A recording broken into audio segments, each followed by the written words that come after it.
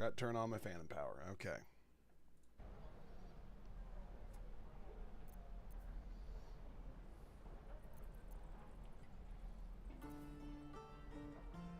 Has the tadpole ravaged your senses? Sympathy will not lead us to purity. Bow. Lower.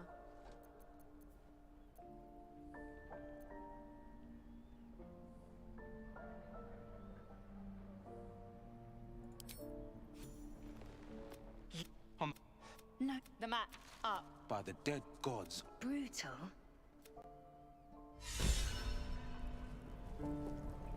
Swing and swivel and wait. Wait. God. Your kind proof. I warned you, didn't I?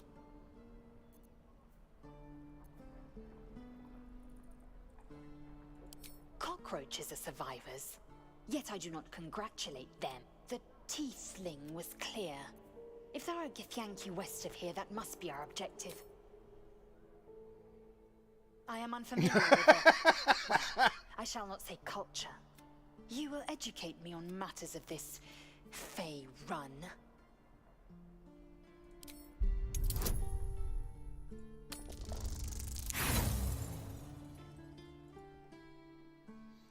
Yeah, okay.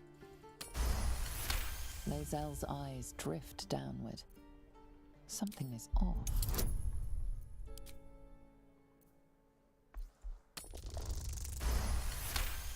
You see yourself. Something's... Are we finished?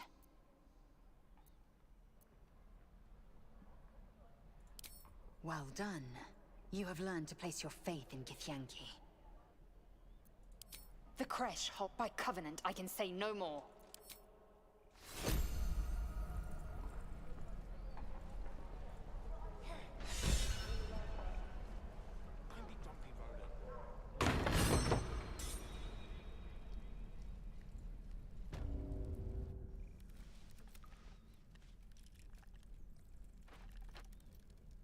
Put it down.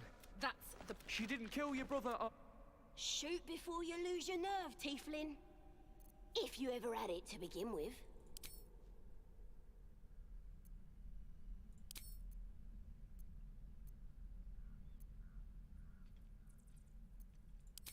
Doesn't even matter if you kill me. Here it comes. Nice. She saved us the work of killing that goblin ourselves. Well, this makes one doubt. I am super paranoid right now about what breaks my oath. There. Done. Shows off his thunder wave. Depends. How many people are dumb enough to ask? Damn everything. I think True. or a baker.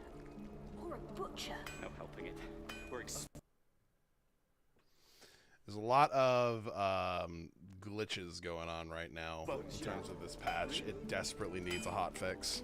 Thanks for fighting off those goblins. My selection's pretty slim. I had to leave most of my equipment in Elturel. The best. People came from us. Funny how things change. Guess I'll be starting over in Baldur's Gate.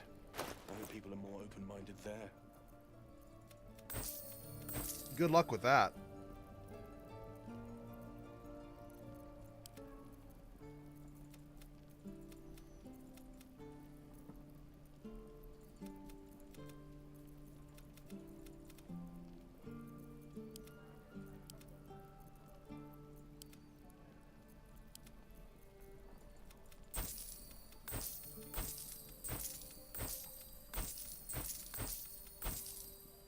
I'm pretty stoked that level 5's been unlocked officially.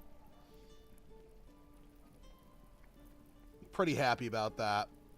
Not gonna lie.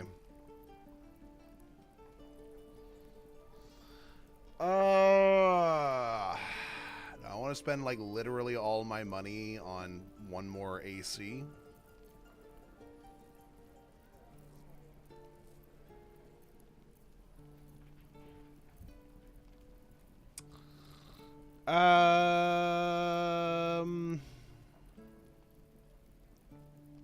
I mean, what else will I be spending my money on, really, when you think about it?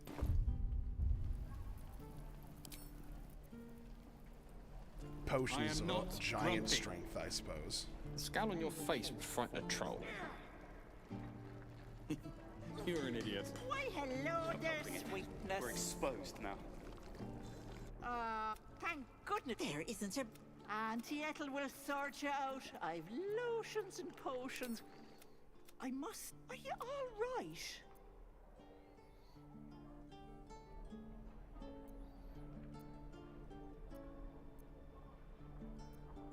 Oh, I'm tempted. Not that they'd listen to little old... Nay, bother. What the fuck? Bitch, you usually have potions of giant strength.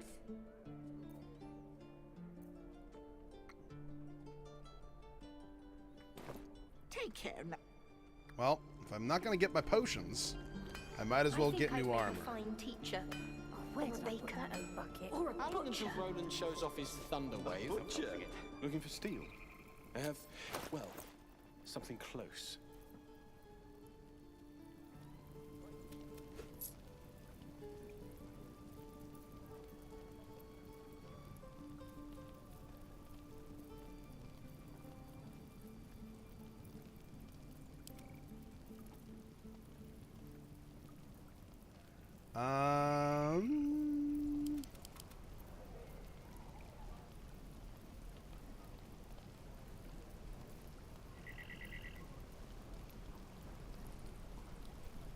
Can't buy that, so I guess I'm fucked.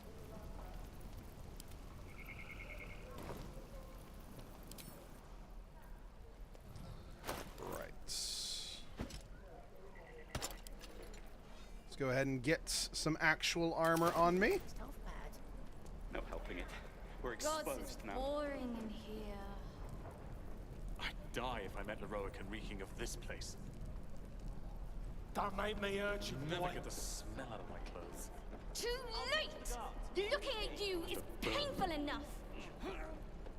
My love, I was a caravan escort for 3 days. And you quit in the middle of the shift. You sound like your father. Well, it was his caravan. Give it back. Only gonna ask you. I don't have your ugly look. Hand it over or I'll slap the teeth out of your head. You threatening me?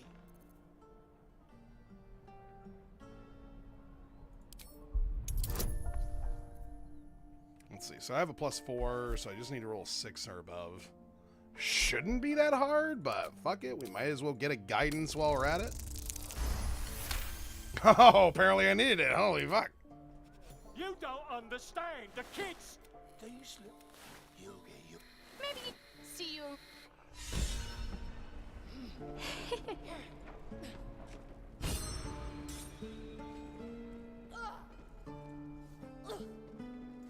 Waiting's getting to me. If we left, we could at least make a run for it. Okay. So I'm playing as a Zariel Tiefling because they are perfect for paladins. Not only do you get a +1 to strength, but you also get a +2 to charisma. So charisma helps with your paladin spells, so there's that. And Zariel Tieflings get free smites. Why don't you smite some pussy, you fucking nerd? What's up, Matt?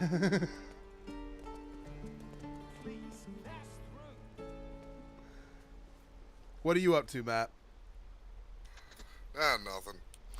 Got banned again. Yeah, I saw. Apparently you were adding the regulators too much. Posted that on Twitter. I saw the meme. Yeah, just a dead-eyed Christopher Walken, gun to his head. I have been so Baldur's Gate 3 early access came out with another patch. Paladins have been introduced into the mix. I'm kind of pissed off because I was hoping monks would be included in the next patch, but apparently not. Also, level 5 got unlocked too, so now you get to fuck around with 3rd level spells, an extra attack, and all those wonderful little things.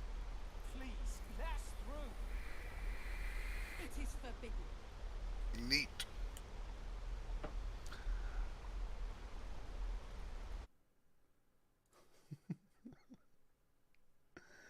What are you up to right now? I'm playing Dwarf Fortress, a real game. Why is that a real game and Baldur's Gate 3 isn't? Step back. Well, because I can have a dwarf bite out the throat of an elephant. She's a thief, hellspawn. Well, in Baldur's Gate 3, you can be a dwarf and throw a goblin into another goblin. You can do that in Dwarf Fortress. Literally anything you say, you can probably do it in Dwarf Fortress. Maybe? Except alchemy. Alchemy is bullshit. Taken those gods. Doesn't work. Is that something that just needs fixed, or We need to get is it like a It's glitch in the something game? that needs to be implemented. that snake. I rebel. Now I rebel. She was They called put the skill in, but then they forgot to Let me actually judge do, you know, alchemy. We'll figure some. Speaking of, Oh, Oathbreaker's a thing in this, though it's not immediately obvious. come and you. You have to break your oath first before you have the ability to be an Oathbreaker. I mean, that seems pretty obvious. Yeah. But Like, basically, you have it's an like oath, you want to be an Oathbreaker, you break the oath. with most of the classes, they have like 2 subclasses to pick from. The hope is that more will be introduced as more development happens and such, or at least in the final game. And Paladins have Oath of the Ancients or Oath of Devotion, one of the 2. So you pick one of those, and then later on in the game, you make a decision that breaks that oath, and then you get approached by this like dude who's basically like, you're an Oathbreaker now. That doesn't mean that you lose your powers, it just means you get different ones.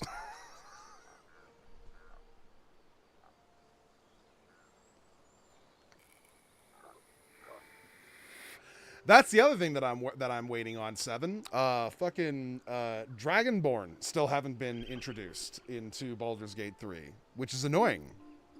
I want to play as a goddamn Dragonborn.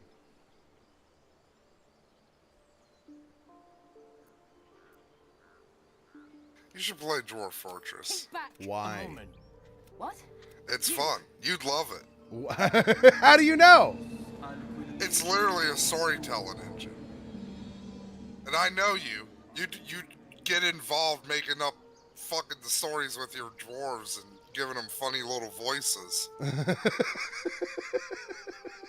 Because they all have thoughts and conversations and wants and desires. I don't like the way you say that, because it makes it sound like you enjoy fucking with them. I mean, sometimes.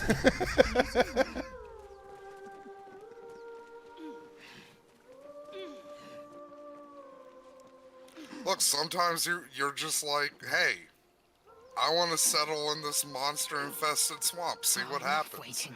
I crave blood. And usually it's your dwarves all get murdered within 3 years. Very well. Shh. Listen. A sweet melody plays above the waves, beckoning you, drowning But out sometimes the you'll just make a logical farming fear. fort and a necromancer will join, and he'll be a really good planter, and he'll start your farming guild. No, no.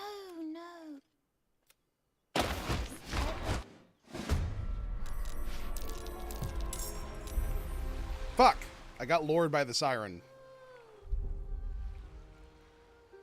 Stupid harpy song bullshit. Coming through. Also, you can name your fort Nutswept.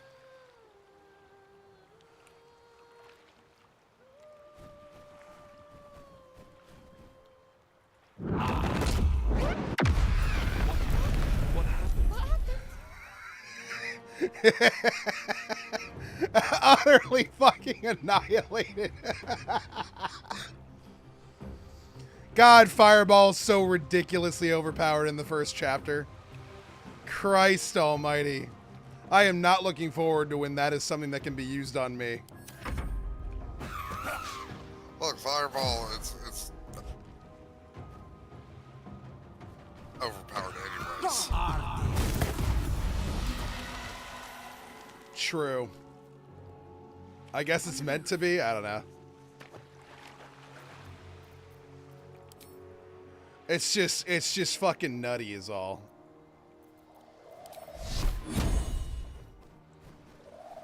I mean, it's a holdover. They floated around making Fireball weaker before, but people don't want that. No, they don't. It's just a very solid spell for, like, so relatively they early just levels.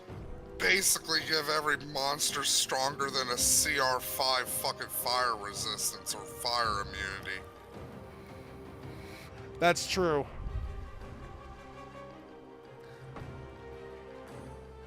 Kind of annoying, to be certain. Yeah.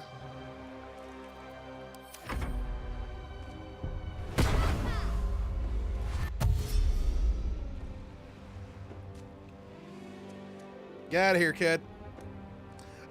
So you're supposed to save this kid from a bunch of harpies that are trying to lure him over so they can, like, tear him to pieces and eat him. And I have come here a couple of times where the harpies just win initiative and just murder the kid before you have a chance to save him. And it's just really annoying.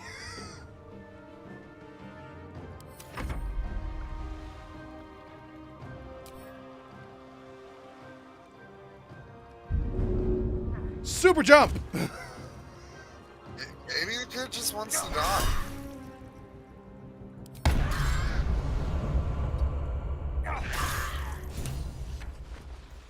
I hope not. Are they gone? No. Yes. I mean, he is in a fantasy world where everybody's turning into squid people. Or that's my belief. What to do?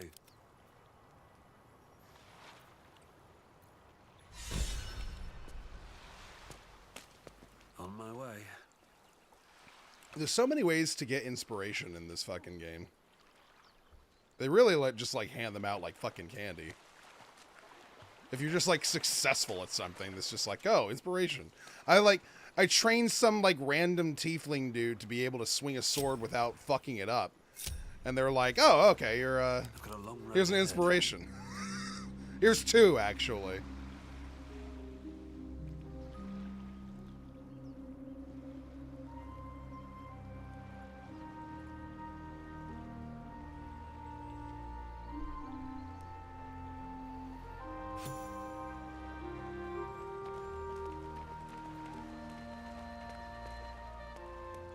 Now, I am cheating. I have a mod installed that allows me to get to level 5, basically, like, off of the fucking rip. Let's see what those harpies were hoarding. So you just already hit the level cap? Yeah. I'm just fucking... Wait, what the fuck was the level cap before? 4.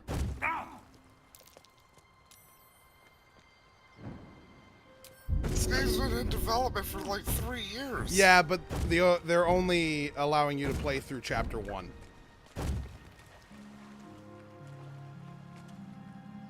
What's hiding here?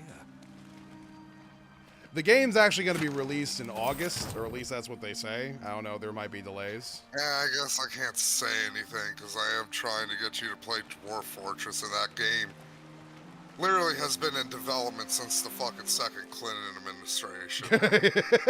I have heard tale of Dwarf Fortress for quite some time, so yeah.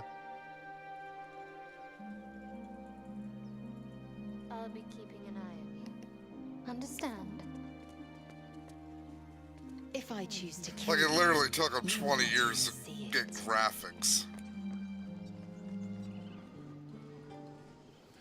I always like keeping Lae'zel and Shadowheart in the party because they always like bicker. Oh, that'd be the real challenge. What? Make you play the free version of Dwarf Fortress. You don't think I'd be into it? No, because you'd immediately look at the ASCII graphics and you'd be like, what? Bloody song. What is this? What even is this? It's just letters and numbers and dots. Violence doesn't fix everything, you know. Besides, I'm not doing this for me. This is for the people we lost on the way here. It can't hurt. My teacher, Lihala. She loved dancing. See, I think you'd really Had be two left into feet, the mind. adventure I remember mode. waking up one night on the road and seeing her dancing beneath the stars. Sorry, what was that, Matt? A huge smile. See, on I her think you'd face. really be Thinking into of the it now, adventure please. mode. What explain how the adventure mode in Dwarf Fortress works. You literally just make a character and you go out and do whatever the fuck you want. See, I had always been under the impression from everything that I had seen that Dwarf Fortress was some sort of like greater sort of just world building thing. Yeah. It's honestly not right calling it a game. It's a simulation. And thank you for everything. Oh, wait. But yeah, you want to make a goblin who wants to make a There was so much blood. library? The weeping door. You can do it. You want to be a dwarf that goes on a great adventure? You can do it. I can be a dwarf that goes on a great adventure in Baldur's Gate. I can be a human who goes on a great adventure. I can be an elf that goes on a great adventure. I can be a drow that goes on a great adventure. I can be a tiefling that goes on a great adventure. Do that at well, not tieflings. They don't have tieflings. You can't fuck the angels in Dwarf Fortress. Nor the demons, apparently. Well, the tentacle demons are implied to do some things. There's tentacle demons? Yeah. Yeah, this is kind of a thing. Also, they're covered in cum. What? The game doesn't call it cum. It calls it an unidentified substance, but It's definitely cum. white and viscous, and it's like, look, game, I know what this is.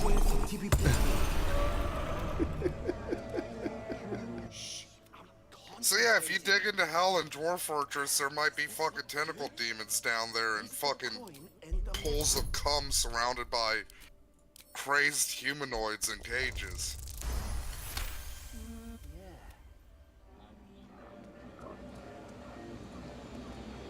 I just convinced a bird to give me a gold piece.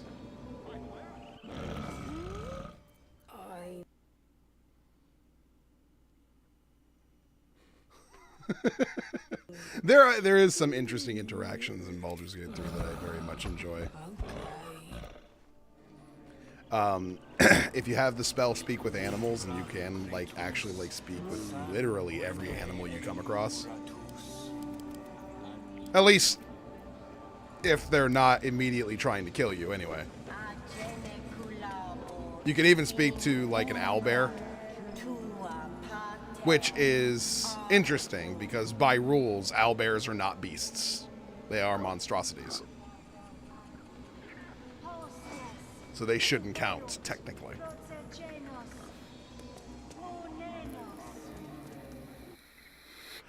You also get a dog. I'm sorry. I'm sorry. His name is Scratch.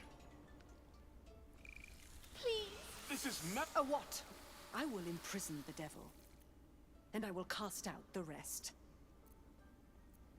We will speak the Paris, Wrath, and keep still. Come, Cook. Do it. The child's in danger. Do something, I beg you.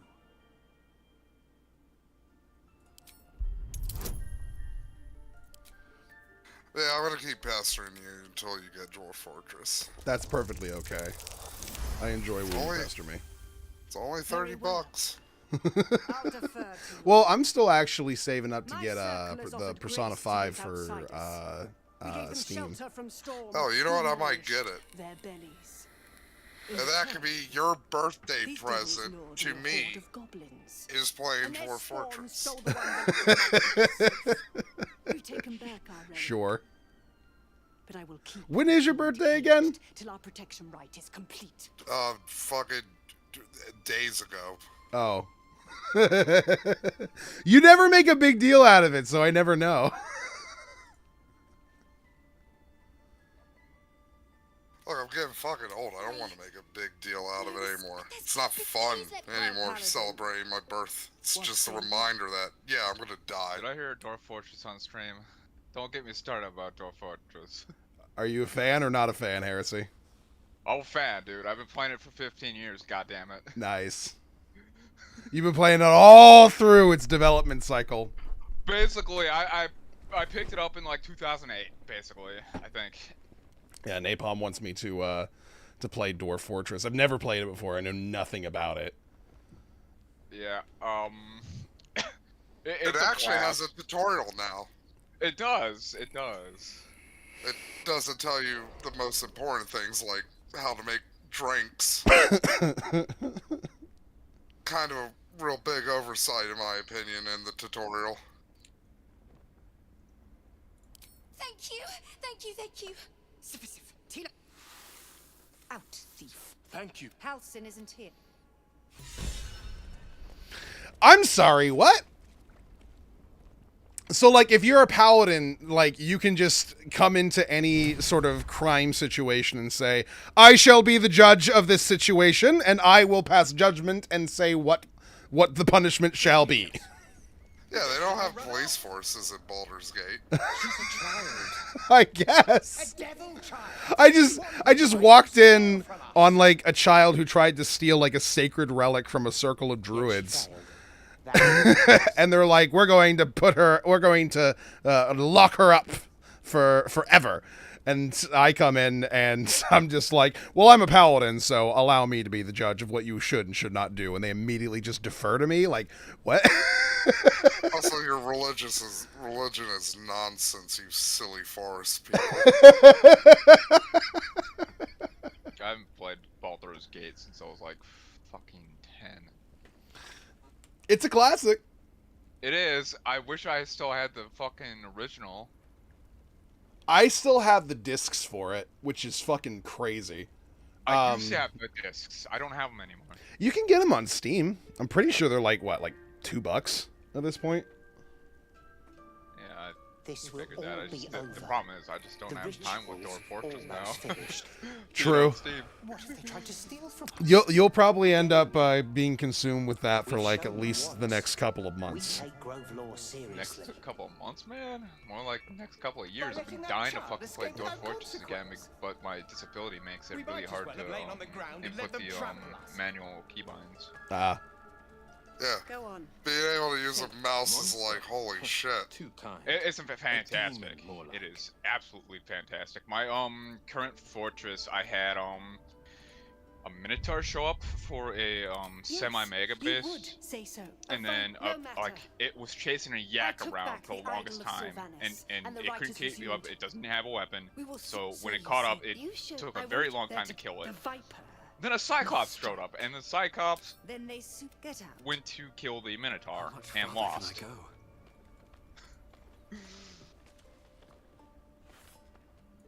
That's kind of surprising, because the Cyclops is way bigger than the Minotaur. Yes, and the Cyclops also didn't have a weapon either. That's why it lost. I don't think the Cyclopses usually show up with weapons. I have no idea. I don't remember. It's been like 5 years since I've last played Dwarf Fortress. I know the Minotaurs show up with weapons, at least when you roll up into one of their labyrinths in adventure mode. I don't play much of adventure mode myself. Bitch, go away. I'm trying to fucking pick a lock. I love adventure mode, because you could do really dumb fucking things in adventure mode. Can't risk being in open view. Oh, I know. I know you can, nowadays, you can take in your adventure and retire into your fortress. I was reading the Wikipedia on vampires, and it's like, oh, you can get yourself a immortal dwarf and retire to that fortress that you're currently running. Yeah. Can't keep me out. It's way easier than finding like a really weak vampire, like a goblin or a kobold vampire, and beating them up and throwing them in a well.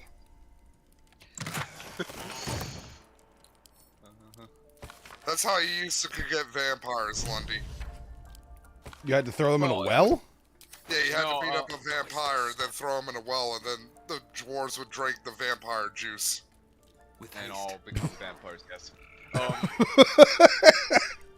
I'm finding it hard to even get vampires anymore because since the change from 1,000-year history to like 100 in the segmented histories, and then now the fucking current Steam version doesn't even have 1,000-year history gen. It's been harder and harder to find vampires in Fortress mode. Yeah, they don't pop up as much. Just give me a moment. Which is nice. There. Now. Because that means I'm going to have to create a venture just to get a vampire in my fortress. You found her. You seem healthy enough. A bit tired run a tadpole. Come. We need to be quick. This way. I don't know how you approach somebody with by just being like, hey, so I got put on a weird ass mind flayer ship. They put a tadpole in my head, and I'd like you to get it out. That's just seems like a bizarre thing to approach anybody with. I feel like most people would would lose their shit and like, what the fuck? I mean, that's just fucking brain surgery. Tadpole crawled out of his head soon after. Yeah, who doesn't know brain surgery outside of druids because they're all like backwards woodsman people.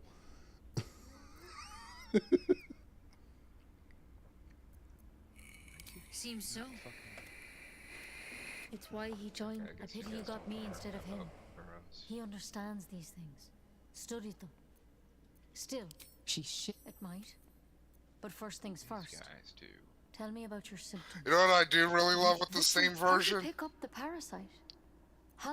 Is you can scout out a fucking area and then quit the game.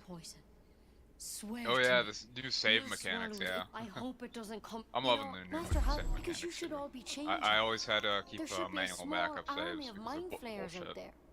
But you're not. Yeah, and now you can just be like, not yet.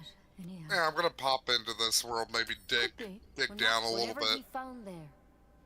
He didn't make see what's up, come up with an idea. You can find Halson again. Yeah, I had to do that in this version. Before I always used the pack Come on. Poison. Tool. Never.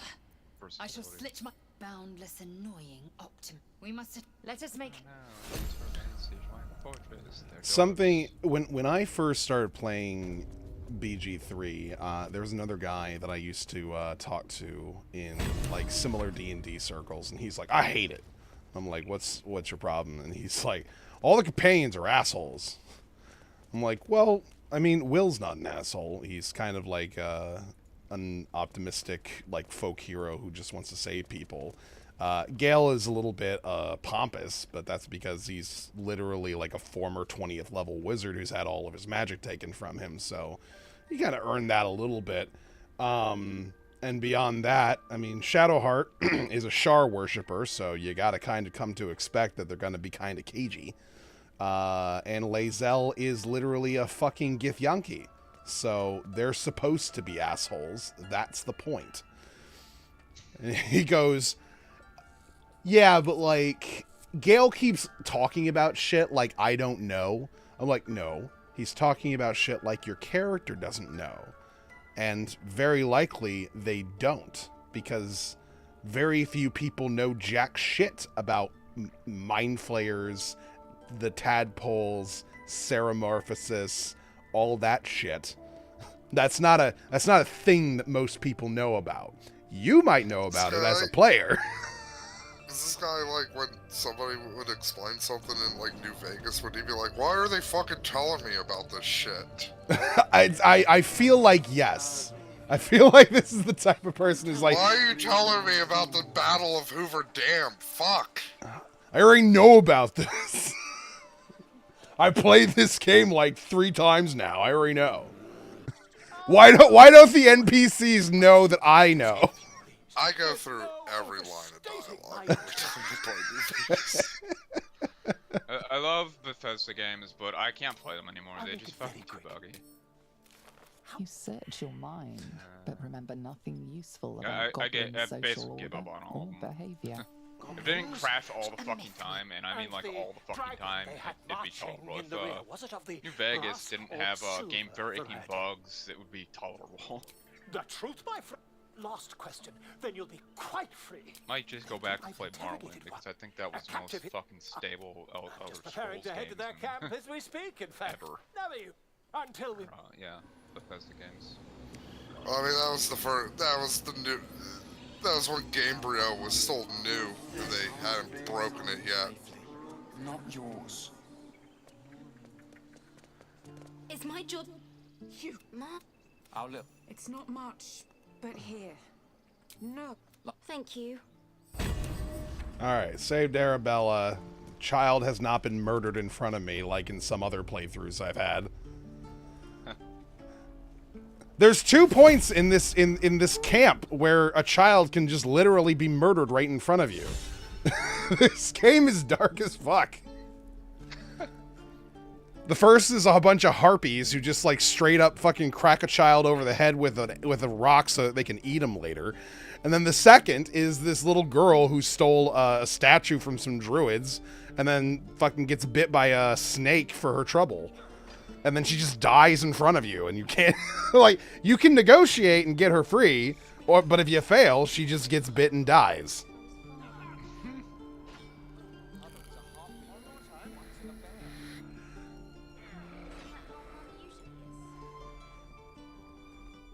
He stares right past you, as if you're... He nods, then reaches for a little mute tiefling child. Just communicates in grunts.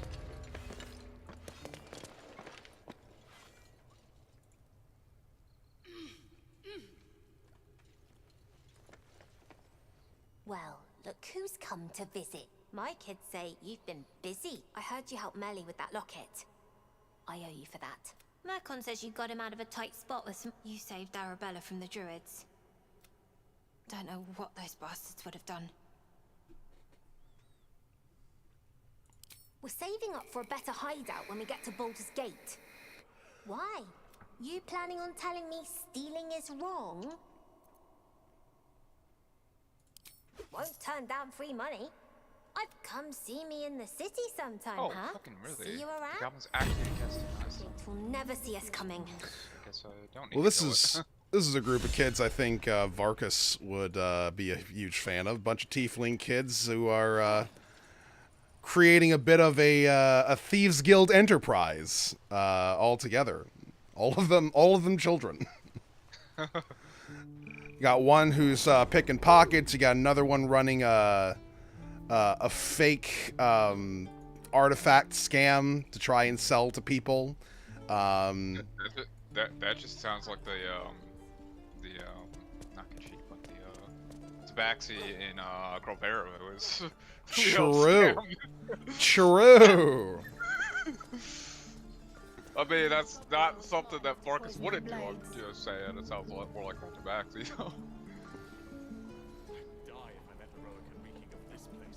I went ahead and gave them 40 gold, just saying, hey, I'd like to invest in the newest thieves guild on the Sword Coast, and they're like, okay, come see us when we reach Baldur's Gate. And I can't reach Baldur's Gate in this playthrough because it's not available in early access, but that is mostly how I'm going to be treating them. I mean, that's essentially what Varkas is doing. Not Grovera, but Geneva. I haven't had time to do anything else in fucking Violent Hill yet. Well, my characters were just like, oh, whatever then. Fucking forget about it. Oh, feck off. I'll talk to the guards in Baldur's Gate. I speak their language. And we'll have a dog. And a high fence to keep eavesdroppers out. If that's what we're offered. Optimism. When we get to Baldur's Gate, we're going to have a nice house with a yard that a pet dog can run around in, and a high fence to keep eavesdroppers out. Okay, you're two tiefling refugees who have lost everything. You'll be lucky to be able to be homeless on the streets without getting fucking stabbed. Also, my brother and Shar, the fucking mind flayers are invading. To be fair, have a fucking house. To be fair, the mind flayers invading is not a thing most people are aware of just yet. How? Wasn't there a big ship in like the opening cinematic? It's in the sky. Yes, but these guys are far away from any sort of like civilization right now. They're not aware of what's going on. I feel like that would be news that would get out real quickly. So do you know Descent into Avernus?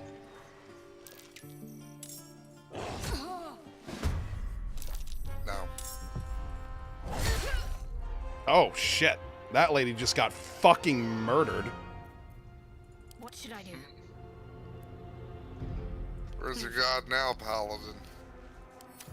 Well, paladins don't worship gods anymore. If your god's so good, why... Wait.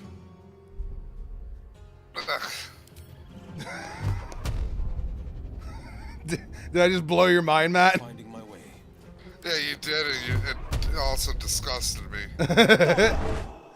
Yeah.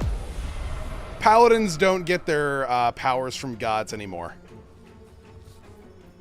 They get their powers from their strength of will, having made an oath. Are they so fucking only lawful good then? No. Okay. That makes them better, man.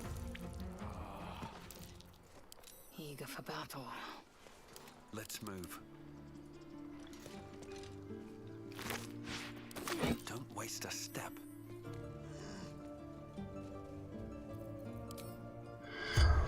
Enough they conceal. The corpse from Bitch. I don't know if I've ever had this argument with you, Lundy, but Paladins shouldn't be a base class. You want them to be a subclass of something?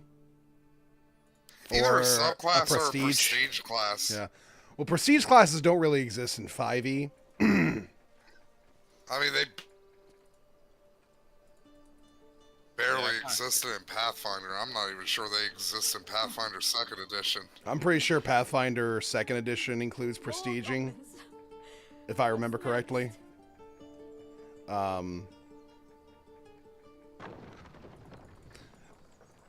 But if I remember correctly, regular Pathfinder used prestige classes as very much an optional rule. Yeah, because Pathfinder was more into, like, archetypes for classes. Which, honestly, that's what happened to most of the 3rd edition prestige classes, is they became archetypes in Pathfinder. I can't stop the bleeding, Bray. You know what's funny? They couldn't actually make a Blackguard prestige class. Something's wrong. Not like that. No, but they just made it like a regular class option. Yeah, or something, they didn't ended up making the anti-paladin, but yeah. they couldn't make the Blackguard because that's one of the things that's trademarked by Wizards of the Coast.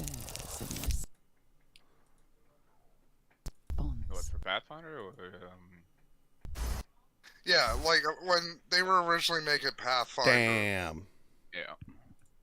It's all based off of like the SRD, like the public domain Dungeons and Dragons stuff. So they could use a lot of it, but they couldn't use stuff like the Blackguard. They couldn't use Beholders, Displacer Beast.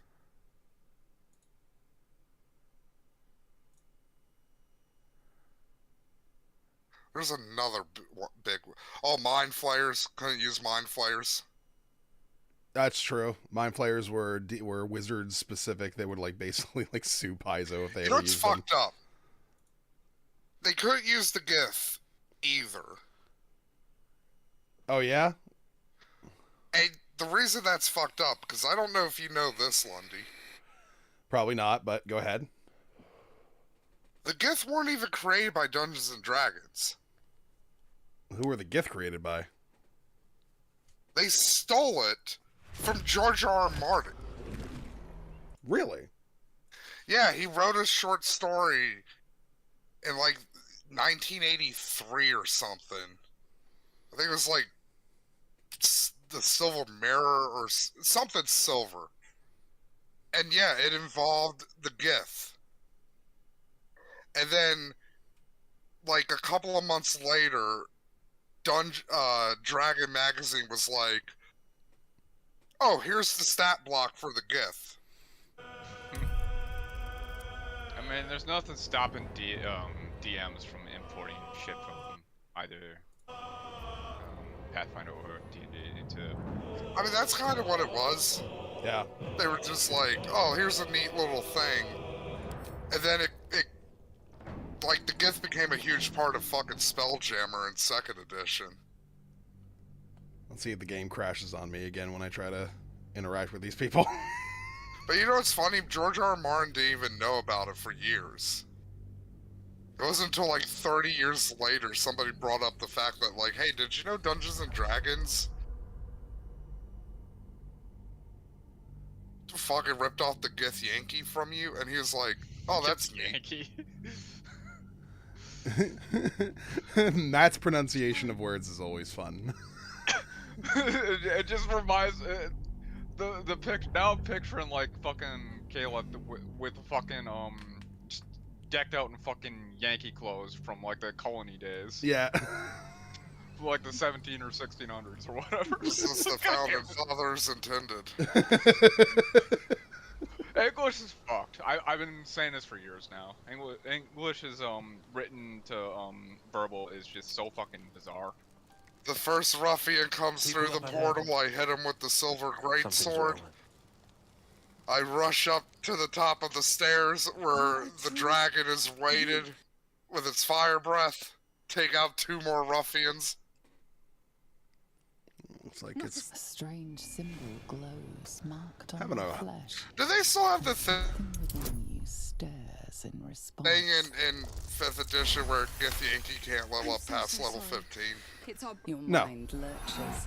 The injured man locks eyes with Interesting. you. The parasite writhes in your head. I think they were nerfed stat-wise, though. Because I remember in Pathfinder, various different, like, sort of more out there races would have, like, templates given to them because they had, like, increased abilities beyond that of most other races. Yeah, they did that with lizard folk. They did that with lizard folk, half-dragons, vampires. Basically anything beyond the base classes that offered you anything more than just, like, the basics. You'd have to, like, adjust your level. Fucked up, because the most broken fucking race in Pathfinder 1st edition is fucking Goblin. Why Goblin? They just have a really good combination of abilities. They're made to be ambushers, basically, right? Do you have orders Yeah. for us? We were reporting to Edwin. They get like a +4 bonus to stealth right off the bat. Stealth's always stealth's always a class skill for all goblinoids. The true souls. I don't know any druids. They get the +2 to Dex. They get a +1 to AC and attack because of small We're size. looking for fugitives, survivors from that ship that crashed farther west of here. An oil. They're basically just halflings without any of the luck bullshit. It was filthy with oil bear tracks. What? It killed one. You're right. The cave is just... They spoke. Sounds like... What happened to your friend here? We got attacked by an owlbear. Ah, well, you must go back and avenge him. Go back. Why? It's a bear. Fight the owlbear and avenge the death of your friend. Go fight the wild animal. Yeah. He must avenge its malicious intent of just trying to fucking survive. Can't wait until we can take our fucking owlbears out to fucking slaughter shit. Right? Yeah, I guess owlbears are pricks. The corpse regards you lifelessly. I don't know.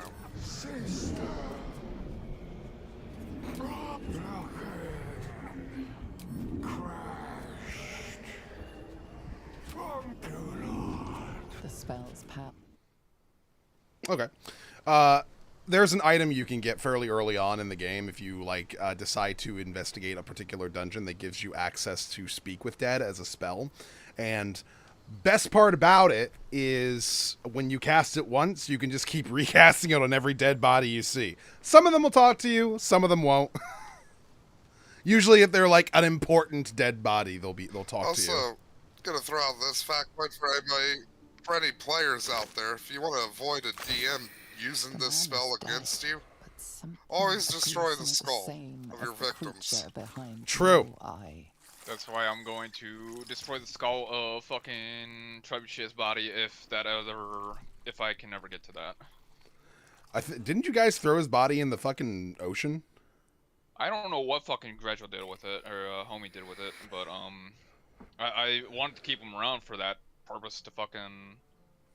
I thought he fucking zombified the body, but I don't remember. He might have. I think he did. Yeah, one of the zombies is Trebuchet. Because remember, kids, Speak with Dead only works if there's an intact head. But yeah, point is, I wanted to wipe out his dead by faking his, well, he's already dead, but I wanted to, have him die in public. It's too precious. And then too sweet. Actually fucking have his body there and then destroy his skull. Well, if you want to get out of debt by going into more debt, you can always get a clone spell going. I mean, true, but I don't... That takes some pretty high-level shit, though, man. We're level 8 right now. Alright, I'm a chain plane. We're level 8. We don't even have a wizard that's going to be capable of getting that spell anytime soon. You do have a wizard, but... He's gonna need another like 8 levels before he can do that. I mean, you could maybe ghost sound, silent image on a hobo, have the hobo get murdered. True.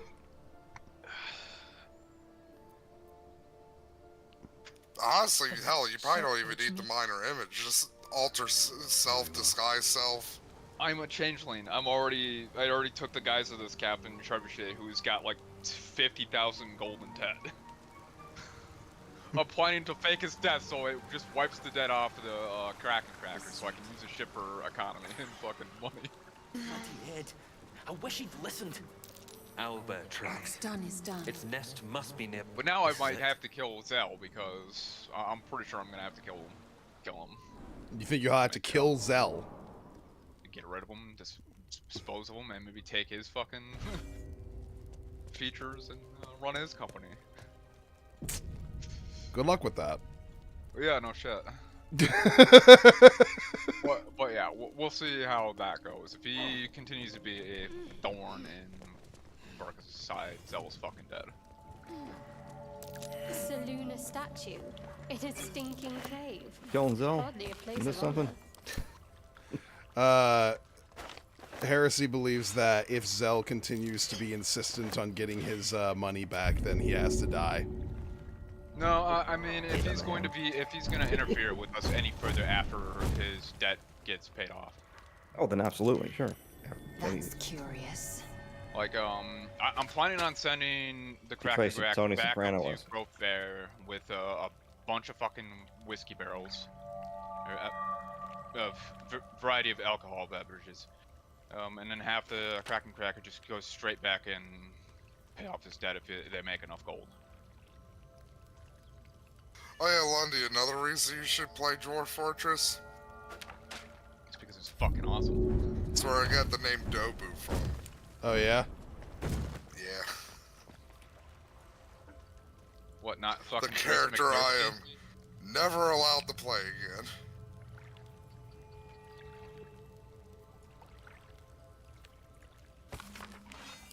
Chests unlocked. Just an old The character you really should introduce in a game as a fool. Or even destroy it if possible. I don't know if I could ever actually do Dobu well, is my problem. I mean, you can have me come in. Is this the halfling? Yeah, this is Matt's personal character that he has created a number of times that to be as cartoonishly evil as possible. And every time he just gets worse. If I remember correctly, the last time you had Dobu try to hook like all of the children of a particular town on drugs by spiking their water supply with like their applesauce. With like D&D flavored meth. crack. Oh, it was meth. Okay. That's even worse, dude.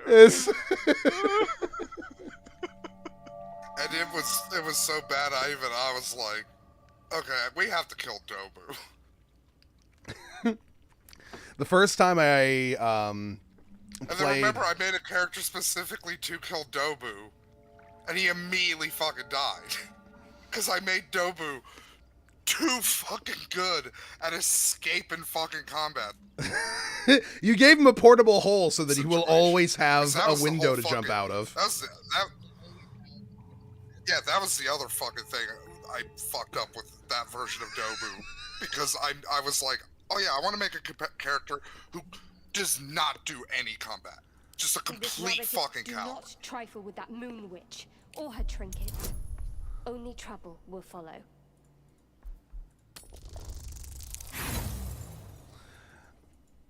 Oh, I'm gonna get this fucking check, goddammit. Shadowheart. I should have stayed quiet. I worship Shah. The goddess of secrets. How telling.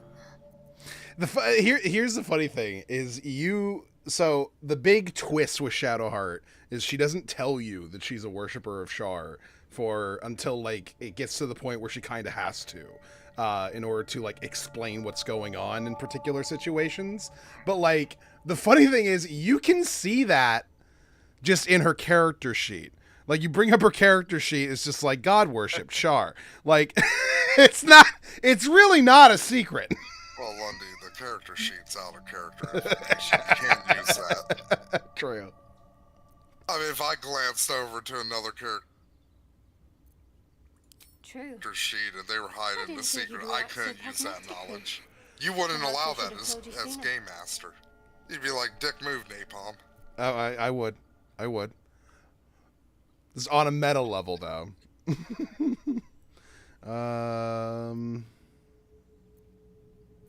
Talk to me later. You know what? That's the other reason I think you'd like Dwarf Fortress. Looping it all back around.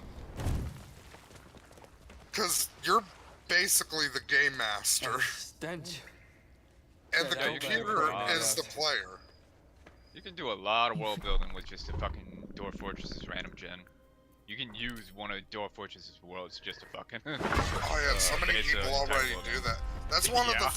That was like one of the first fucking mods up on Steam for the Steam version is convert Dwarf Fortress maps to hex maps for Dungeons and Dragons.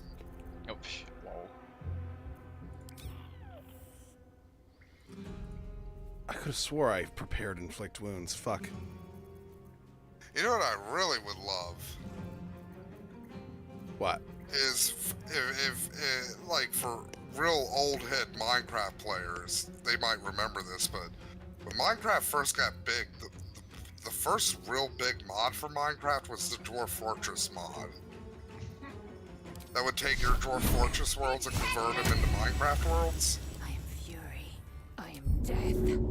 And I'd really love to see like an updated version of that. Especially now that Minecraft actually has like basically all the biomes Dwarf Fortress has. Well, the default Minecraft is missing like terrified biomes. Yeah. The good and evil biomes. It's also missing a bunch of creatures. All the default fucking. The cub looks from you to his dead. I just absolutely annihilated this owlbear. Fucking hell. I guess you can replace the human villages with fucking the testificates. Will end his suffering. You watch. That would be interesting to have fighting chance now. like Or we've just other prolonged its villages misery. create caravans to your fucking play Dwarf Fortress essentially inside of fucking Minecraft. That'd be an amazing mod. An owlbear egg. These are supposed to be worth a fortune. What would Probably you have of us could, now? if you got the right mod pack together. That would be a lot of fucking Absolute. customizing. But yeah, there's already magical biomes and stuff that you can do. What type of tieflings is there? Different types of tieflings? Yes. There is the Mephistopheles tieflings, the Asmodeus tieflings, and the Zariel tieflings. As somebody who likes tieflings, it pains me to say this. They're overplayed now. They are. The big problem is that they've kind of been like they're the new drow. Kind of. The big problem is that they've been like latched onto by like fucking just about every like sexually confused person who plays D&D. It is weird though, because like they always give them like blue hair. Every edgy goth girl must play a tiefling. It's Yeah. I haven't consumed as much like D&D media outside of the actual game as I used to, like in say in the 2000s. But like, had a soft spot for the weird thing to me with the tiefling stuff is there's no like drizzits. They always disappoint. Because that's why the drows got fucking overplayed. Is because everybody wanted to fucking be drizzits. Because drizzits was so fucking cool with his 2 fucking scimitars and his pet panther. I did see some D&D story where it was talking about D&D horror story where everybody wanted to play a quiet, moody, edgy thief. Yeah. And there was like 5 of them. And they basically, yeah. Everyone knows this one. It's a classic. Yeah. He says, so okay, they're all, doing the basic. You all meet at the tavern. As a collar, And he's like, okay, get in the tavern because I find a deep, dark corner that I can sulk in. He The other one is like, whines, they're all but finding remains dark rooted by the corners to sulk. When corpse's 5th one side. comes in, he's like, well, all the corners are taken, so you'll have to sulk in the middle of the room. I think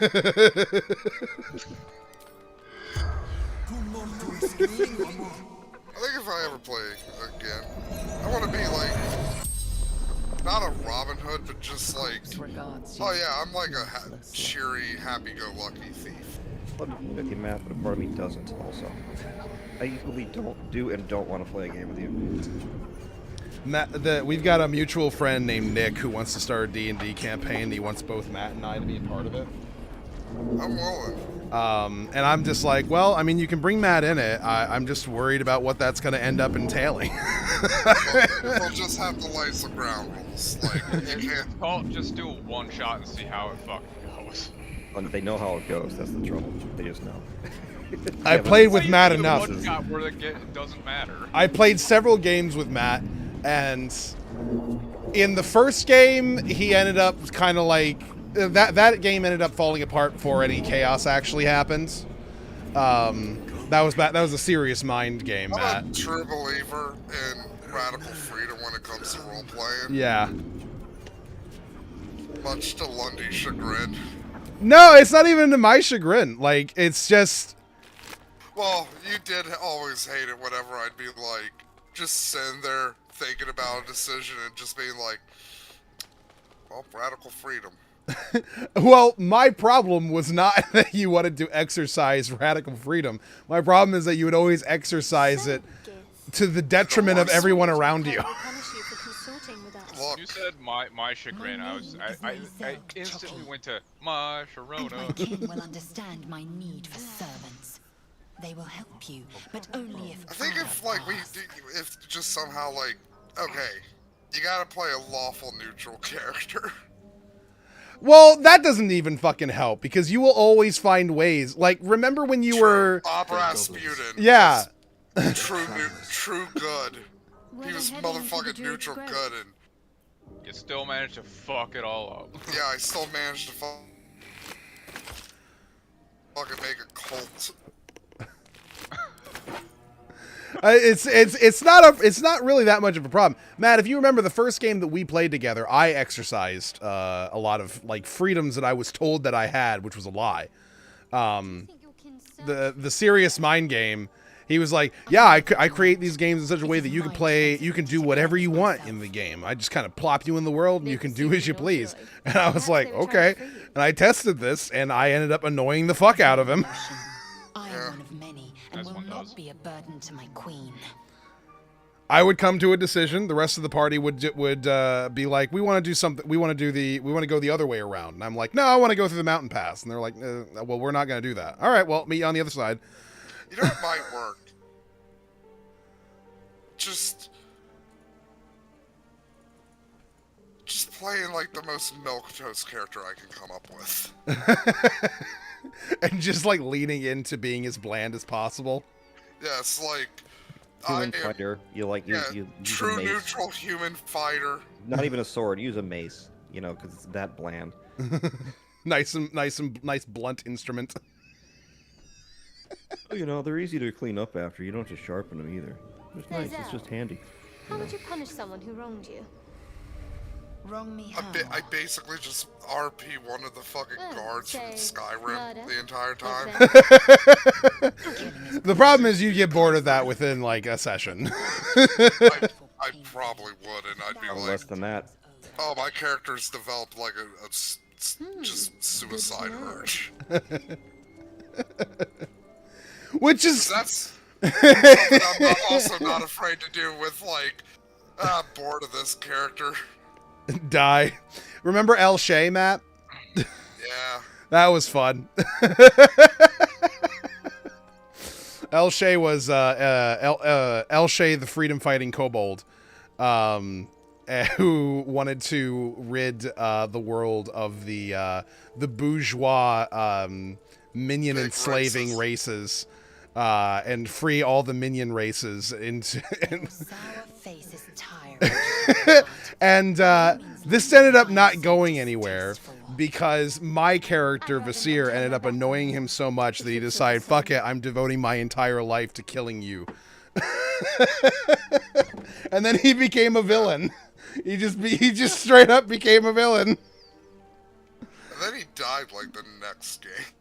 No, he didn't. Remember, fucking like you started the Revenge Society. Yeah.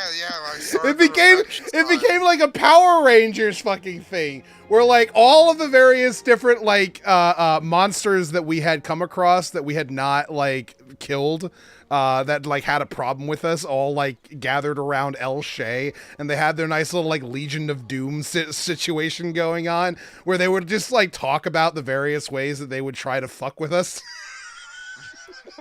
That's ridiculous. Also, Goat, before you ask, yes, I stole the name from Venture Brothers. Based.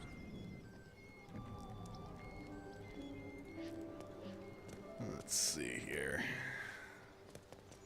Also, hello. Hello. Don't make fun of me, bitch. I'm not making fun of you. I just said hello. Go punch You know my what could phone. work? You know what actually could work if I just go into it, Lundy, actually being like, you know what? I want to make the anti-Dobu. Let's drop. Just let her. And what would that entail? Stop this. Truth be told, I'm kind of not sure because, like, again, there's been so many multiple. See, that's kind of the problem. Is like a lot of times when I make characters, I like evolve them over the years. You know, I like reiterate them. Hey, Lundy, can you do me a favor? What? You say the word seashell. Seashell. Okay. So I have a new phone, so it is just a constant now that Matt forever has a lisp whenever I'm on mobile. Is it not the same for me? No. Oh, okay. The mark Well, glows, but you feel nothing. since in Lundy's response. on Well, that's Twitch, I assume. I won't go with the joke I would go with. Since it's in the podcast.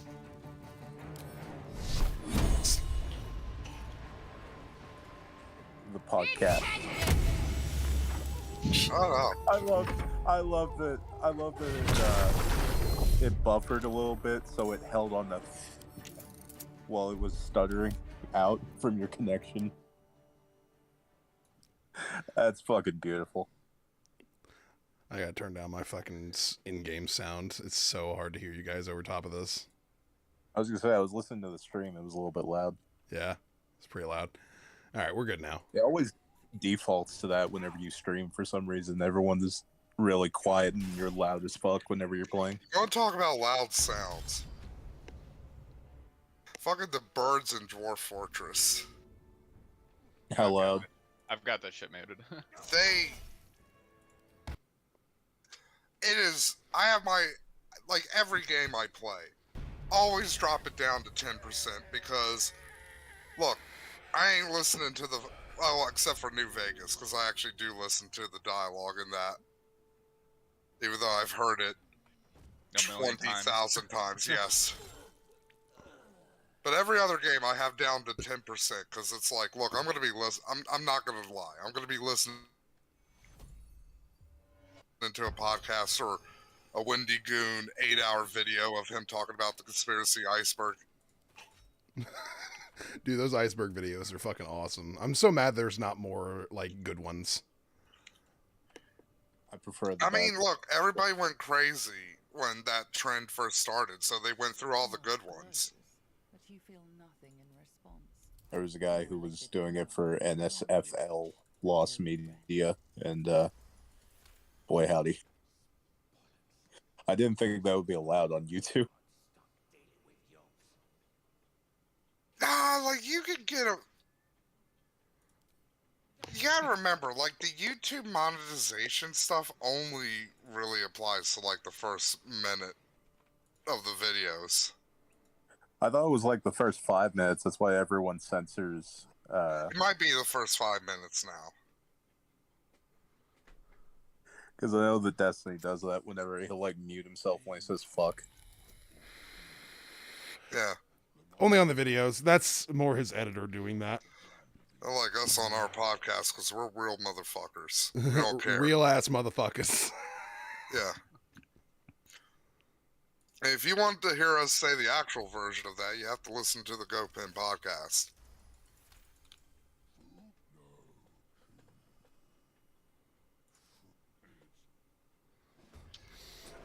I like intimidating the ogres and then killing them anyway.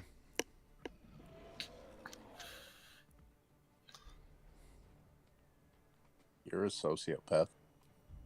In a video game, yeah. And in real life. Oh, okay. Well, that's where I have to disagree with you, unfortunately. Because I know you pointed this out like a couple of weeks ago, but now I've also started noticing it. Well, Lundy being a sociopath? No, some of the people who listen to our podcast are kind of I told you, man. I told you. Yikesy. Like a Ralph fan in there. Yeah, it's like... Wait, how do you know that? Have you, like, talked to them? Yeah, Matt. No, I've, like... Have you looked at their likes for 5 seconds and see it? No. Nah, like, I'll admit it. I follow people on Twitter who follow me if I'm sure they're a real person. Because I'm like, fuck it. I'll give you the subscribe or the follow. And then I'm just looking at their tweets and it's just like, oof. Oof.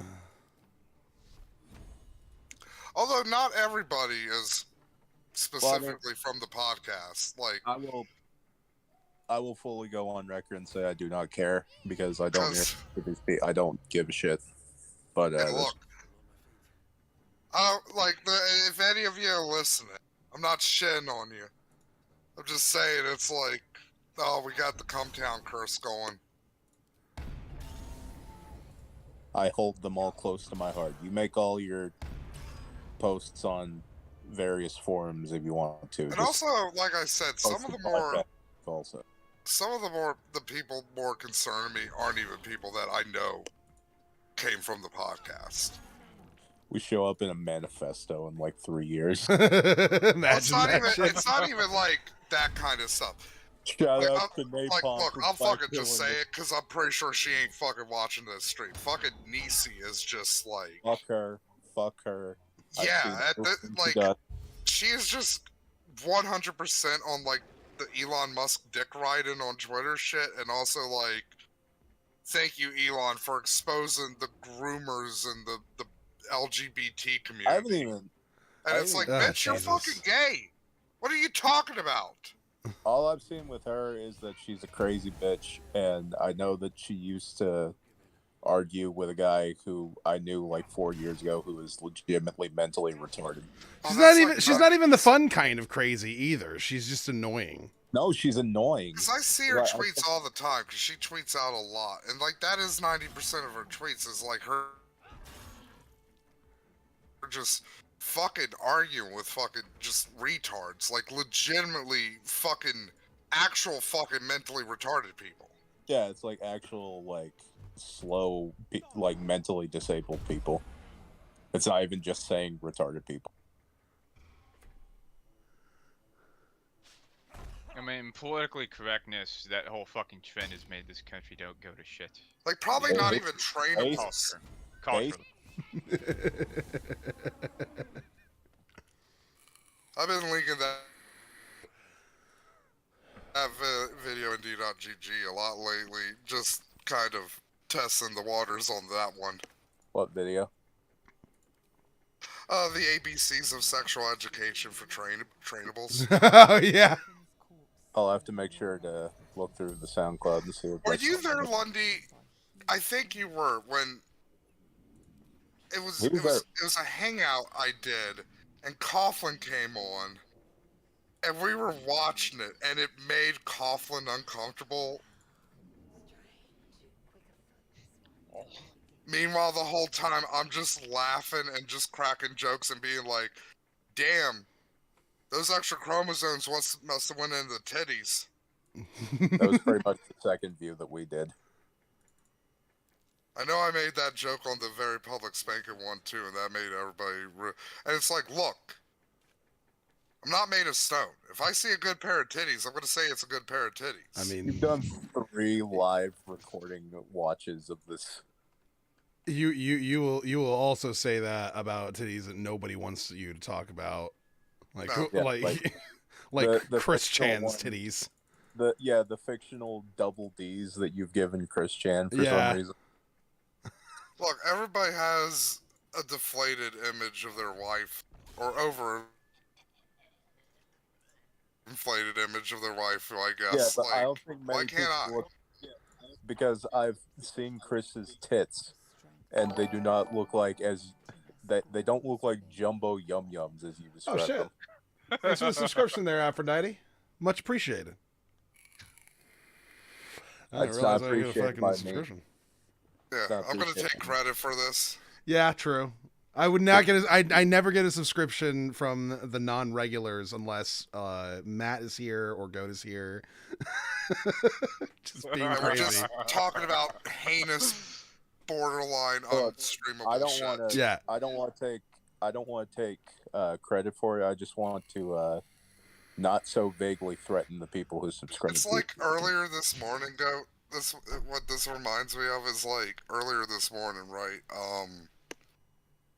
So I get banned, and then I was in one of the side servers, and somebody comes in. They're like, "Oh, Napalm, you missed this guy jerking off on camera." You know what? Oh yeah, I missed it. Yeah, exactly, Lundy. And I was like, look, unless it's like, you know, a trans woman or a cross-dresser, I ain't interested. I want to see somebody jerk off. I want there to be some novelty to it, I guess. I want there to be some feminine charm to it. I love that this is coming from the man who on the podcast said he has fucked men in bathrooms. Yeah, true. Look, they were fucking screamo boys. Also, barely men. Barely men. I hate you out of jealousy. Thanks for the tip, 747. Much Anger. appreciated. I got a tip right as you said that. I have green-eyed monster for the monster fucker.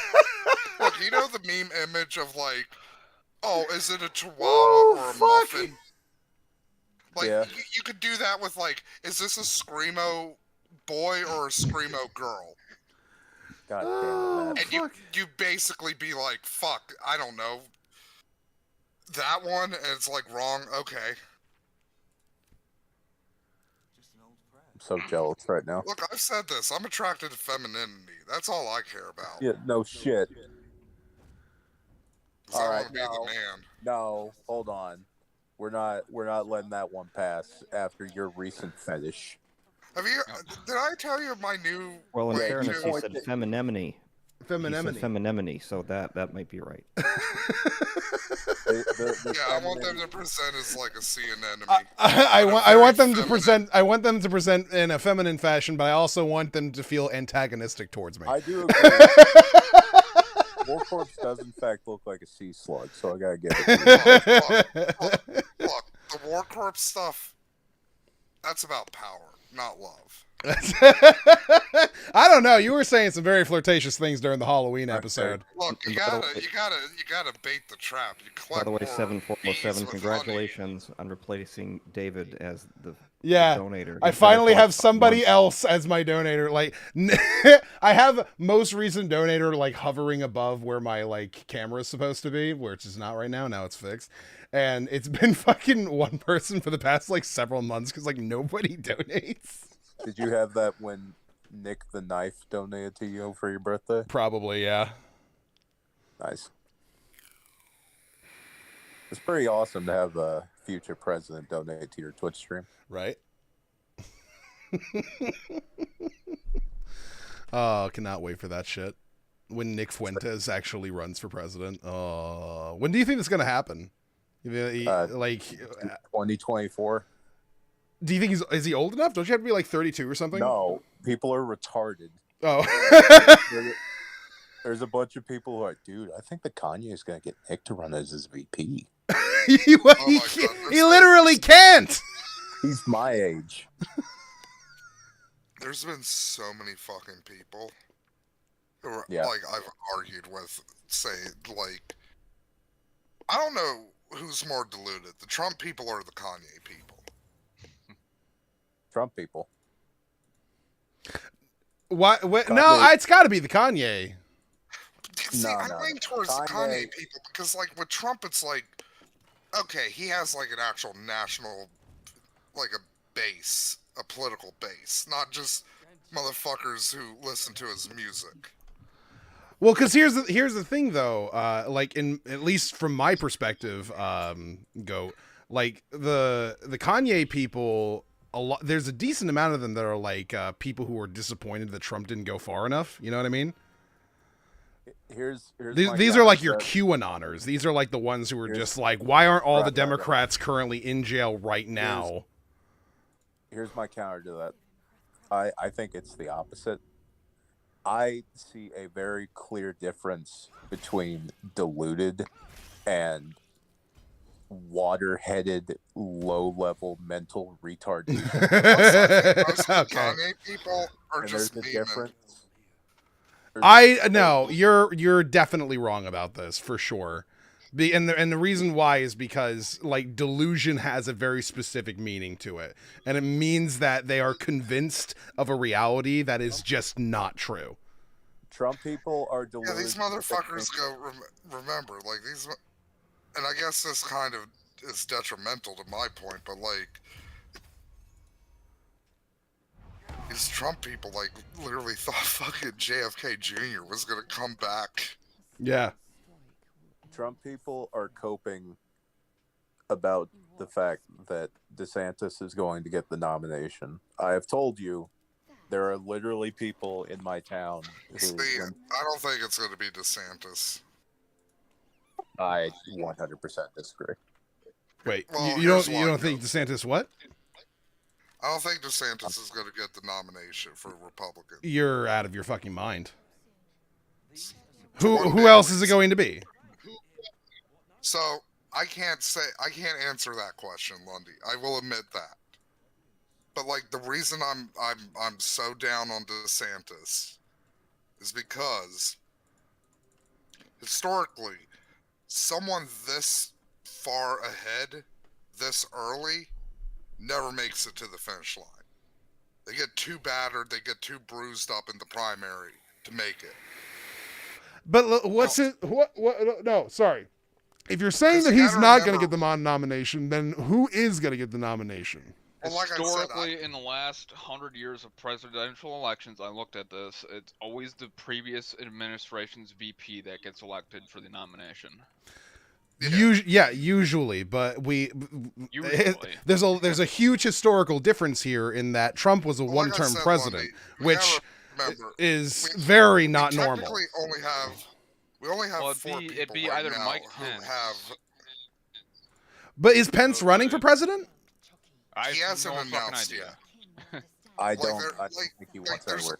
Like I said, we're only really probably going to see the major announcements next spring. So that's when like the flood of fucking candidates are going to come in because they're going to want to get that summer fucking campaigning season going.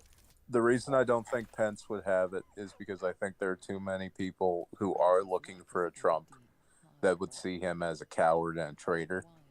Yeah, So I agree with that. Also, but Pence I'm just isn't saying even liked by his own historically. base. No, I totally get what you're meaning. It's just I think that they are too riled up. They're wanting someone to equal Trump's energy. And Yeah, remember, Pence is like... Pence is seen as like the Benedict of his... Yeah, I mean, I don't. I think honestly, on a lot of the abortion people that like the big a lot of the anti-abortion people fucking hate Pence because he wanted women to have fucking funerals for fucking miscarriages and shit. They were like, we are not cool with that. That is a line too far for even us. The thing for me is that it's very clear. Like, I don't think Kanye is going to make it to the end of the primary. I think he's going to drop out before that. I think he will probably be in a mental asylum by mid-2023. That's a rough estimate. And then some of his voters, maybe some of them, might vote for Trump. But like I said, a lot of the people who have gotten that far are kind of the point, or of the position that like Trump himself is like a part of the Illuminati now, or like he's tricked all of us into thinking that he was on our side, but he's not. He's just another one of those fired people. A lot of them are now like Trump was killed when he went to Walter Reed for COVID, and they replaced him with a clone. Oh yeah, okay. So it's even crazier. Well, it's the same people who think that Epstein survived the assassination. The same people who also think Elon Musk will get us to Mars. I will say that drone video was interesting. The one that went over Lundy. Did I ever show you the one that went over Little St. James like a couple weeks after Epstein was found dead? No. They pan over to where people are like packing up shit, and they go over to an area with a couple workers, and there's a guy with white hair who looks up, and it's like a dead-on match. He's just sitting there in a fucking polo looking up, and it's like 1-to-1 with Jeffrey. Jesus. That was pretty funny. That's so cool that John McAfee did that before he died. Speaking of sex offenders, did you guys see Vince McMahon's trying to get back into WWE? Wait, how? He owns 80% of the voting stock, so... Vince McMahon Returns is that one turkey chicken that hatched out. I can't remember the one that Hector Guerrero played as. But he literally had to leave out of shame. Like that's the main reason he had to leave. He's saying now he was given bad advice, and he thinks the fucking allegations would have blown over. By the way, there's 2 new allegations. I think I see a way out of this. Literally same day he announced this, the Wall Street Journal, the Washington Post was like, oh yeah, here's 2 more allegations against Vince McMahon that we just found. I think I see his way out of this. The horizon here. Ready? Okay. The ring's entirely the whole arena is black. No lights. Suddenly a single light shines into the center of the ring. And you see the hardcore championship.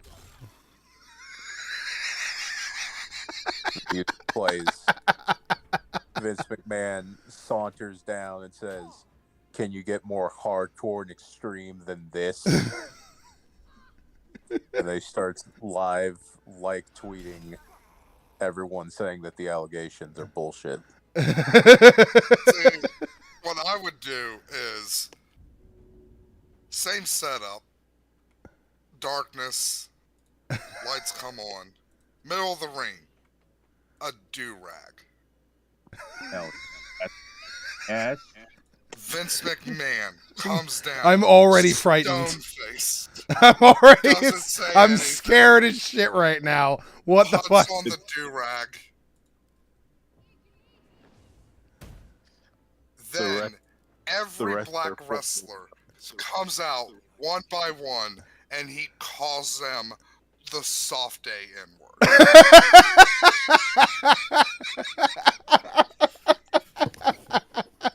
That's the hardcore with the Z at the end of it. What the fuck? And then the last wrestler to come out, John Cena. He gets called. Who delivers a hard R to Vince McMahon? Yeah, this is his punishment for bowing the knee to the Chinese. Speaking on behalf of all of the people levying their allegations against Vince McMahon. It's like, Vince McMahon, I have a gift from the nation of China. John Cena calling Vince McMahon the hard R while holding an ice cream cone. In a Chinese accent.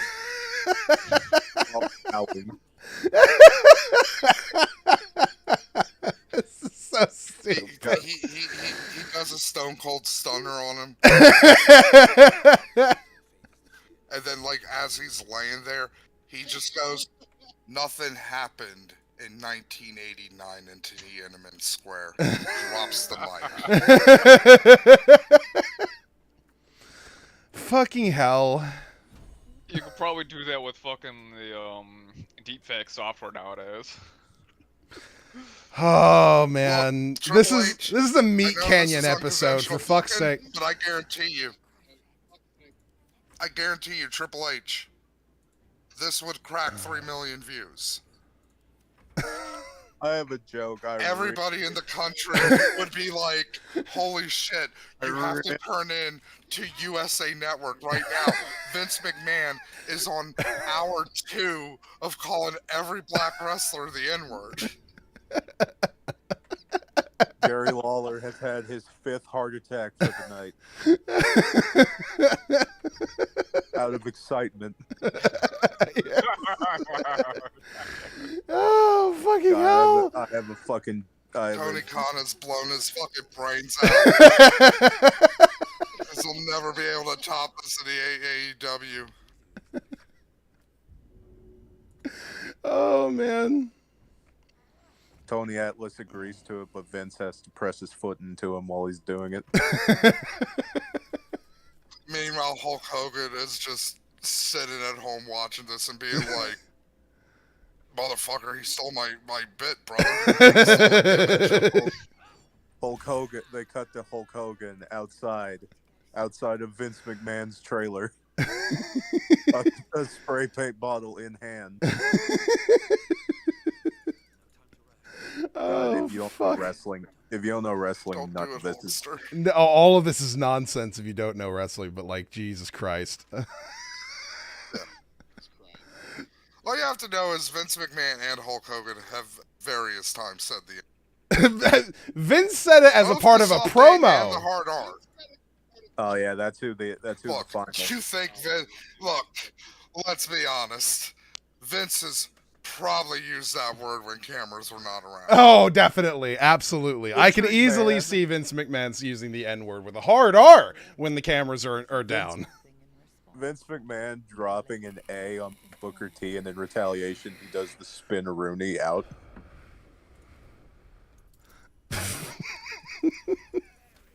Booker that's his reaction. Fucking Jesus. I know. Welcome to Jabroni streaming.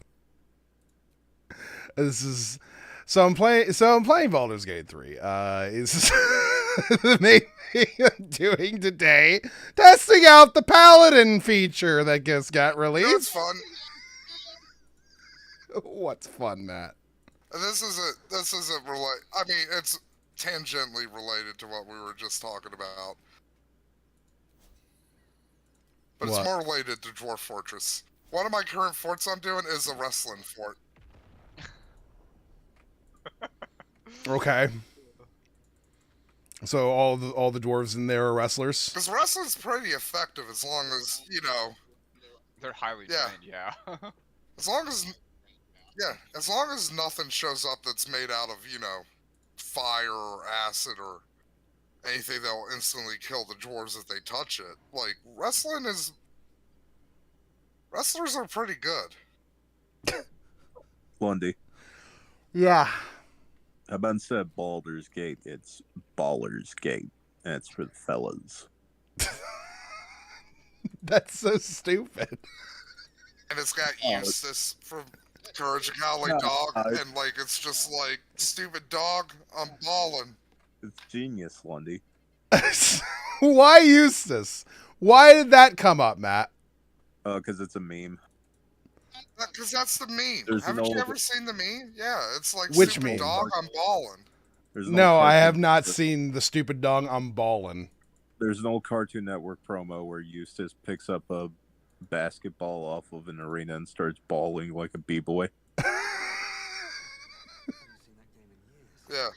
I need to show you guys the Scooby-Doo meets Courage the Cowardly Dog movie at some point. That's a movie? Wait, what? I've seen it. It's pretty good. It came out like a year ago.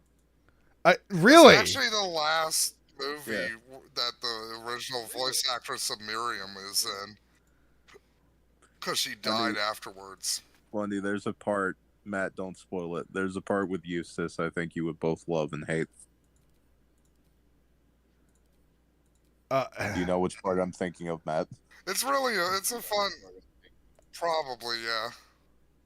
I really enjoyed it, because you could tell the people who made it were, big fans of both. And they understood, oh yeah, this is how you make a Scooby-Doo Courage the Cowardly Dog thing work.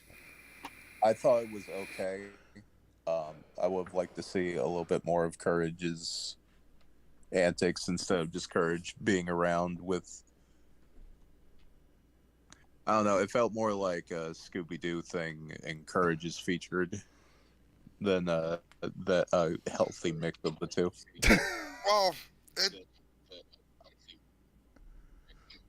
metric, the yardstick I always use, because it was a disappointing thing to me, was when they did the 1980s Teenage Mutant Ninja Turtles into 2003 Teenage Mutant Ninja Turtles crossover. Okay. Because that one was that one had some fun moments, especially when the two turtle groups went back to the comic version of the Turtles, and both versions of the Turtles, holy shit, these comic versions of the Turtles are fucking psychopaths. They're scary.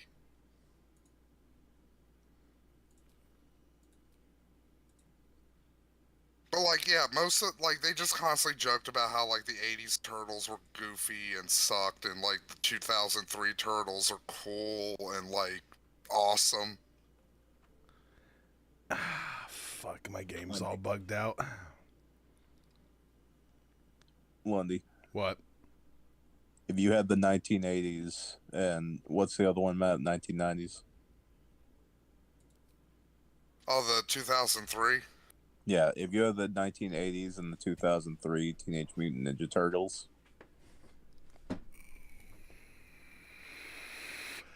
Uh-huh. What?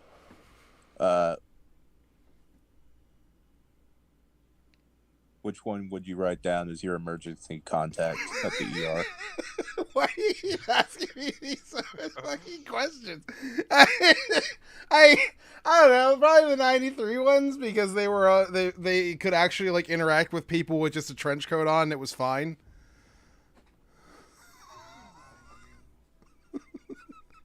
What is wrong with you? Lundy. They're from the 90s, so Lundy. they're not going to have health care. I got a question for you, Lundy. What? Have you ever wondered what your pet named you?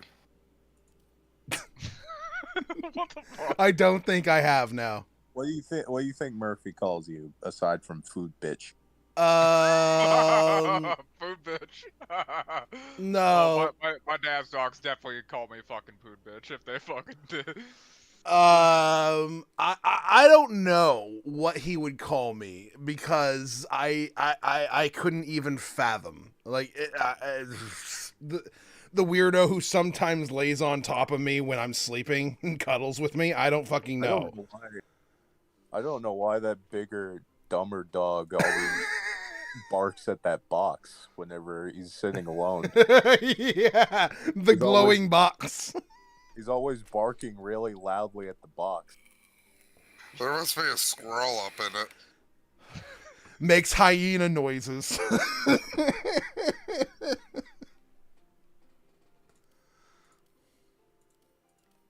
think I'll eat him in his sleep tonight. Oh, by the way, quick, I guess, BG3 hack. If you want to make an incredibly powerful martial character, make a fucking shield dwarf. They get a +2 to fucking con and a +2 to strength. Perfect barbarians. They are insane.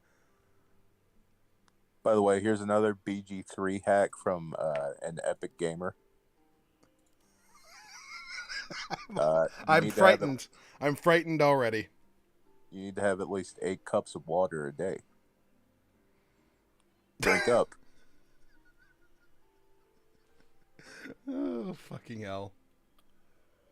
You think you're so cool, Lundy, with your fucking video games? Well, guess what? I can do a push.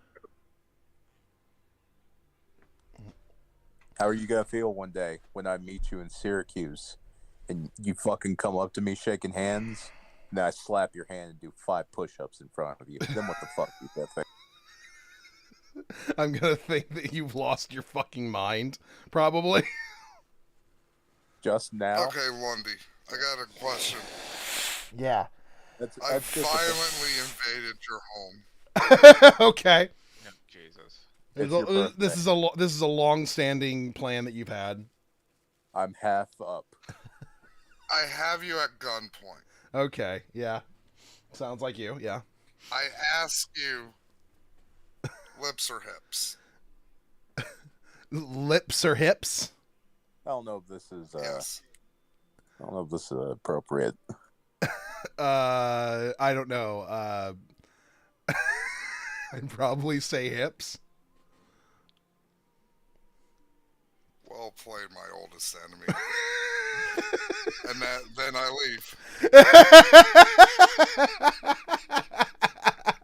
Boxing up backwards. All of a sudden, the last like 10 years of my life reverse.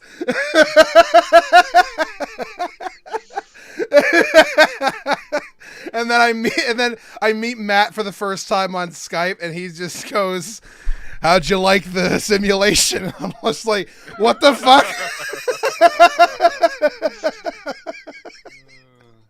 Like, there was a reason for it, but I forgot it like 10 years in. Cut back, you still have the tears on your face from the Christopher Hitchens video you were in the middle of recording. That was more than 10 years ago. That was like 13 years ago. That was like 2009, I think. That was 2011. He died in 2011. Okay. The 11th year anniversary has come up. Press S to smoke. I think I want to go wizard. I have to remake it because my fucking file got corrupted and I can't do long rests anymore, which will fuck me entirely. Lundy has decided to keep his virginity until age 40. Yeah. So he may gain sexual magic powers. Where did that meme come from? That came from retarded people online who think that that's a real thing. There are people who do blood sacrifices to waifus. I'm really glad that is we're not living true. in this world. Like, there's a lot of memes I'm glad that aren't true, but like that one, because God, could you imagine how awful the incels would be if they had like actual magical powers? I actually would have preferred if we did live in that world, because I want Bagel Boss to be able to call down the thunder if he wanted to. Yeah, but they just use their powers to kill all the women. What if he made himself taller? Well, actually, technically, he can't do anything anymore. They'd probably do that second. Do you hear about Bagel Boss? What happened to him last? No. He had a stroke 3 years ago. Oh. Yeah, I feel bad for him. I think he's like paralyzed on his left side. Well, strokes aren't fun. Nah.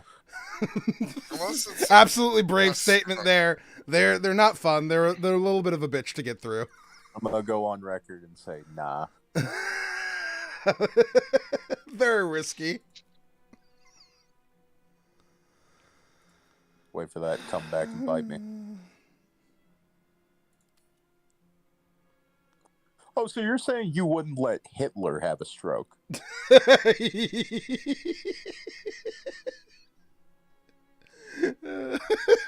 Remember, if you want to cure cancer, it means that you want Saddam Hussein to not have cancer and die. You actually wanted the invasion of Iraq. Lundy. What? Why did you choose to invade Iraq? I didn't choose to invade Iraq. What? I feel like every time I stream and I just kind of like I sit here in the streaming lounge to let anybody come in and say, "Hey, I get bullied nonstop." I feel like that's what happens. Is that not what happens every time? I guess. I don't know why. I didn't ask for this. Kind of did. I don't think I did. It's an open room. And I have power. Fucking hell. Would you give me a hug, Lundy, if all my skin was like scrotum skin?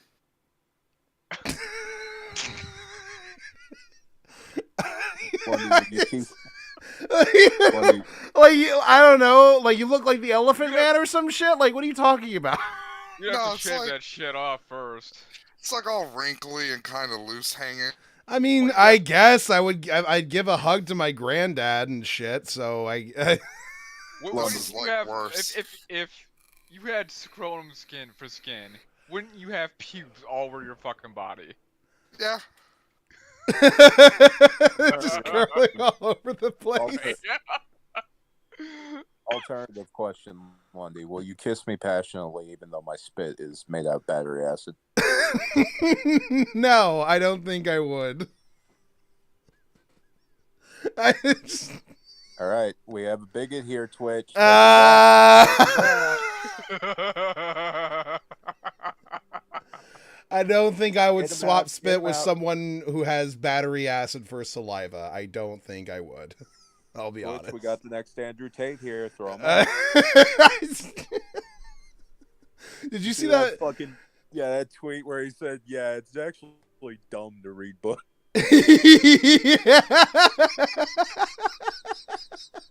That's one of the funniest things that's one of the funniest things I've ever seen him say. Sarcastically, I hope. No, he meant that in full fucking sincerity. Oh my god. Follow-up question to the scrotum skin question, Lundy. Uh-huh. Would you hug me if it was winter and I'm slightly Would thinner? you give me a Zerpert if I had scrotum skin all over my body? Well, I don't know what that is. That's where you go like to a baby's stomach and you go like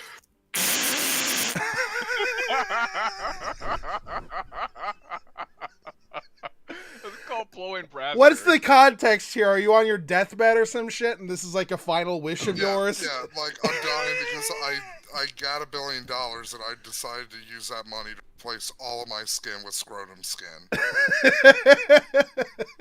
And everybody told me it was a bad idea, but I was like, fuck it, I'm Elon Musk rich. I don't need to listen to people anymore.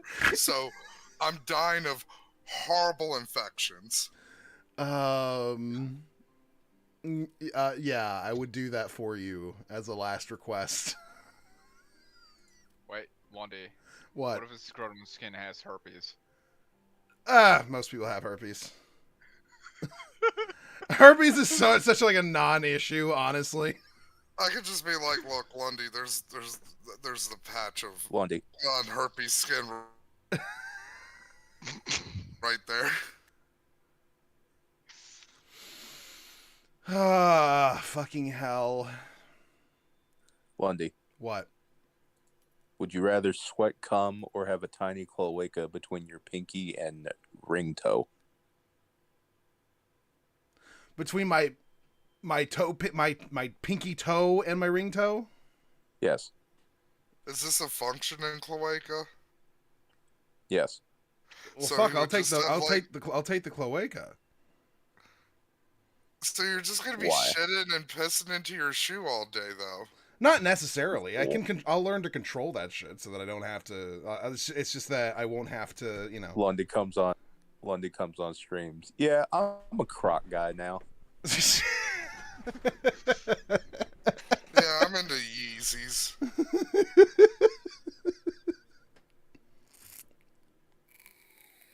Lundy, what would you do for a Klondike bar? I'd shave my beard. Alright. Alright, I'm on record. Klondike. Come on down! Oh, that's not a song. Give me some buzzers. From the man who says he is against men kissing other men. That is not what I said.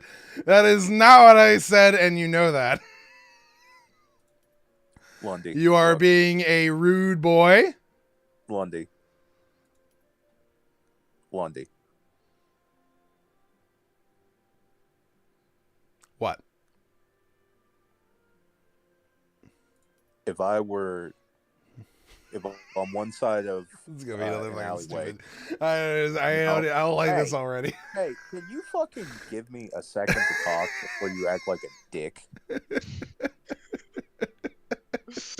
Okay, now what? Now, my question was, before I was so rudely interrupted, is if I was on one side of an alleyway and you were on the other, and I had all of the Power Rangers from 1999 and you had the Wiggles, who would win in the street fight?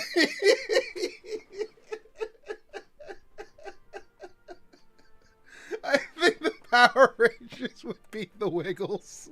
I'm pretty sure. I don't know, dude. They know about fruit salad.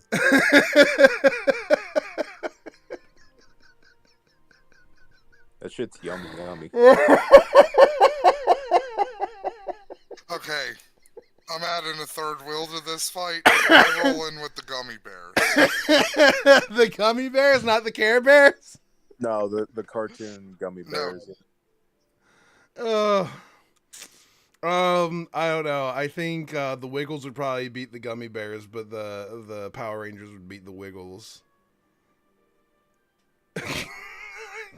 I think it'd be a rock, paper, scissors. That's the You have situation. obviously not seen the new DuckTales series where it is revealed that gummy berry juice is basically the super soldier formula. What? You? Yeah. So I have a bunch of bears that are also super soldiers that can bounce around. That can bounce around. That's the important thing. They can bounce around. Oh yeah. It is. Well, I Also, too, better theme song. I'll say this: fuck the Power Rangers theme song. Gummy bears Has Alicia Keys ever sung the Power Rangers theme? No, but she Does Alicia has Keys the Gummy Bear theme. Does Alicia Keys know how to wiggle until she's big and strong? Well, I hope so, because, I mean, twerking's a thing. Does Alicia Keys know how to twerk? I don't even know if she knows how to... She's a classy lady. Come on. Good People classy can learn. one. You guys know that Bob Dylan wrote an entire song about how he wants to fuck Alicia Keys? Did he? Yes, and he publicly released it saying, yes, I wrote this because I want to have sex with Alicia Keys. What's the song called? I have to look it up again. If it's not called I have sex with Alicia Keys. Oh, I want to have sex with Alicia Keys, yeah. It's called Thunder on the Mountain. Okay. All right. That's Fair enough. some sexual innuendo, Alicia. I'm sure you're going to appreciate the poetic words I'm using. Ass and the thunders might come.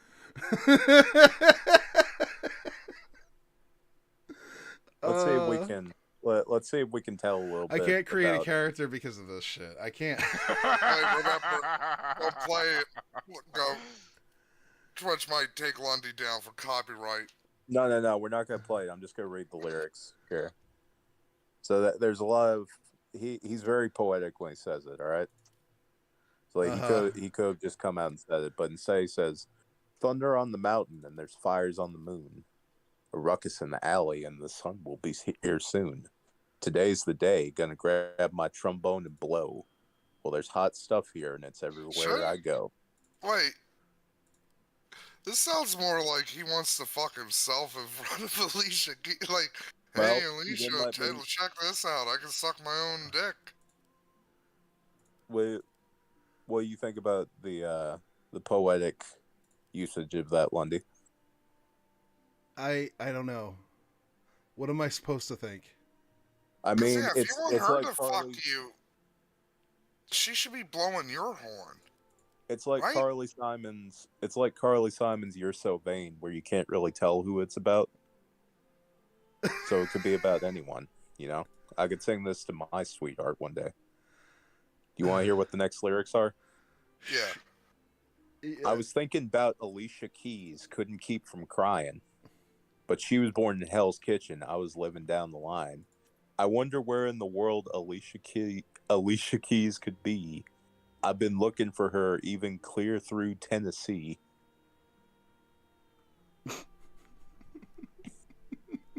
Okay. This is Adam Freeland's favorite songwriter. This is another person I know's favorite songwriter. I got the pork chop. She got the pie. She ain't no angel, and neither am I. Shame on your greed. Shame on your wicked schemes. I'll say this: I don't give a damn about your dream. Okay, pie. Classic euphemism for pussy. Is he calling his dick pork chop? Is that Bob Dylan's name for his dick, pork chop? Oh, god damn it. Hey, baby, you want to see the old pork chop? Bob Dylan's fun to do. It's a story of Hurricane. Because it's so low effort. All you gotta do is just throw your voice up into your nose. How about instead of the story of Hurricane, it's the story of her giving brain. And it's about him getting his dick sucked by Alicia Keys.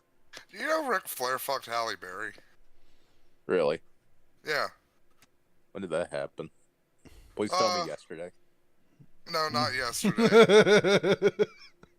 But I earlier this year, there He was wants receipts, man. He wants the sauce. There's a picture of Ric Flair on a train with his girlfriend, and he is just eating her fucking pussy. Just broad daylight in public. Legs over his fucking head.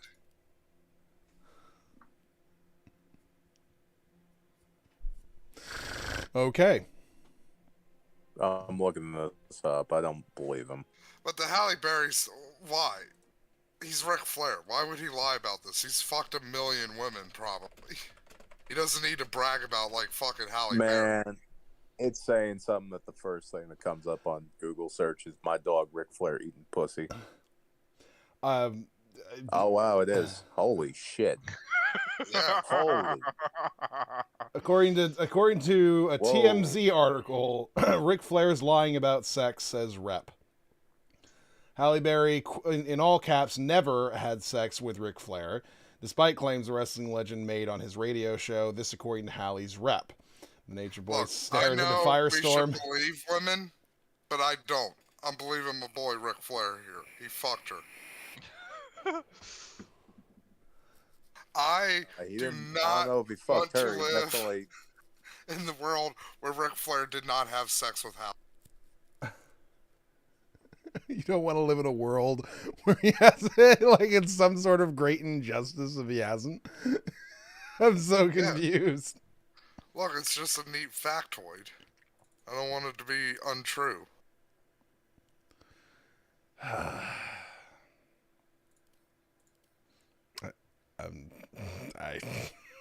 I've got nothing.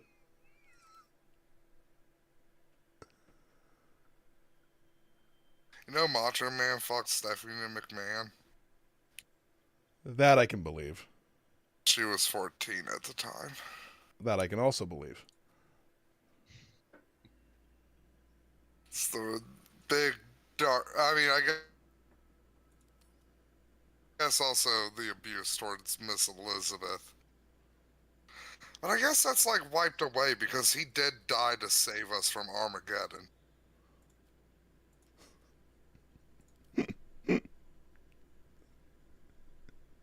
What? You didn't know that one, dude? No, I didn't. I'm not aware of this story. So Macho Man died like the day and exact time that the Mayan calendar would end.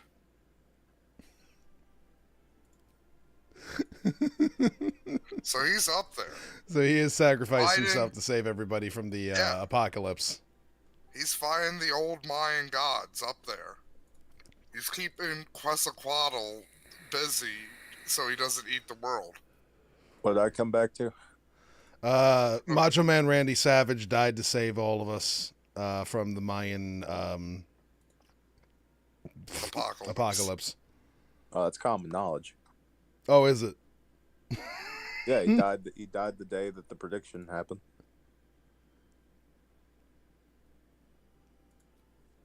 Do you know Randy Savage is considered a whack packer? Oh, really?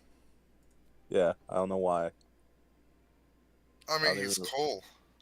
I don't remember him being on Howard Stern. Hang on, let me look that up.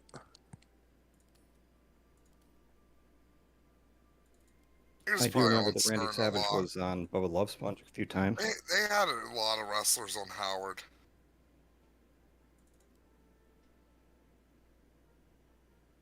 It seems like Sheik was...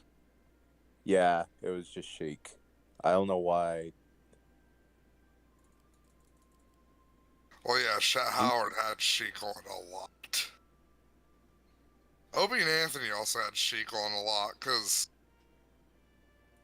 you just let him go. You say he hated being on there? Macho Man was on Bubba Love Sponge for a little while. He would do bits for them. And then, funnily enough, and then Hogan even came and stole his friendship with Bubba the Love Sponge.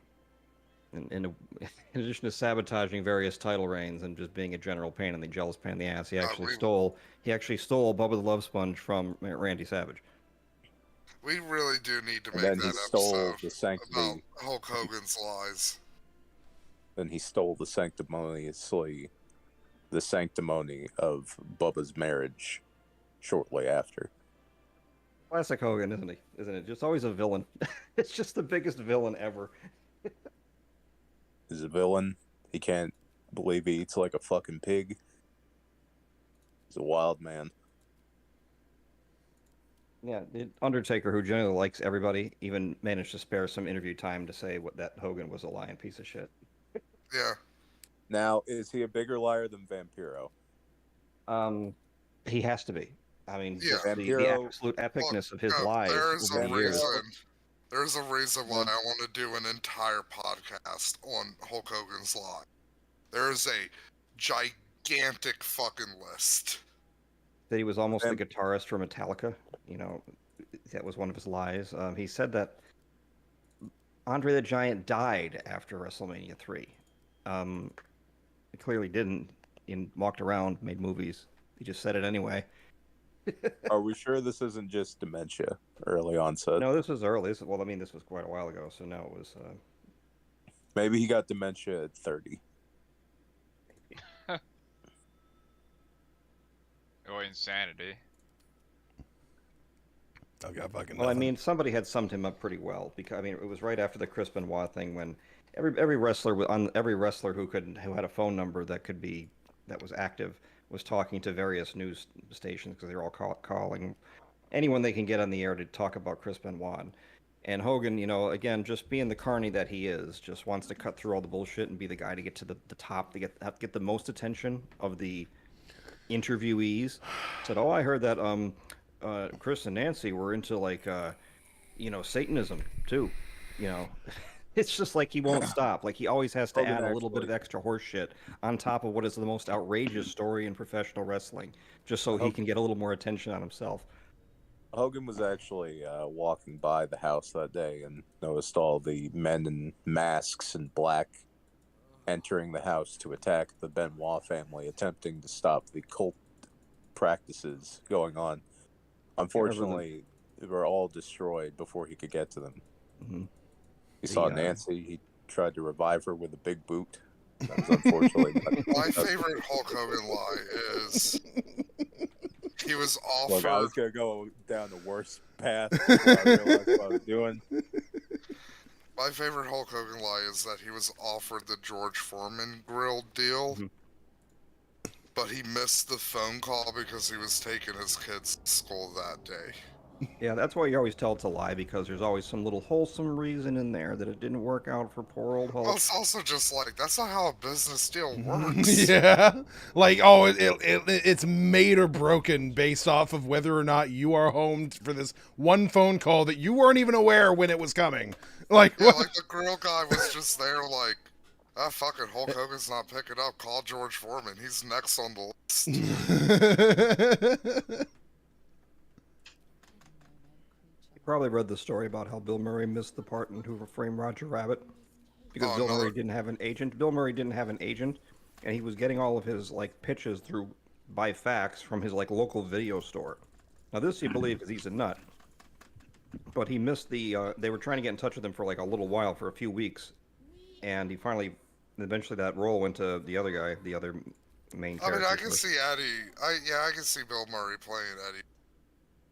That was originally, and when he said he finally got the fax or the pitch to see the role, he was in a park somewhere. He just takes his faxes to the park and he reads them, and he started screaming in rage at the middle of the park like a lunatic because he's like, oh my god, this role's fucking amazing and I missed it. Holy shit, this is a hit.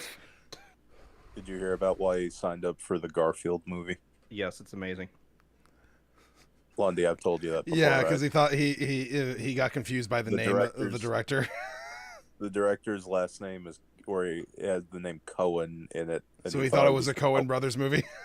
He thought the Coen Brothers were directing a Garfield live-action movie. I'm actually surprised he actually hasn't been in a Coen Brother movie. Well, he's kind of not exactly box office poison, but he's still notoriously difficult to work with. He actually had to go and do a real apology tour when some stuff came out for Lucy Liu had basically dragged him publicly. Not even publicly, it was something that just sort of came out. He said when they were doing, I think when she was doing some movie a while ago, it might have been Charlie's Angels. Bill Murray make some really, probably some, she didn't say what was said, but implied that it was kind of racist, made some kind of racist comment, a rude comment to her, and she isn't the type of person to just sort of roll over for that shit. So she just basically looked at him and goes, excuse me, you're fucking talking to me? And then it turned into a big argument.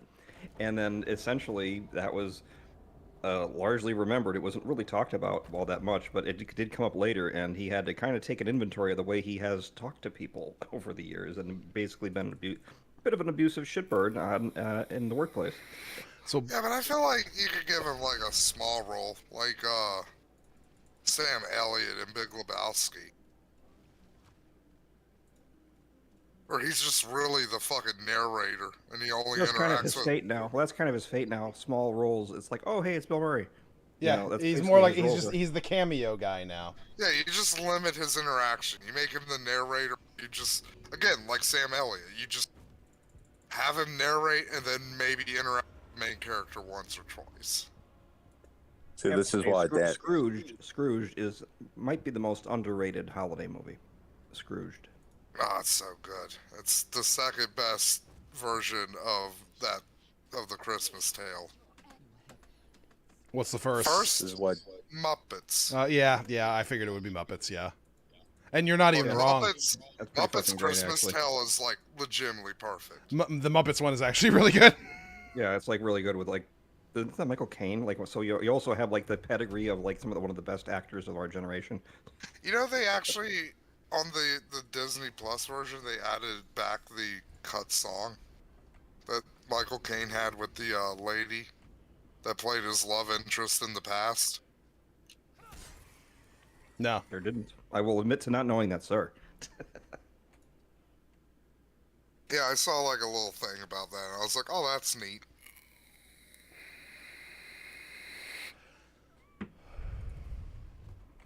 Still not gonna buy into any of these modern fucking streaming services, Disney. Gonna just keep stealing my shit. George C. Scott's Scrooge is pretty damn good too. His Christmas story, Christmas Carol, is pretty good. George C. Scott. Yeah. I remember him. He was a real Hollywood heavyweight when I was a kid. He was like considered as like this great elder actor, George C. Scott. I think the only critique I can give to the Muppets Christmas Carol is Scrooge is like Michael C. Caine's kind of too nice for Scrooge. Too nice, you think? Yeah, a little bit. Nice doesn't really radiate off Michael Caine. Like he kind of like, and I know this isn't the only version where they do this, but like they kind of have it like, oh yeah, he's already kind of turning by the time like the second ghost shows up. I don't think I've ever seen the Muppets one, at least not long enough to remember. How did they handle the Ghost of Christmas Present and the the little kids under the robe, like the power? What was it, like need and want, hunger and want were the evils of the world? Like that actually got super dark in the George C. Scott one. Like it's scary. They didn't have that with the present. Oh. They just made him like a big friendly giant. Yeah. And then the Ghost of Christmas Past was that creepy fucking CGI doll puppet. Oh, it's terrifying. I hate it. Highly recommend finding the George C. Scott version and finding that scene. Scrooge has the best version great. of Christmas Future. Controversial opinion. The TV head with all the little demons inside of the robe. What's the controversial opinion, Goat? John Denver and the Muppets is better than the Muppets Christmas movie. I remember one year for Christmas I got that on Blu-ray instead of Muppet Christmas Tale, and I was just like so fucking disappointed. By the way, I was probably like 30, 31 that Christmas, so I was just like, Christmas ruined. Right, so this was like 3 years ago. No, like fucking. Wait, how old are you? My birthday was literally last week. Well, I'm asking you. A happy belated And I'm birthday. stalling. Happy belated birthday, Matt. I'm not saying it because I know Matt hates it when people like acknowledge anything. 37. Yeah. There you go. He said it was his birthday earlier. I was going to say happy birthday. I'm like, he's gonna get mad if I do that. Yeah. I'm the other one. Play Dwarf Fortress. Well, happy birthday. Fuck you if that offends you. Yeah, bitch. Dumb bitch. idiot. Matt hates positivity shown his way that is not based off of whether or not he's been funny in the last few seconds. Dumb, stupid. It's the only kind of positivity he likes is just like, Matt, you're funny as fuck. He's like, yeah, okay, I'll take that. Because that's true. I've earned that. Matt doesn't like praise based off of like praise or positivity based off of his existence. He wants to earn whatever it is, and even then only by select people. Because if you're just like a random person who's just like, man, I love Matt, he'll be like, fuck you. Yeah, that happens at D.GG a lot with a lot.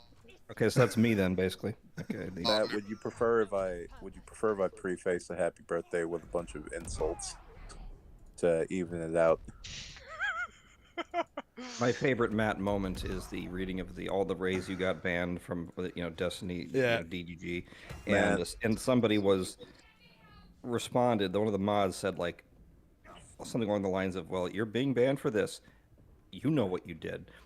You're being banned. You know what you did. Like you're a naughty child." He is a naughty child. He got banned again recently for adding all the regulators. I love that the mod knows him so well that they're just like, "Oh, you again? You know what's up, he's buddy. Seen as, we're on to you." He's seen as a street urchin over there. Yeah, by a lot of them. A lot of them know Matt and are aware of him. And yeah, I'm like Otis. If you've ever seen the Andy Griffith Show. I'm waiting for the day we get Matt in a Destiny video. It needs to happen. That would be really funny. We were 2 steps away from it. I mean, with the whole getting him on a Prime Kai panel. Yeah, but then I just blew that up. Mm-hmm. Which again, hilarious to me. See, what we need to do is either wait for an AMA. The anticipated arrival of Matt to an actual debate panel on Twitch, and he completely fucks it up because he's too hot. Yep. Dude, I'm not joking. It was so fucking hot down here that day. He just seemed so tired the entire time. I thought I was legitimately dying or something. I was like, why am I fucking sweating like this?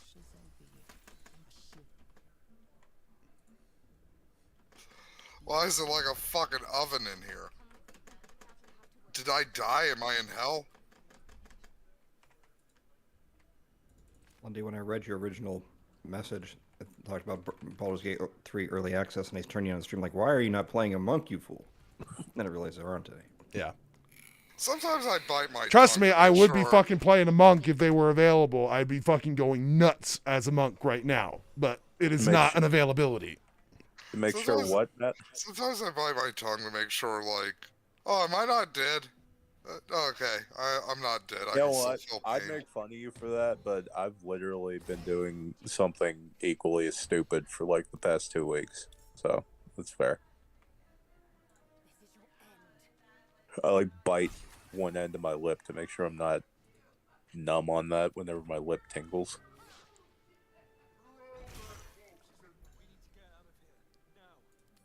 Because I have the dreaded curse known as anxiety. Just listen to some ASMR. That could work.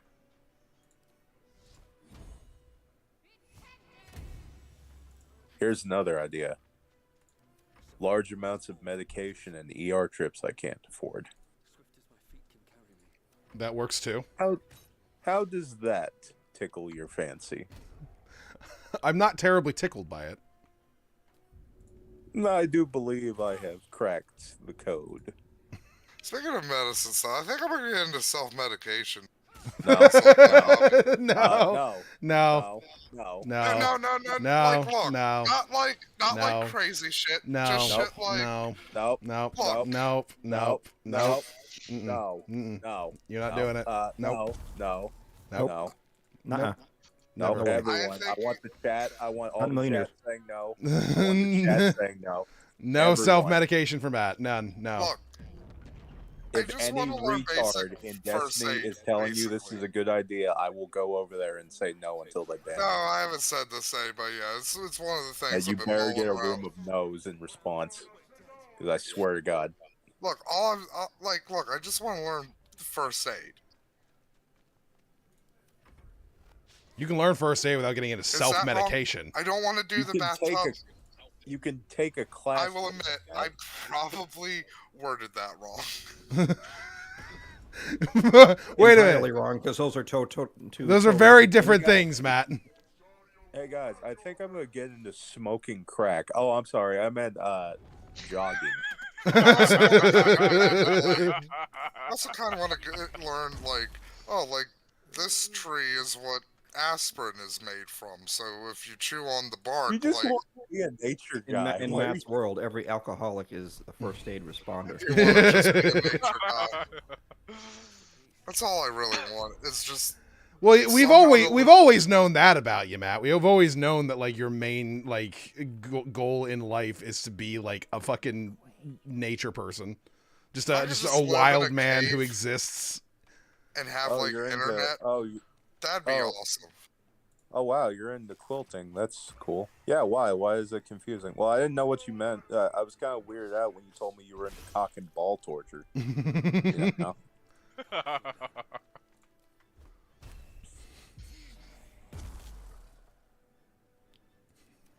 You're a pinhead, Matt. But yeah, look, I don't want to make Uncle Napalm's a dum-dum. Get high. A silly Billy. Police juice. I'm smacking the shit out of you when I see you. With love. Would you do that if I had scrotum skin?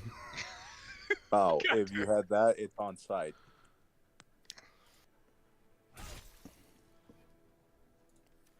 Same thing with Lundy.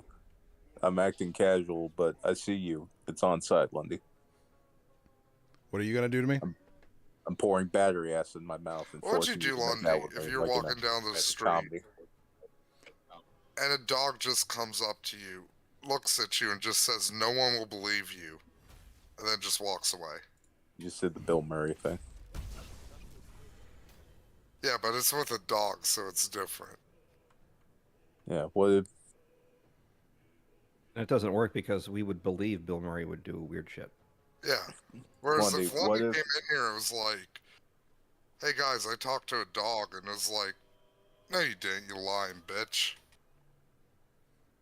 Lundy, what would you do if you went to a bar and you saw Bill Murray and he sent you a drink and you took a sip from it and they laughed really hard and he sent you a note and said, "I spit in that, you fucking idiot," and then as you're looking up, he's running out the door?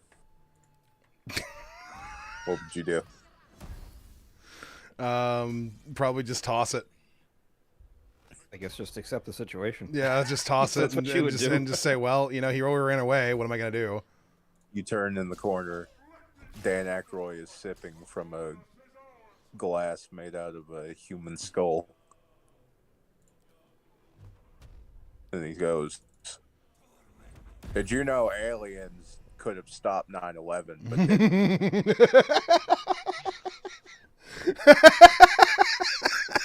Actually, 9/11 is the key to why aliens don't come to America. I've come to stay with you for a week, Lundy. Okay. And on the fourth night, you just come down to the kitchen. And I'm just standing there. He walks 4 feet to the left. Back to the door, to the all entryway. in one room. Yeah, I'm just there. You're like, "Matt, what's up?" And you go to touch me, and I just collapse into a pile of spiders.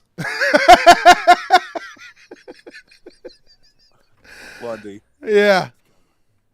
If we meet at the airport and you come waving over to look at me, and then I just rolled my eyes into the back of my head, levitated and T-posed and started hovering toward you, what would you do? Probably shit myself. I think that'd probably be my go-to. Just absolutely lose my shit and just Would you still die. be my friend if I was a Slenderman? Yes. I'm a child killer. You gotta remember that. I am a Slenderman. That's kind of the thing we do. I don't like the way you said that because it sounds like you reminded me. It's like, this is who I actually am. Yeah, this is the big reveal, everybody. I, Edible Napalm, have been a Slenderman this entire time. It's so stupid.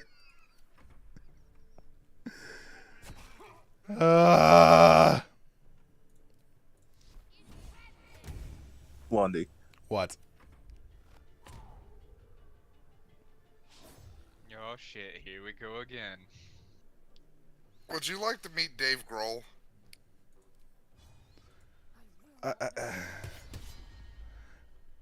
I actually am not familiar with who that is. That's a drummer from Nirvana. Okay. And the lead singer from Foo Fighters. He's a pretty cool guy from what I've heard. Yeah. And he was Satan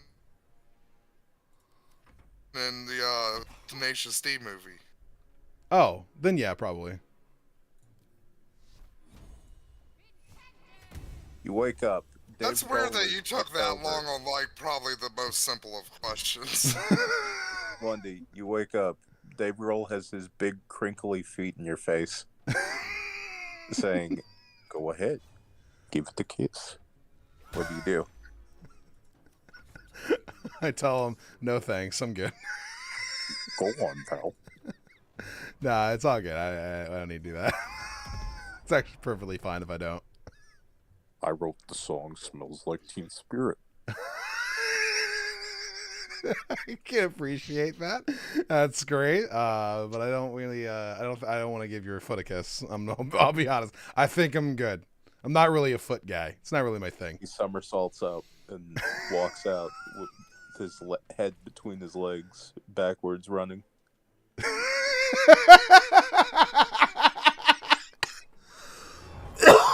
So he's possessed by a demon. Lundy, whatever happened to Robot To what? Jones? Robot Jones. Robot Jones.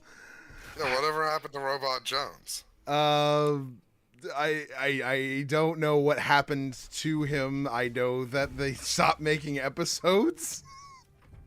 I like that, like, probably 5 people are gonna get this reference.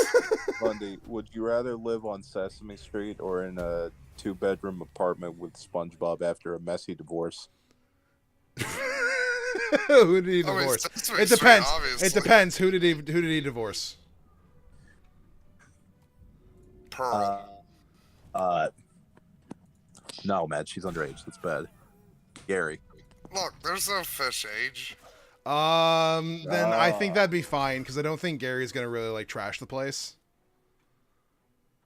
My only issue is that he would start like trying to treat me like he does Gary, and I'd have to like remind him on a regular basis. He'd be like, "Nah, Gary," and I'd be like, "I'm not Gary."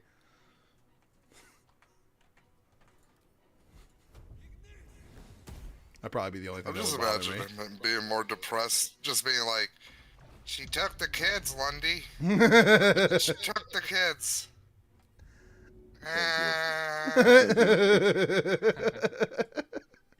Shows you a picture of him with 2 small Walmart-sized sponges. He just come in, he's tried to hang himself, but his body's so light and He turns into that one frame of himself where he's blowing up suds in the opening.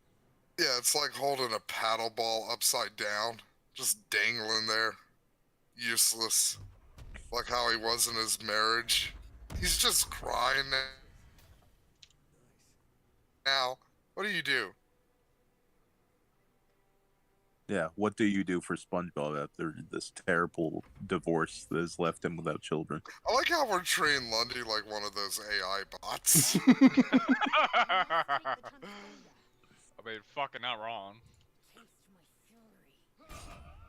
It does kind of annoy me that I am being treated in this fashion. I'll be honest. Lundy. What? Don't worry, Go will get his Okay. next podcast. Part one. Someone says, "I'll give you $1 million if you do what if you agree to do with what I need you to do. But you have to agree with it, no questions asked. Okay. Alright. 15 minutes, eye contact missionary with Grimace. Which version of Grimace? You know the version of Grimace. So the giant evil one with 4 arms? No, the retarded big dopey one? Yes. Big dopey Grimace? Sure.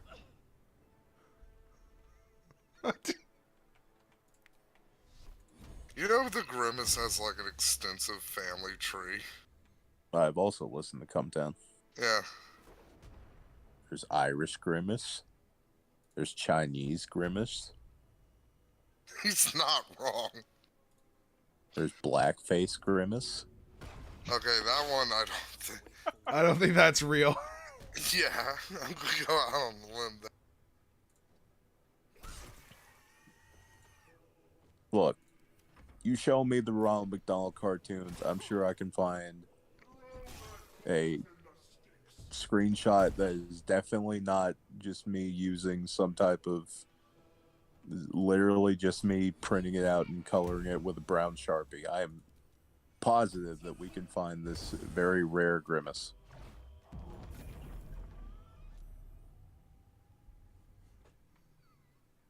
That's the next rare Pepe's. Rare Grimaces.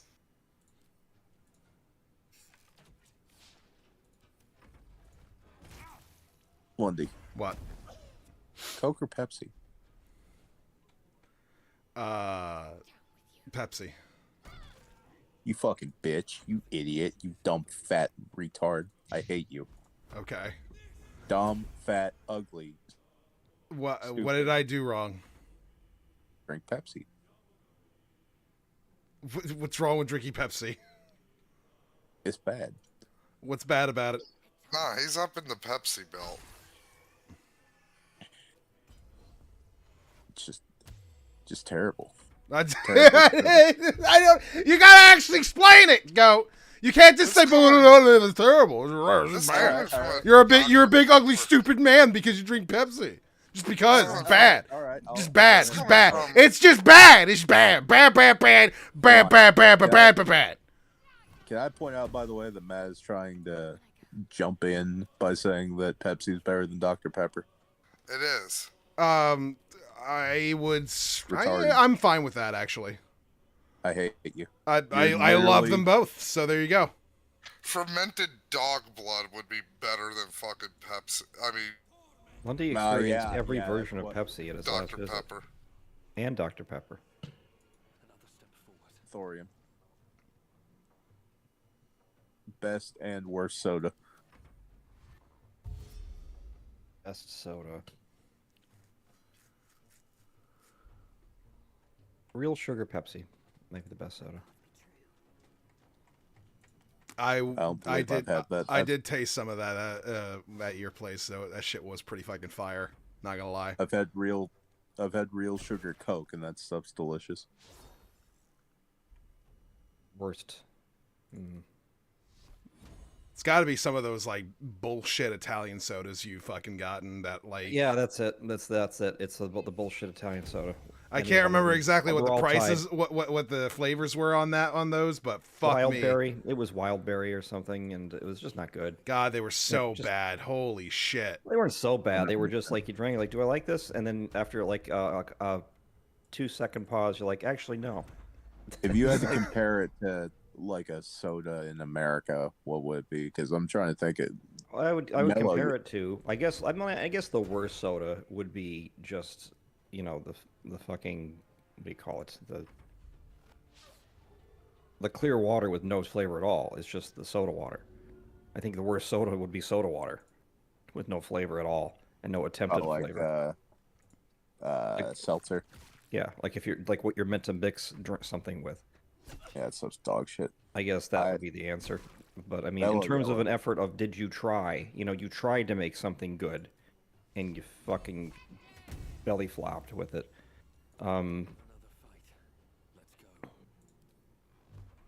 I remember there's just a lot of crap generic sodas that I've had over time that were just like just trash.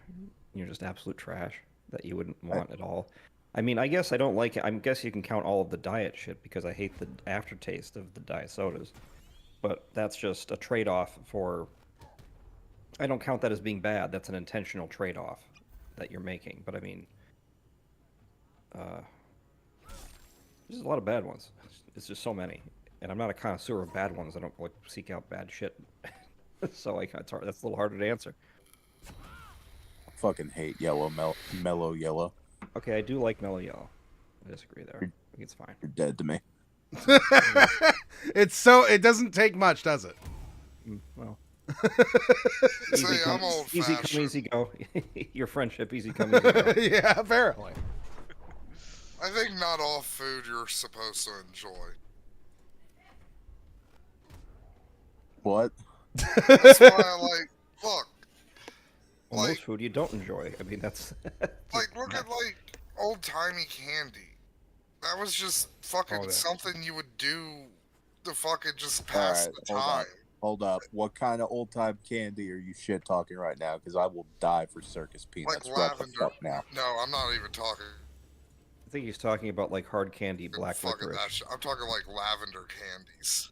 Hard candy, black licorice. Black licorice, rose water candies, Turkish delights, just things that fucking Turkish delight is fucking terrible. I hate that shit. Turkish delight sounds like a depraved sex act. That's what I remember the first time I had Turkish delight, and I was like, that fucking kid from the Witch in the Wardrobe was a fucking just. What the fuck? You betrayed your family for awful candy. You ever been to a Caesar's Palace hotel? They sell those in the lobby. It's fucking dog shit. I mean, the orange ones are kind of tolerable. Lundy spamming that prologue so you can get that fire sword.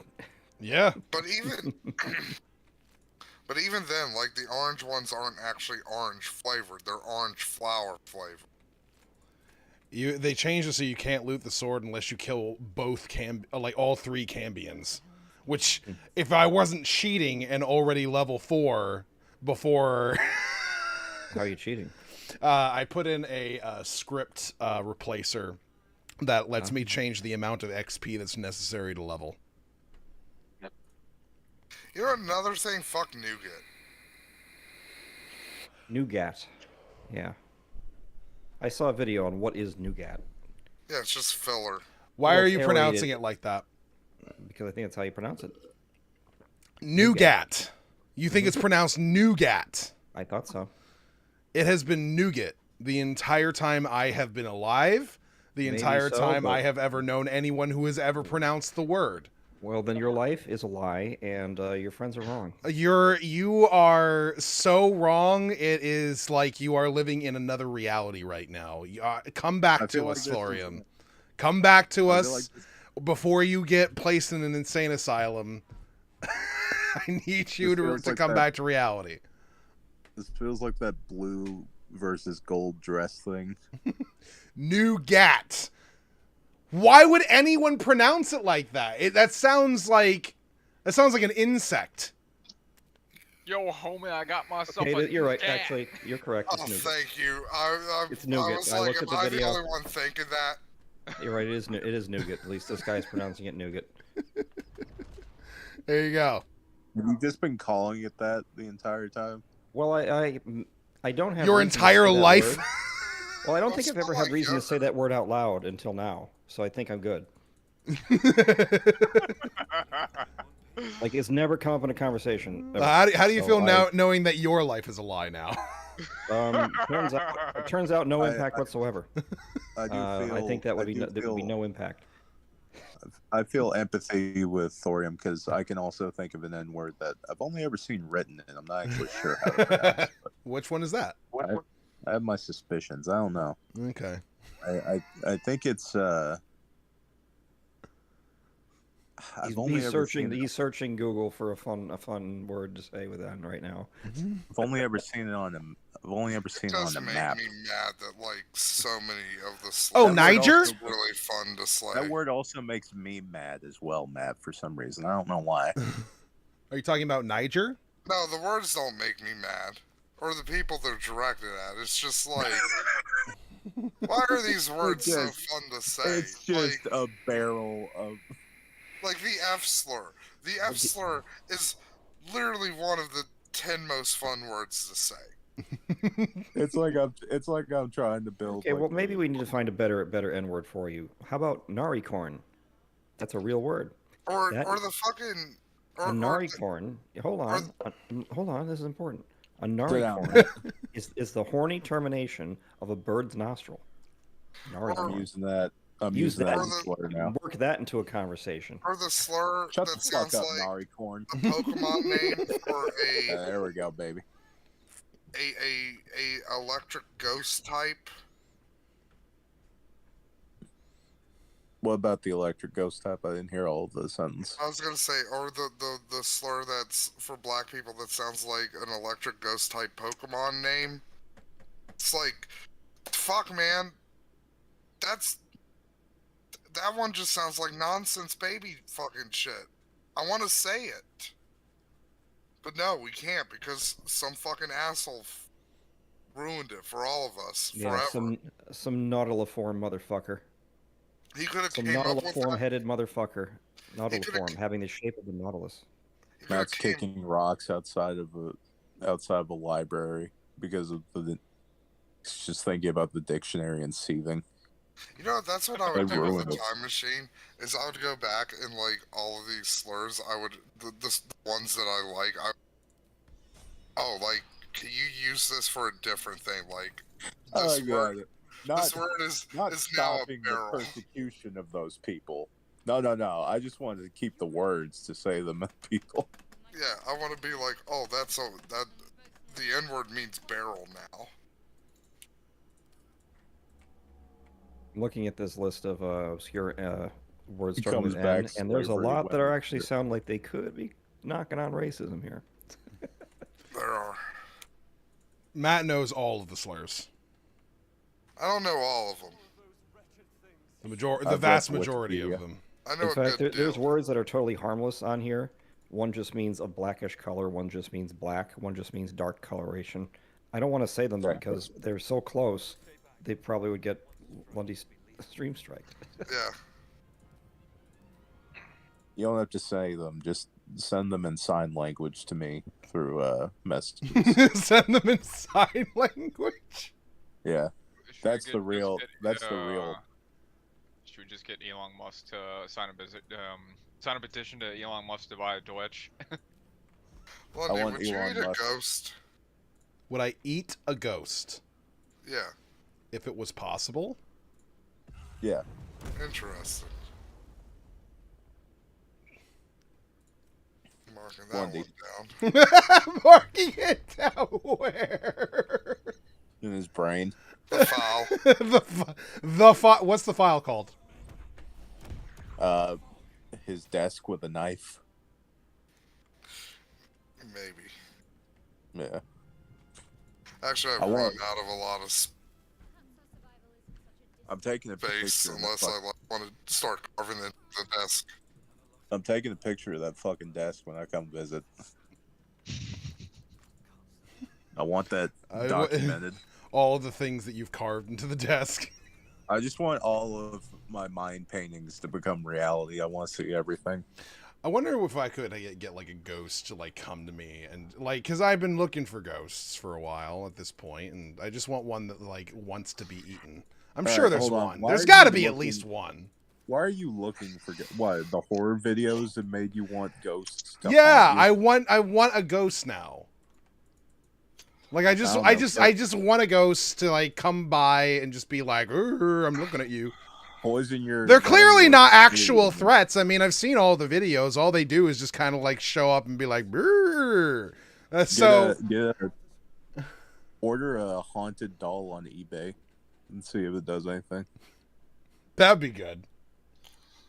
Hold on. Order a haunted doll and have sex with it and see if it haunts you. God damn. Oh shit, Mandy Rose got fired from WWE. Yeah, for her OnlyFans content. It's funny, I'm reading about that right now, and people are saying that the WWE's own pictures of her are more risque than her OnlyFans. Like, she's naked with the belts covering her no-no zones, and that's the, and this is just like anything you would see in the the old Attitude Era. It's like actually more chaste than the Attitude Era. But it's about them making money. They don't want them making side money. That's what it's about. Didn't we literally see Val Venus's ass whenever they were about to cut his dick off? Yeah, we did. Yeah. Yeah. There's also the whole thing where... all the haunted dolls are, like, fucking expensive. Yeah. There's also the thing where the former Amber Moon, Kurt and Athena, like... Yeah, WWE had a meeting where the female wrestlers are dressed more sexy, like fucking... her. That was and that was John Laurinaitis, the guy who was basically Vince McMahon's functionary in getting chicks for him to sleep with. And he was in on that. He was in on the Vince McMahon scandal, but he was the fall guy. The fall guy that was going before Vince. And that was the guy telling, you guys need to dress sexier. And it turns out he was just like running around being a giant pervert with the company money. Surprise, surprise. That actually sounds worse than fucking Vince, honestly. Well, I don't know. Which would it is. I mean, worse? essentially, the woman who complained about Vince was then reassigned to John Laurinaitis, and in her the statement that either leaked or got out or was given to the reporter, she said I was basically handed to him like a toy. So essentially, when Vince was done with them, he would hand them off to John Laurinaitis, and then they would find themselves. Maybe in some level they thought, oh, we had a connection here, but no, you're just like, okay, now your turn to fuck her was basically what was going on. Your turn to harass her and do that. She's down with that sort of shit. I was meaning more just the voice. But yeah, also that. Yeah, also that, and the fact that he.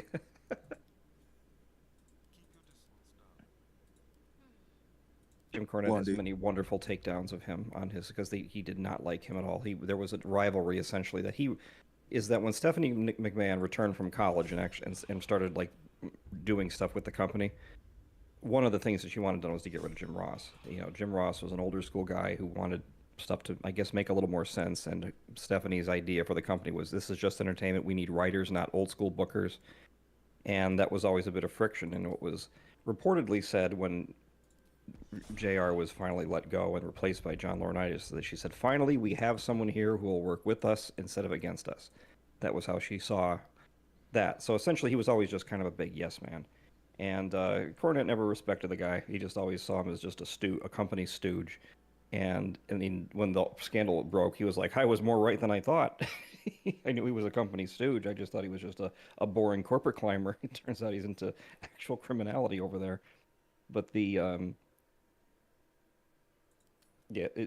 talking about Laurinaitis is gold. In fact, Cornette talking about Laurinaitis was what gave his legendary quote, "Thank you, fuck you, bye," because that's what he said to him to close out a phone call once. And now that's on like all his T-shirts.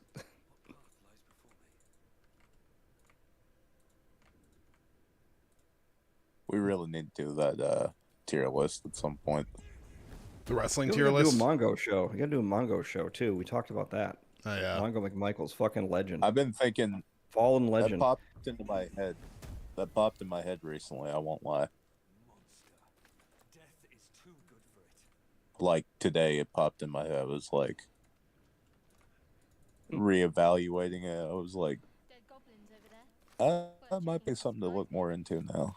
Because I realized how much time has gone by. I feel like I need to revisit and think it over again. Well, there was one Twitter page that was dedicated to, I think it was called That's My Mongo, where it was just all of his crazy shit. And he was doing this like guest spot on some local news show where he would just kind of do a humorous news segment. And somebody said, "Man, I missed these. What happened?" And then the other host or one of the local anchors for that news show at that time came into the Twitter thread and said, "I'll tell you what happened. Mongo was mad about something. And so, no, he got fired because he had this... We just did a news story about a dentist who accidentally infected a patient with HIV. And Mongo's way of adding a little bit of comedy to that was to bring in a giant prop hypodermic needle and threaten to give me HIV with it on the air. And he was fired for that. He then responded by running through the hallway of the station, tipping over the little statues in the lobby before leaving. And it's like, and the people respond like, "Oh my god, this guy like makes content when even no one's there to watch it. He's awesome."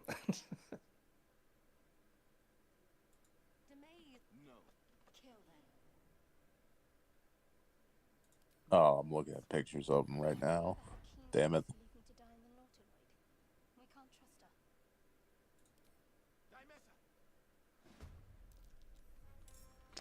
Oh, I'm an idiot. I know Mongo.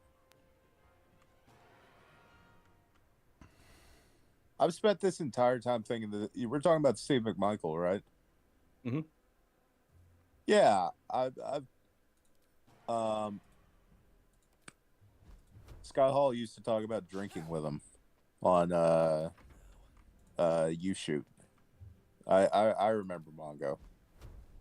Well, his entry to the wrestling world was pretty interesting. Like, he nearly was working for WWF because he was... Remember when Lawrence Taylor was... they brought in him to fight Bam Bam Bigelow for, I think it was WrestleMania 8. I think the business was way down. They wanted some sports star. Lawrence Taylor, who spent a lot of his money on drugs, who was basically broke at the time, took the deal. But in one of the, just some random promo of, like, some of his other, football player teammates and friends that were in the background, Mongo McMichael kind of stood out as being like a really natural shit-talking promo. Like, he was good at it. He didn't do a lot, but like they even thought, hey, this guy's, we might be able to do something with this guy. And Mongo was like, yeah, I think you're right. And then he went and shopped himself out to WCW, and they were willing to pay him a lot more, so he went there. easy business. I remember Scott Hall's story about them drinking was I think it was him and Mr. Perfect at like 3 a.m. coming back from a bar, and they were. It was something about like Mongo could drink everyone under the table pretty easily. He said that they were meeting up with some other guys who were asking them if they wanted to go to a different bar. And it was either Scott or Henning had told him that they had told the group, "Oh no, we just came from a place we can't drink anymore."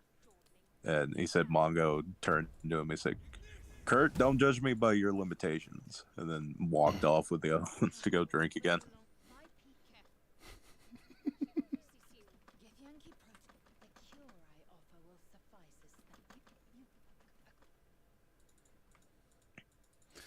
Okay. I don't know how clear that, or my internet connection is not the best right now. Heard you. I was just looking for these pictures of Mandy Rose. I want to see the good ones. I was like only half paying attention. I'm sorry.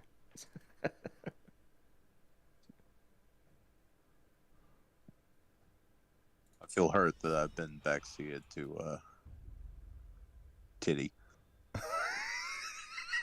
To Titty.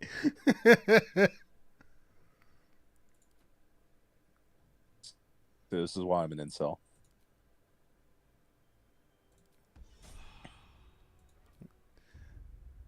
Imagine if you actually were an incel, though.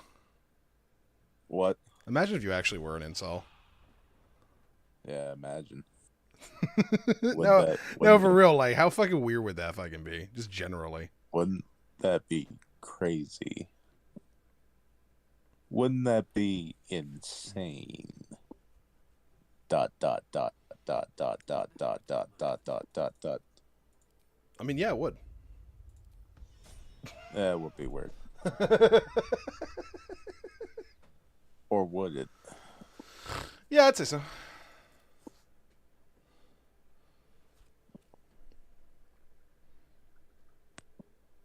Nah, I don't hate women.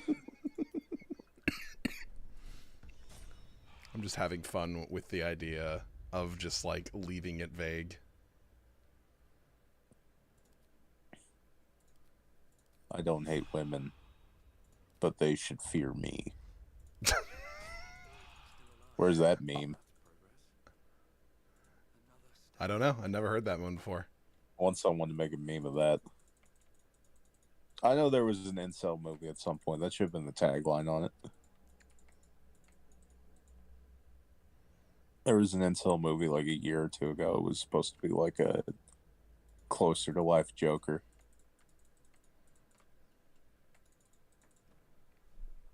I heard it was shit.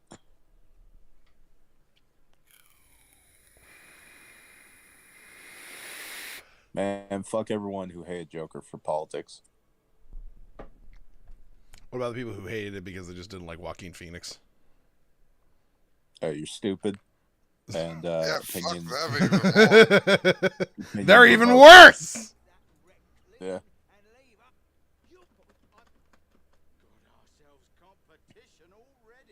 Thorium. Yes. What did you think of Joker? I enjoyed it. I need you to do me something. Do me a solid. Maybe.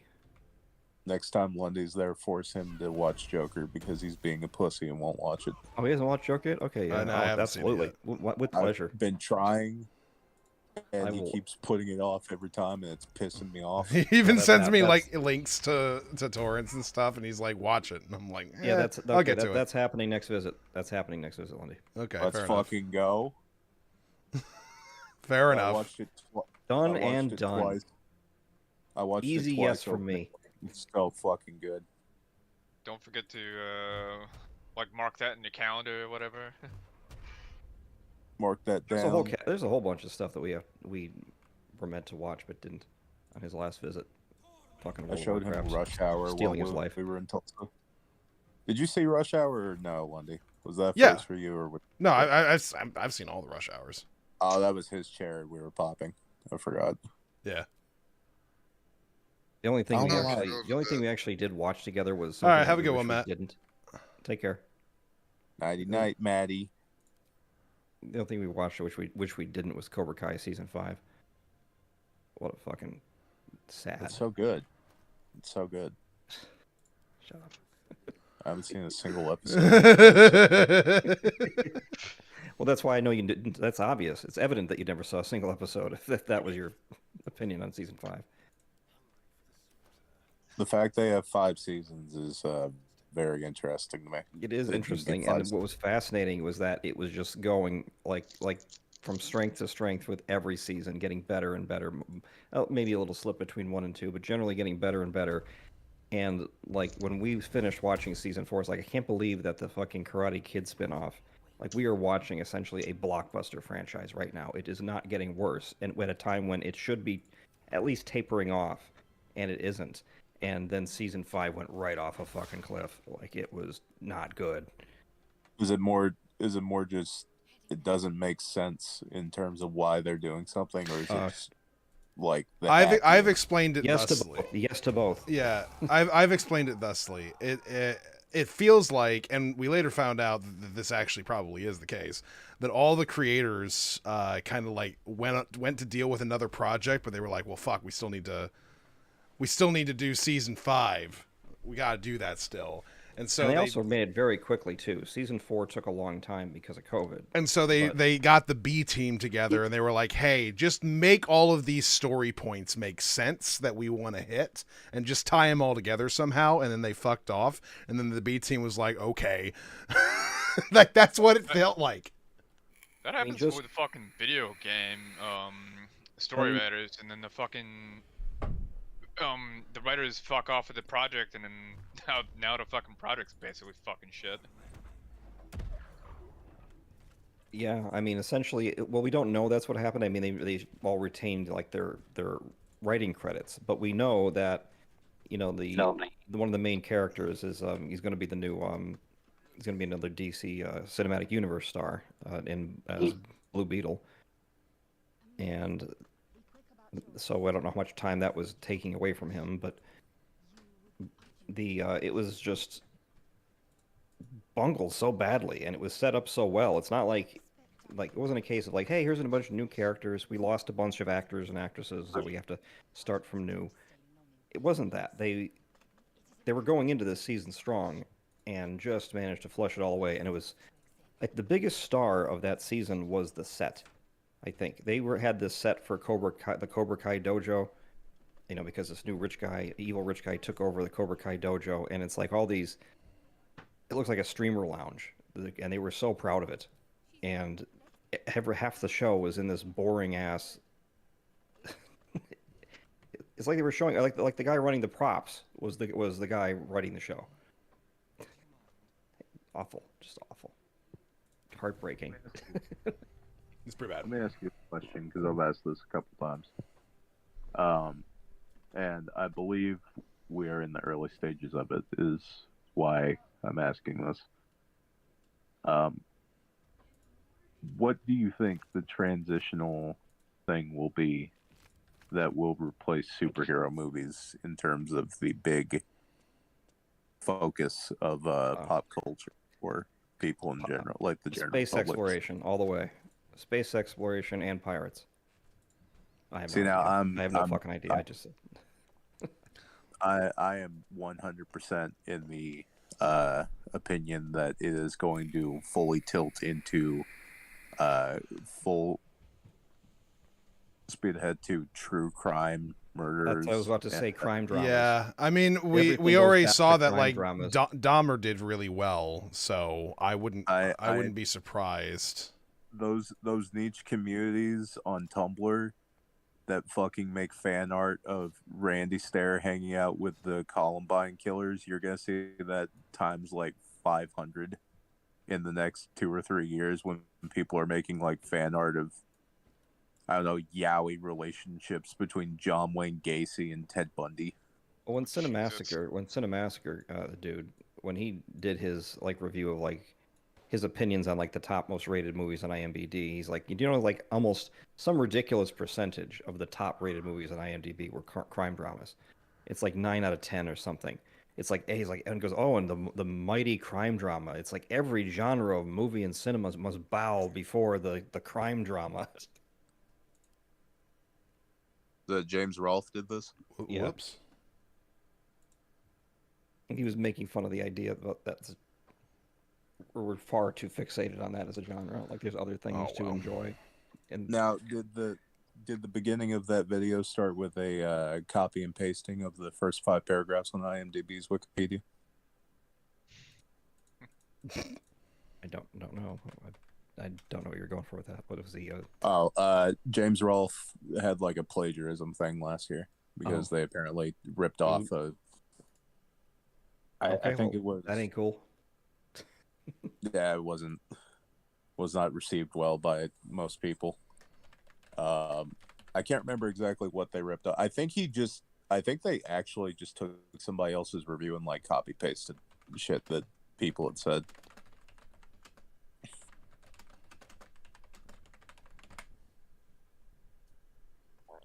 It's funny that people are more mad. I'm as a note, I'm exiting. I'm not playing more BG3 because it desperately needs a hot fix. I've had this game crash on me at least 6 times. I need. What are you playing now? Probably TF2. Play TF2. You and Crowd with your nonsense. I had Crowd on. I had Crowd on last night. It looks like I'm just looking at this. The plagiarism today is a website. So apparently he probably did what most people, looks like he did what most people doing a bad book report did, is they just sort of copy paste a whole bunch of raw text into something, and you're meant to write it again in your own words and rearrange it a little bit, and then that just didn't happen, and it just sort of went out raw, and then it just I think that's basic. It's not good, but like it's not the it's not the worst thing in the yes. world. It is it's something wrong, that you're just like, yeah, that was our bad. That was a mistake. Won't do it again. And once if you just say that, I'll be like, whatever. Like it's not the biggest crime ever. He said it was like a 10-year-old thing that was laying around, and he said like, now this could be horseshit where he's deferring blame. He said according to Silverman, the script itself had been in the works for nearly a decade, and whoever was tasked with finishing up either committed plagiarism themselves in writing it or incorporated old notes that were in it. And it said, no, this is a good reminder to always write in a clean classroom environment, in a clean room environment, essentially to say, you know, don't do this where you do a massive copy paste and then rewrite, because all you have to do is post your notes instead of your new shit, and congratulations, you can commit plagiarism. Did you say Silverman's script? According to Silverman, I don't know who Silverman is. Okay, my bad.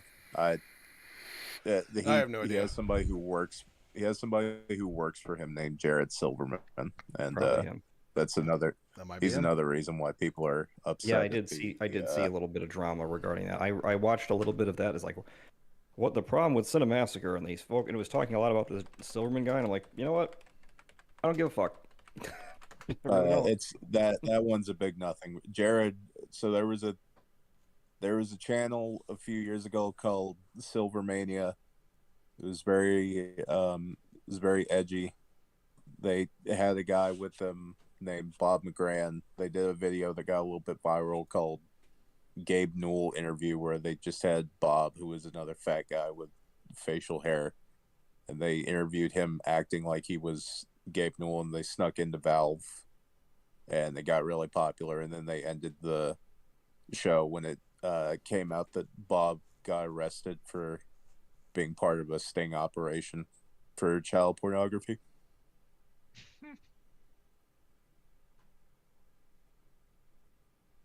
And then I guess Jared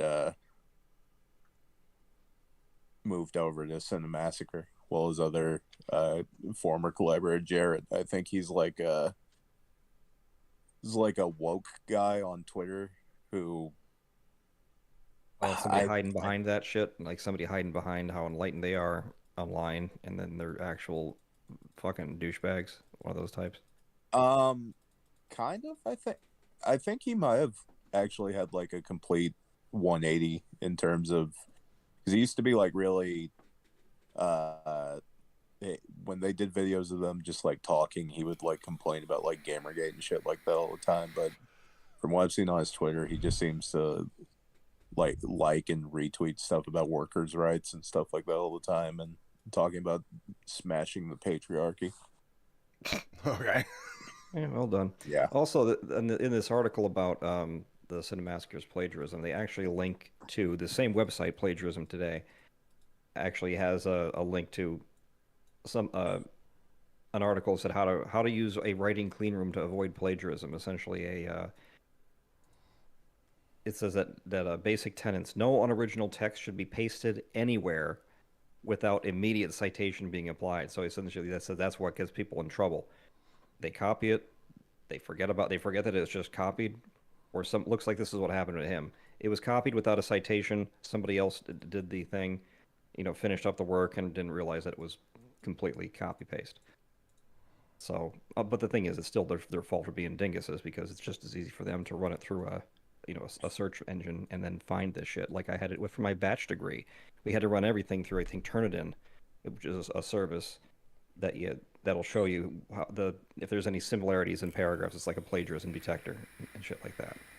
And it'll tell you how similar it is to some other work. And if it's not below like an 80%, if it's not 80% original, you can't even submit the thing, which was really fucking annoying, because sometimes it would just be like a one-page report on some technical details, and there's only so many other ways to say a thing. Here's the workaround. You add random punctuation where it's not needed. That's not going to work. And every sentence... Trust me, that doesn't work. You gotta do it all in Thieves' Cant. Thieves' Cant, yeah. Every sentence has to end with, or some shit. That's how you get past it. Well, it doesn't scan by the sentence. That's not how that works. Look, I will crack the code. I will destroy the AI's brain and become its new master. Well, I welcome this. I welcome Good. That's Laurie's message. Good. I hope you do. I'm here to liberate the people and allow plagiarism throughout the land. Make everything public. public domain. Everything. That last one's actually true. Make plagiarism great again. Steel. System of a Down was right. Thorium. Yes. System of a Down. Based or... I haven't listened to their whole catalog yet, but from what I have heard, I enjoyed. There you go. In fact, I've been getting back into music listening again, trying to find some of my favorite bands, find their stuff, and then look for some deep cuts. I actually got into a song from the Bloodhound Gang recently. Now that's got fucking earwormed into my head. The Inevitable Return of the Great White Dope. I've been listening to that for the past 3 days. Ah, that's a good one. You should listen to Not Cool. I'm going to listen to all of it now. I'm thinking, okay, all right, Bloodhound Gang, you got me with like 3 songs that I like, so I guess I got to listen to your whole catalog now. Their newest album, they have one, it's a really emotional one about the duality of whether or not to throw up into a toilet that already has shit in it. The fuck? That's real, by the way. That's a real song. That's awesome. I don't even. It's the modern. The fuck. Modern incarnate of the science of selling yourself short, which, as we all know, was the soundtrack of a generation. Isn't that right, Lundy? The soundtrack of mine. That was the same era as the Mighty Mighty Bosstones and all that shit. I put a coworker down a ska rabbit hole today because he told me he likes Sublime. Good. I threw a real big fish at him and I'm gonna see how it sticks with him at some point. He said he's gonna listen to all of it, so.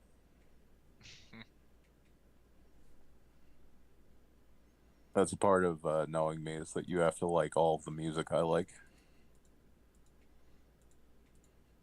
Well, no, you don't have to like it. You just have to deal with you like sending them. Yes. Which is more than reasonable. I'm down for that. I get one message saying, "Can you please not do this as often?" You're dead to me. You think Matt's bad with relationships? I'm crazy. I'm violent. I'm literally a psychopath. You could say I'm twisted.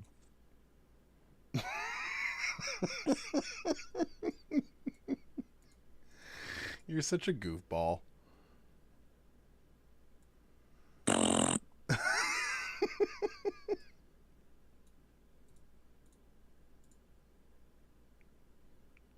I'm going stir crazy from not doing the podcast.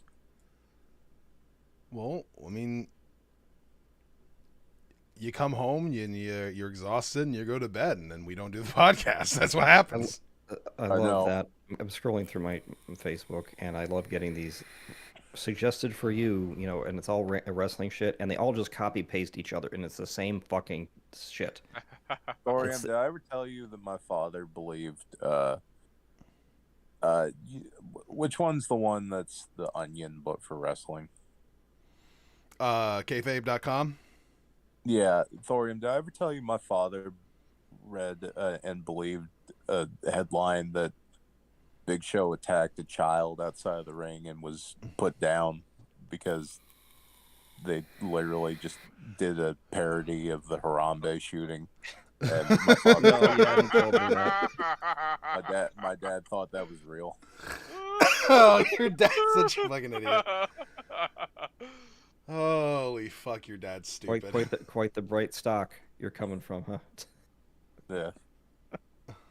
On that beautiful ear of corn,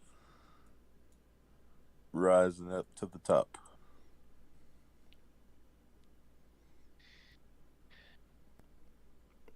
Yeah, oh, God. So every time they do this, here's what I like to do. I like to block every one of these fucks who just want to. copy pasta each other. And then recommend themselves to me. Thorium, best wrestling sex tape, and why is it One Night in China? Go. And why is it what? Why is it One Night in China? Yes. I've never watched any of them. Can't judge, but I think that for its existence, probably Sunny Side Up, because it's provided the most comedy, and it certainly has the darkest ending of her arc. So I don't know that one. Well, she's currently in jail for killing a man. Oh, true. Yeah, she DUI'd. Yeah. Yeah. And is looking to really be going away for a long time. Like, she has many, many cases and many, many things. She ended up crashing at John's place, by the way. Oh, yeah. No, I'm aware of that. Yeah, that's pretty awesome. And, you know, so... Gay fucker. No, well, he's gay, so... No. Boo!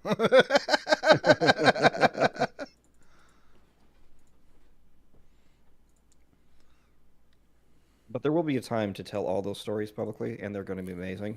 And I thought it would be a lot longer before the codes of silence would end up being lifted. But with Sunny's situation, it might be getting lifted sooner than anyone thought. That's what brought this into conversation for it is Mandy Rose's OnlyFans.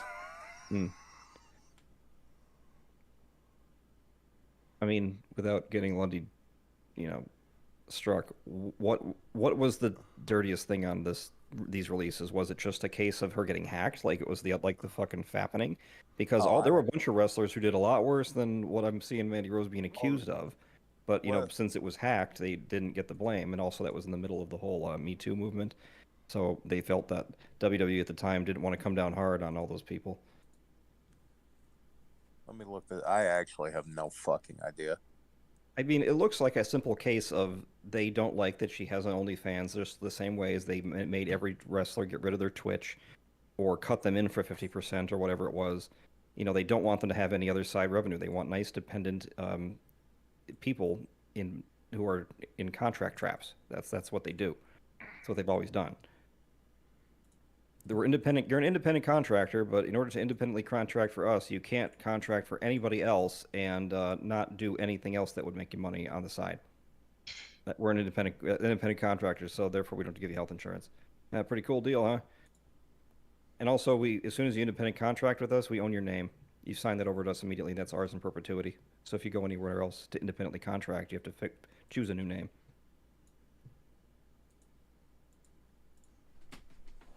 Yeah, I don't think it was anything more than like bikini or anything like that. Right, the copy pasta, that's what I'm seeing too. The copy pasta is like, if you saw what was on those pictures, you would understand. Like all these so much of wrestling media is just licking the balls of WWE. Yeah. Nonstop. That's all wrestling. My favorite response is just like, well, wrestling's PG now, so they can't be having somebody out there selling nudes and stuff. It's like, well, actually they can because there's nothing wrong with it. Actually, you actually want to know how they can? Because they have. Yeah. That's how they know we can, because they have repeatedly over the years and currently, and nothing bad has happened. No little child's head has exploded because their favorite wrestler in another bit of medium that they're not allowed to access anyway has exists. Do you think that's gonna stop a 10-year-old from looking up pictures with the internet around? Well, no, that's the point. Is that it's let me just absolutely assure you that someone has made some sort of porn out of every single one of the women involved in wrestling, even if they themselves aren't involved. They just bought. 10-year-olds have made that porn probably. They just bought a documentary that's entirely about one of the Harts trying to convince people he didn't murder a woman, and it includes him talking. You mean Benoit? No, Teddy. Okay. I think meant did Teddy murder somebody? Yeah, I might have.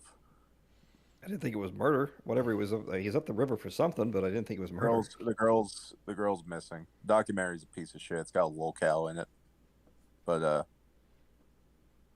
yeah, no, got an ex that's missing currently. She's been missing for like a few months now, I think. And he's the last person who saw her. Eddie Hart is a fascinating interview. I don't know anything about. I've never seen his work. I don't know anything about him, but he is a very interesting interview. Like he was one of his like side hustles was that he was making breeding hypoallergenic cats. Like if you're normally allergic to cats, you are not allergic to these cats. That was his business. And he was tell a story where he's like, I'm on this plane and I have the cat right there and I'm, underneath the seat and I'm talking to this guy and he's like, yeah, I love a cat, but I'm allergic to cats, man. And he's like, well, you know what? I've got a surprise for you. Sitting under my seat right now, this whole time we've been talking, is a hypoallergenic cat. That is what I do, sir. That is what I can do for you. And I sold him a cat. Nice.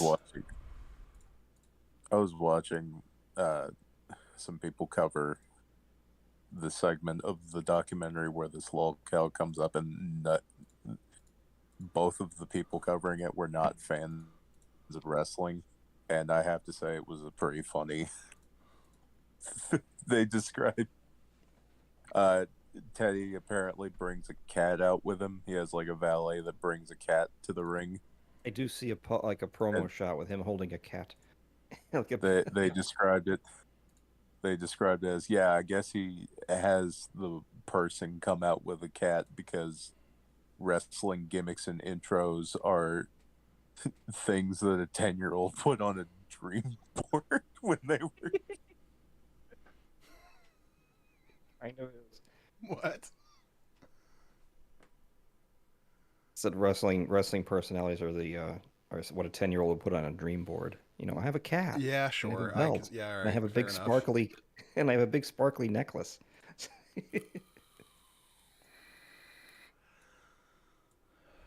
Watch Pod Awful. That is my statement. I think that actual episode is like 7 hours long though. So. That's a big. Also, 45 minutes of it is dedicated to fonts. Just looking through, random clicking around wrestling shit, and Davey Boy Smith's daughter is very attractive. Who knew? Do you think she also smokes crack? Did he really smoke crack, or was that just something that Ultimate Warrior said because he was pissed off in an interview? Because that's the only connection I knew about that, because somebody asked Ultimate Warrior about supposedly the hinge. Don't remember when Ultimate Warrior's WCW run, and there was the story that Davey Boy Smith took a bump on the hinge that was meant to open up into the ring to reveal the Ultimate Warrior, and the Ultimate Warrior, because he's a maniac, took that personally. That accusation. He didn't get hurt because of that hinge. He was smoking crack. It's like, it's a back injury, my man. What were you? I'm more inclined to go with the falling on the protruding metal spike than the crack for his back injury. I had thought I had heard in like a what's in the bag thing on YouTube, someone said they was, but I don't know. Maybe you're right, but I mean, the only place I've heard the crack allegation was from the least credible person in wrestling, which is so I. Look, he's not the worst one in the Hart family. I mean, I think that, his drug of choice was, I think it would be painkillers, and he dealt with lifelong pain, so if he was on something, it would definitely be painkillers, because he talked about that, which is logical. And if you want to up yourself from painkillers, you go to heroin, you don't go to crack. So I press X to doubt on that bit of business. I always forget that David Boy had cornrows. Yeah, he tried that look in the 90s. I'm a British guy with cornrows. That's so funny. What was that about at all? I mean, it was weird that even trying to keep the long hair business, then, like, who wants that? Who wants to deal with that shit? Well, I remember reading Dynamite Kid's book, and just them getting saddled with having to carry the dog around was just annoying. in the 80s. Like they just had to like, it's like, hey, this is your dog now, and they would give him back. It's like, okay, well, here's the dog back. He's like, no, you got to travel with that thing. Like, oh, great, thanks for giving me a burden.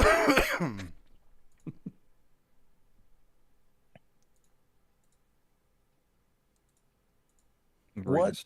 I think traveling with animals. Jake the Snake's snake was taken from him by the British government once. He went to Britain on some show, and I guess he got, somebody reported him for something. He's not keeping that animal in a safe condition, or it's an inhumane condition, and the British authorities visited him from him and took his snake. Did you ever hear what happened to Frankie? Frankie who? Oh, Coco, the bird? Coco's bird? Probably nothing good. Yeah. But no. It's actually very fucked up. They did do horrible shit to it? They sodomized the bird or something? That seems like something... No. That... there was a house fire. Okay. Frankie died in a house fire. The firefighters came in, and when Coco got there, they said, "I'm sorry, sir. We lost one of your kids." Oh, Jesus. I said, "What are you talking about? My kids are out there." They said, "No, we heard something that apparently the bird was like screaming, like, get me out of here, help me," or something like that." This sounds a little bit like an urban legend, No. This is from Coco, like, describing it. Okay, well, still, wrestlers are big fat liars. That's the trouble. They always ham up a good story. Okay, your bird died in a fire. You don't need to gild the lily by saying, "Oh, and it also was able to say help like my children, and it fooled the fire department." This is why fucking wrestling shoots are such annoying things you have to slog through. There's a whole other group of people. Like there's like an investigative reporter to actually double check the fucking U-shoots because these guys just can't stop being carnies for 1 second. You can just tell a normal story. To be fair, this was also an interview being done by Hannibal, so this is then it was absolutely a lie. Okay, every bit of it is horseshit. Yeah, this is not necessarily the best place to go to for. Okay, so then it's almost guaranteed to be horseshit. He pays them. Hannibal was paying those people to do interviews. Like that was why he got big in the beginning, because he would just fork out some money to just. Well, that's what Sean does, doesn't he? Who? Sean. Oh, Sean. I think he does. What he does is he actually has a. He does pay for them, but he cuts them in on the sales.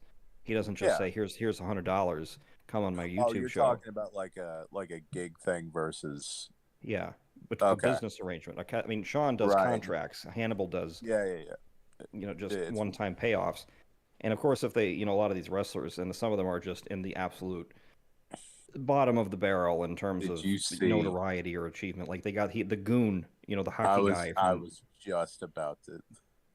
He said a bunch of nutty shit, and you watch this and you realize you're saying a bunch of nutty shit because you want your $200. You want another $200 to go on this dumb show and say a bunch of nutty shit. It's so boring.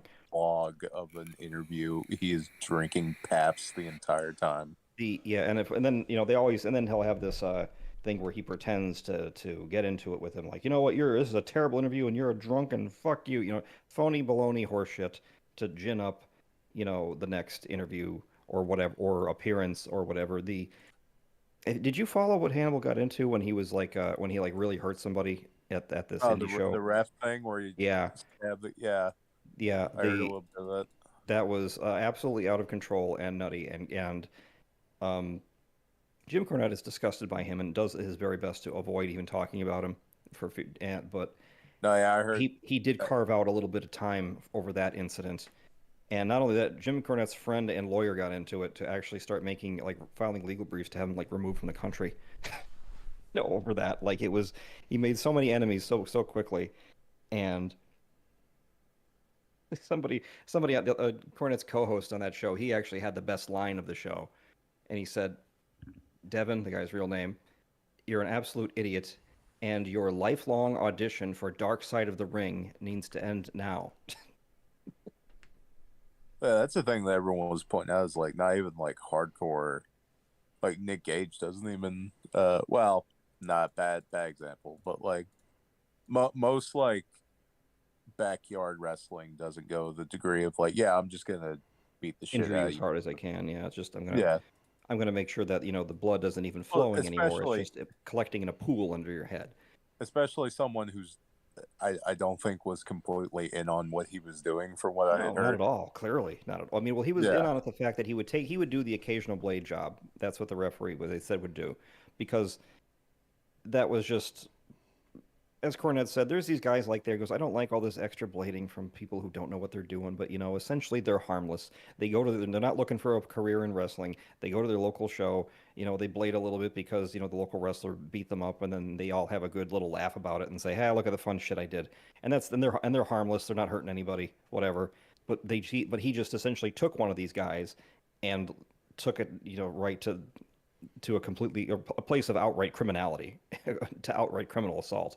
The irony that it was Hannibal that did this also. Yeah, under his gimmick, the Blood Hunter. Well, also considering the thing that he's big for with Abdullah. Yeah, and by the way, he never even got paid from Abdullah. Abdullah never paid him. Abdullah has no money. He'll die first, and he'll have no estate, and then they'll try to get off that. He'll never get a dime of that money. But he's spending money like he does have it. That's the funny part. Like he won like a multi-million-dollar judgment. He's tricked people into thinking he has money. Doesn't even have the restaurant anymore, does he? Oh, Abby? I think that's long gone, yeah. All those side hustles that a lot of wrestlers tried to do.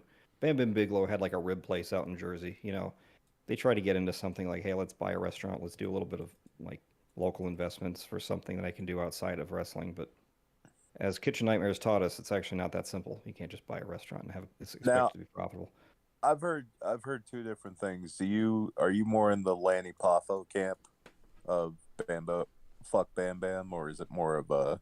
I don't have a strong opinion one way or the other. I think that's a case of Lanny Poffo just had a problem with Bam Bam and takes the opportunity to take a dump on him.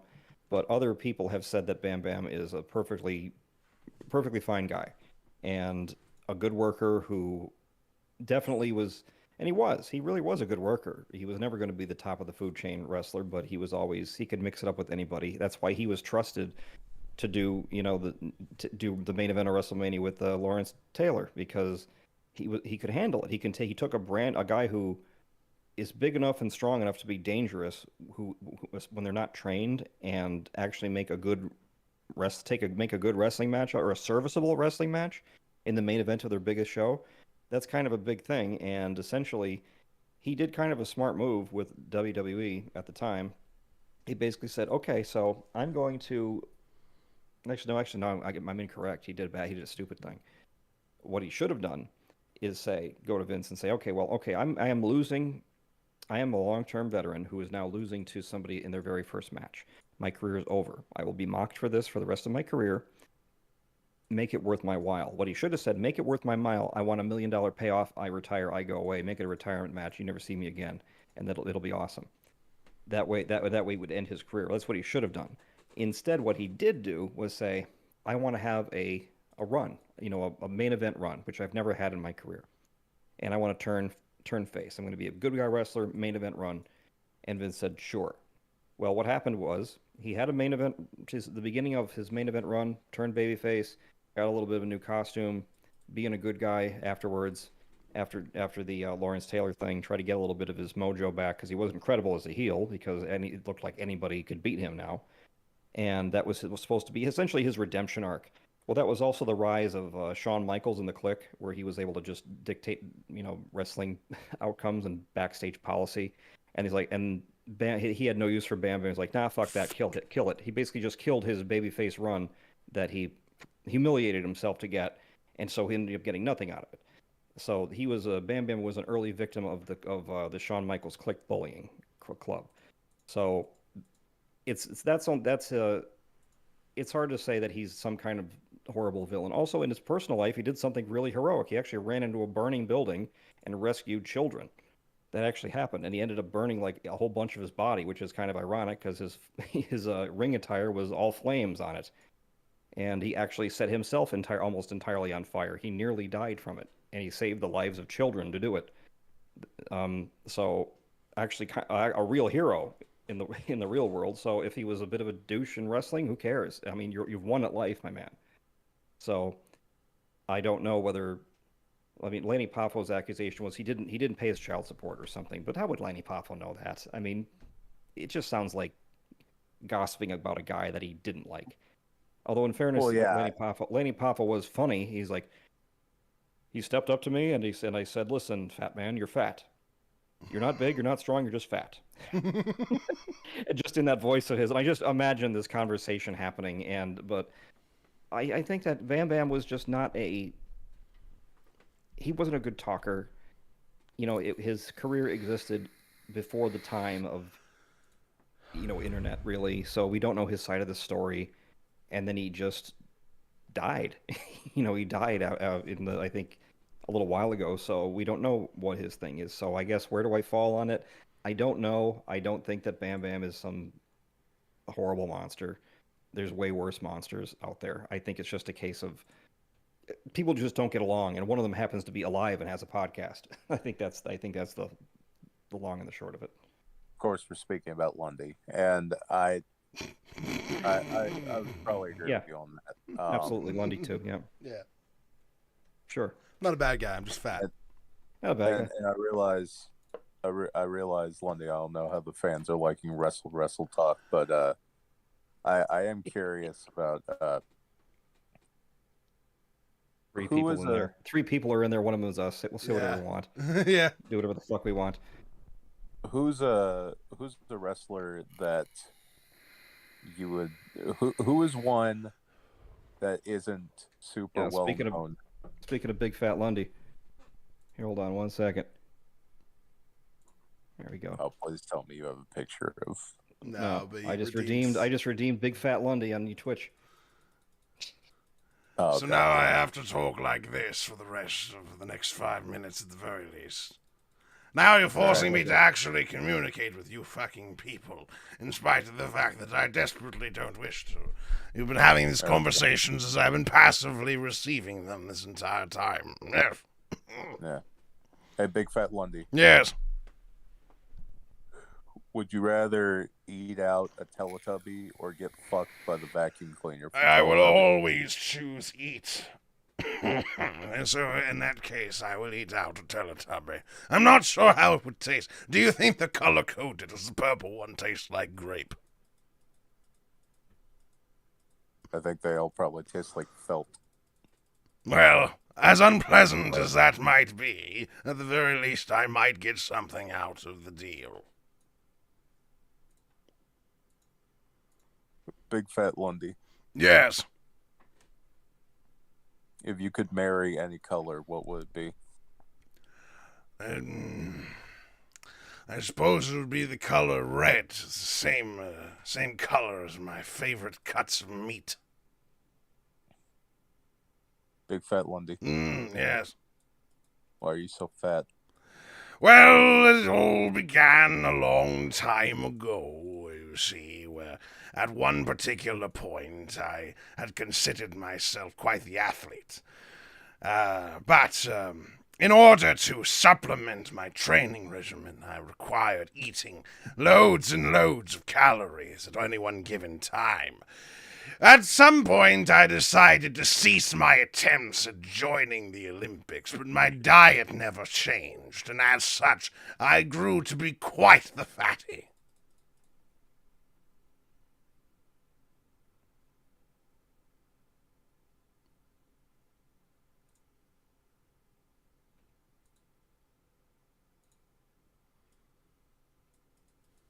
Big Fat Lundy. Yes!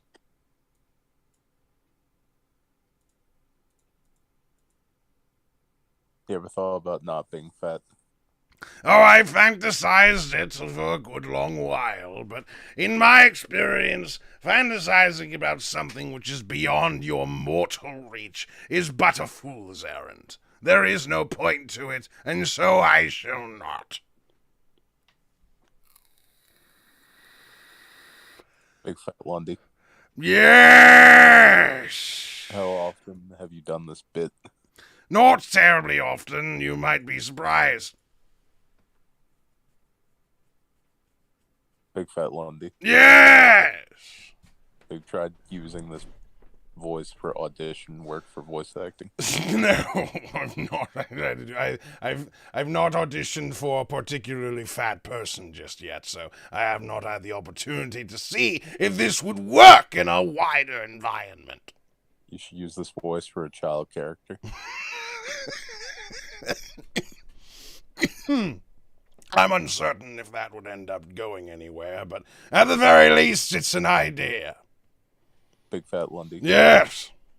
Would you rather have a shit sandwich or a cum milkshake? Now that is a difficult one.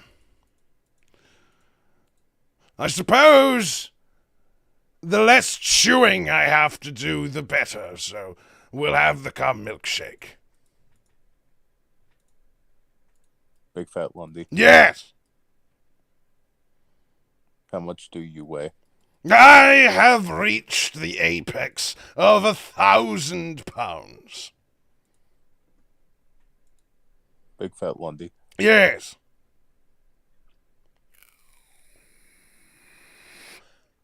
What food made you this big? Primarily chocolate milk, interestingly enough. Big Fat Lundy. Yes. Do you wear big fat undies? Well, I don't bother with underwear anymore. Dressing myself has become quite the chore.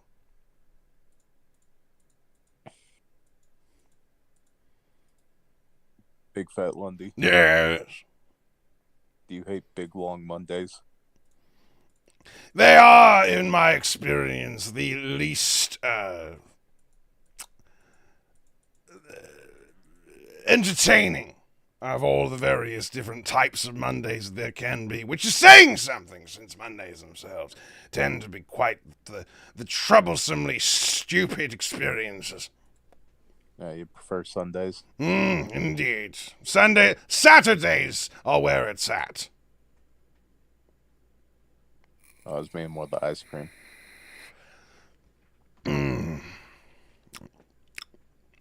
Apologies, I believe I've become aroused. Please don't ever work for Boar.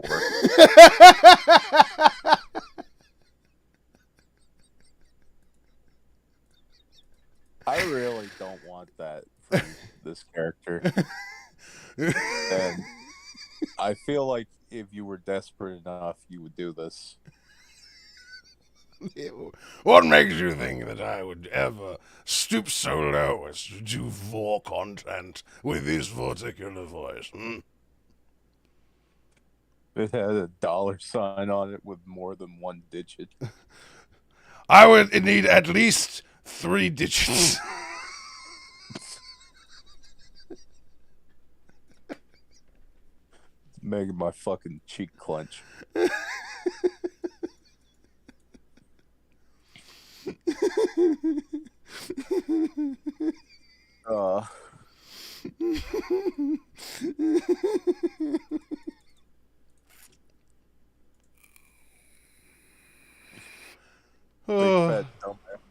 Big fat dumbass. That is not my name! It is now. Fuck you. I refuse to have such a dishonorable notion. You think you're so cool because you got 50 titties? You Yes. dumb idiot. Yes. Who else can make such a monumental claim to so many titties? Yeah, okay, Big Fat Lundy. Big Fat Lundy is now retired. Big Dumb Bitch has emerged. Yeah. Oh, good. Now I get to strain my voice for your entertainment. Thorium, this is the voice he does for Big Dumb Bitch. Yes. Oh my god. It's a Big Dumb Bitch. Why? Do you like it? No. Why not? This is my natural speaking voice, and it's beautiful as I have been told. mostly because it's clipping your mic. Oh, is it? Well, give me one moment. There we go. It shouldn't be doing it anymore. Sounds like when a woman is angry in South Park. Sounds like a fat woman. It actually sounds like Big Fat Lundy fell off a ladder and hurt himself. That's what Big Fat Bitch sounds like. Not at all. To me, it just sounds like anytime that Trey Parker plays like a dumb cunt on. This is the most reasonable way in which I can portray myself, I would say. All right, let's do I this, do man. somewhat default to a British accent when I do these, though. I have noticed. Big dumb bitch, why are you so fucking stupid? I don't particularly think that I am stupid. Is it stupid to believe that the world is engaged in a dark time where, for some strange reason, it is seen as normal to drink the blood of newborns by the coastal elites? I think that acknowledging these sorts of things is important to advancing society at large. I mean, this just sounds like big bass bitch, honestly, right now. Thank you. I like to think of myself as an intellectual. All right, now she lost me. Why? Women can't be smart, I'm sorry. This was such a great use of 10. Whilst normally I might agree with you, after all, my fellow woman is only made to be able to make babies and dinner and lunch and breakfast and nothing more. Whilst I would agree that that is the majority of our usages, I believe full-heartedly that there might yet be a place for you and me to come together in our hatred of my fellow femoids. Sing Rainbow Connection in that voice, but it's about hating women. I don't know the song.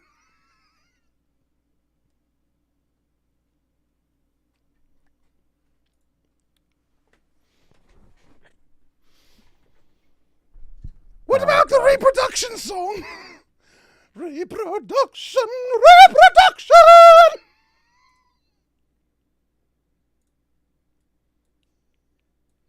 By the way, Matt, you got me into Electric Callboy. I've been listening to shit and liking it. Did you just call Goat, Matt? Yes, I sure did. Goat. You might actually be stupider than I am. What's Electric Callboy? Weren't you the one who put that in Lundy's stream once?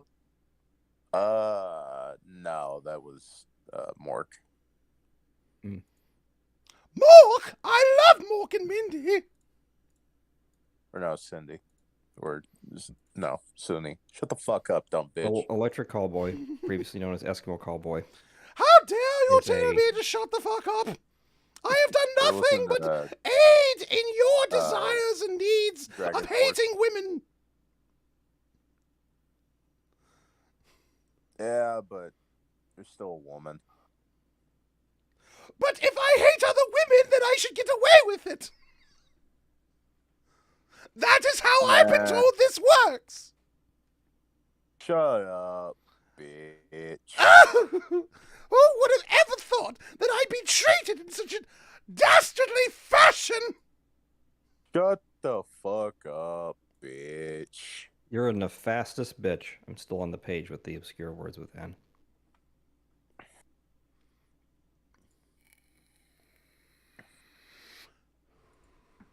I'm gonna stroke out before the end of this. I swear. Well, don't do that. That sounds bad. Shut up, bitch.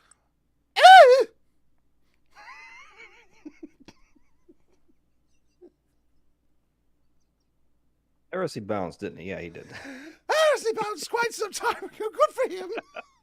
Good for him. Matt also left saying he was going to go to bed. I don't think he was actually going to bed. He normally ends up using that as an excuse to play some Stellaris or New Vegas. Well, why even have an excuse? Just say I'm going to go play New Vegas. Because he does not want people to think that he doesn't wish to communicate with them.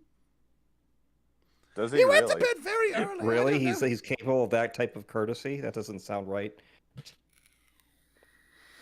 I'm pressing Only to X to bet select on that one. individuals. I think somebody's method acting a little bit. If they believe that one. He only does it for people he likes. Which is very few. Tell me about the people that he likes. Well, I do know that he very much likes you, Goat. I'm not sure how you've managed to obtain his enjoyment of your company so easily, but you have managed it nonetheless. Congratulations to you, good sir.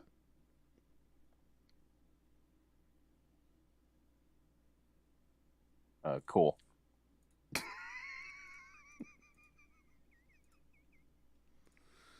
What does he think of our third friend, Big Lundy, who is not currently here? I believe he thinks of him as a hanger-on of sorts. Oh, shut the fuck up.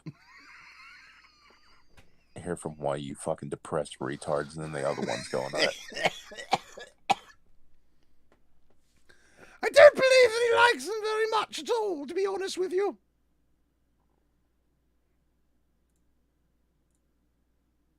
Thorium, do you like Star Trek? Yes. I have not watched the new movies, though. Don't care. You ever hear that fucking Patrick Stewart was he was like stricken over whether or not Gene Roddenberry liked him? I hadn't heard that, but I can believe it.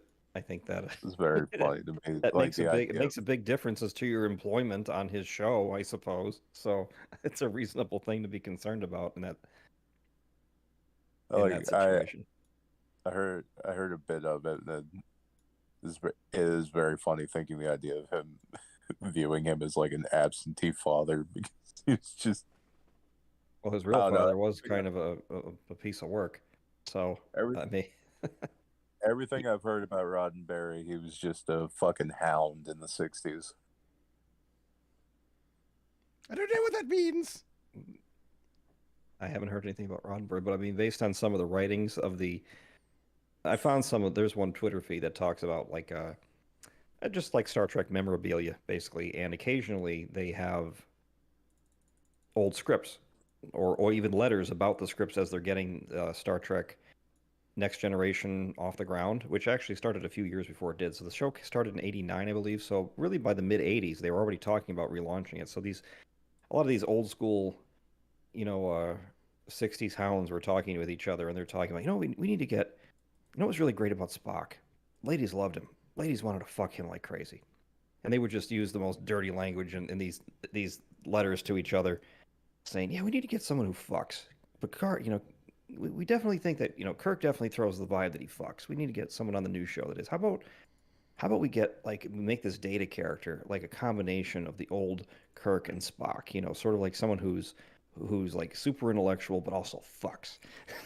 It's like these and this was the conversation they were having in the build up to TNG. Like, what if Data fucked? Well, there have been rumors that he and Uhura were together in some type of relationship, and it was kind of seen as like, it's just gossip talk around the office. And then apparently somebody walked in to Gene's office to check to see where he was at, because it was his birthday and they were having a dinner, and Gene wasn't in there, but she was naked underneath his desk.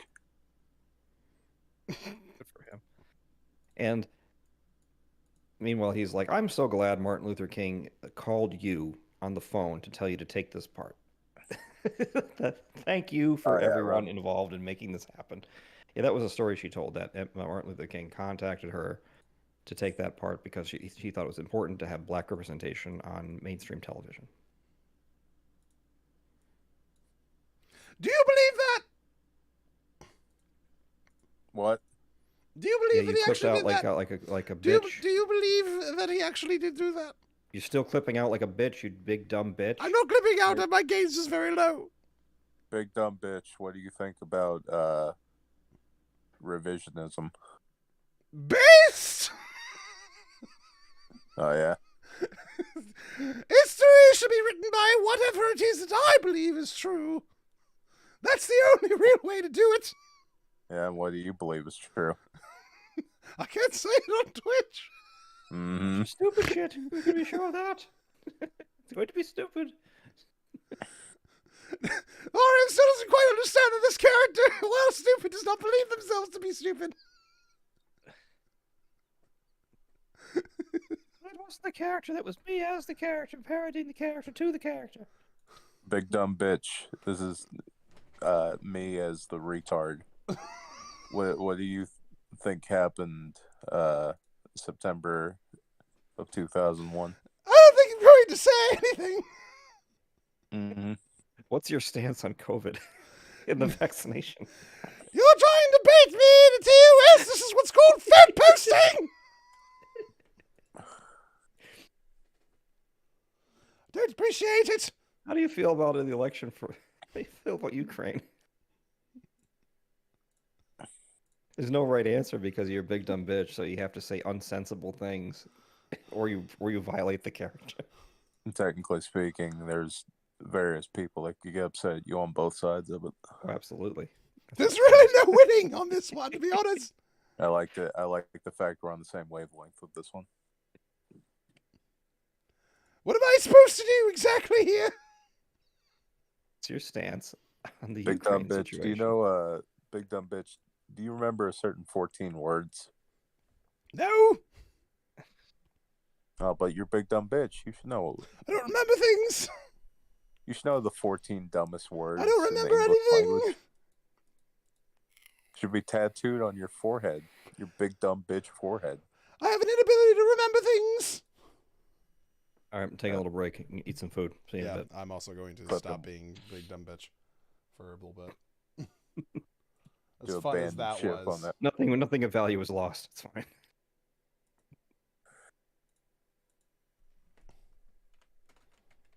Oh God.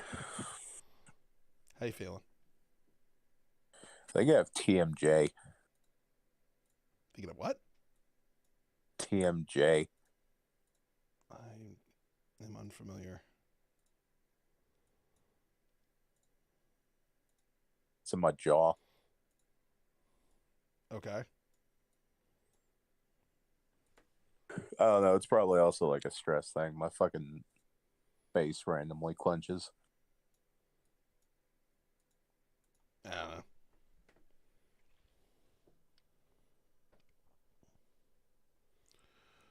Yeah, I don't know. I get like that sometimes. It's whatever. I'd be worrying more about it, but I don't care. You got to care enough to worry. My eye was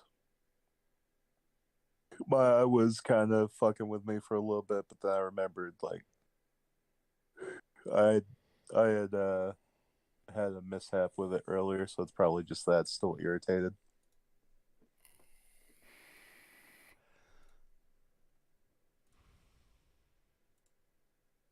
How'd you like that little turn with your characters that we did?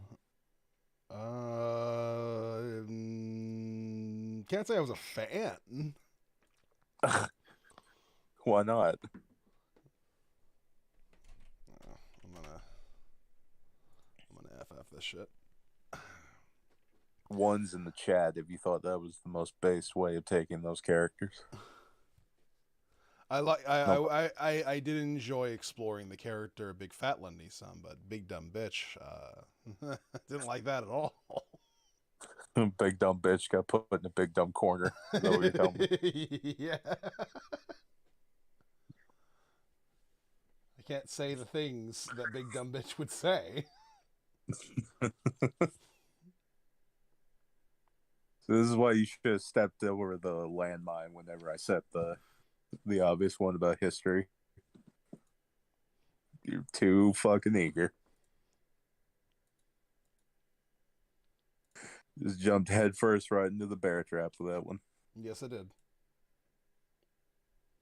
Oh god. Shit. I just got a fucking like weird chill. Also, I'm pretty sure I have like some sort of like weird blockage in my bloodstream. What makes you think that? Cause like it's been a pretty consistent feeling. Yeah, it goes away from time to time, but like my right arm has lost a lot of strength, like a substantial amount. Where like my left arm is now like stronger than my right, and I've got this like slight fuzzy feeling that like ends in a tiny bit of numbness that goes like up the side of my arm to my pinky. Have you been stressed at all? Always. That might be it. So I've been having a lot of that. I don't know. I'm not like super worried about it because I've been told the stroke arm is your left arm. Yeah. So. Well, it's I don't know, if your vision and your feeling is still there, I wouldn't worry too much. Yeah. Plus, it's been something that's like I've just been experiencing on and off for the past like couple of years. So. Yeah.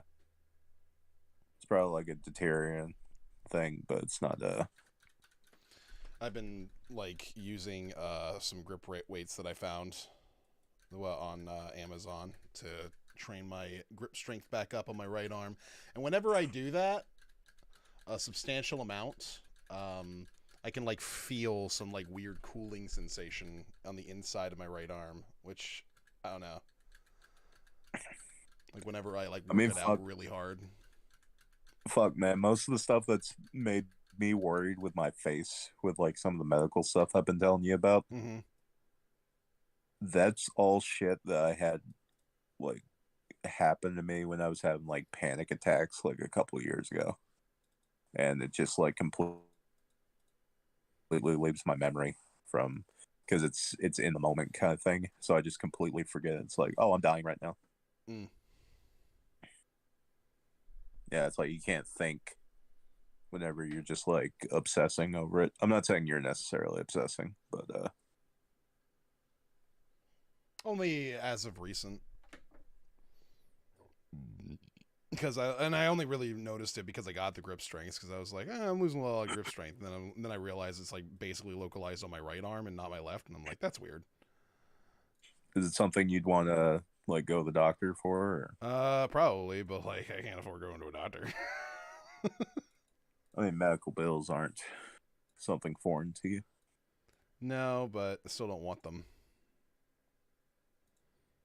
Just never pay them. True.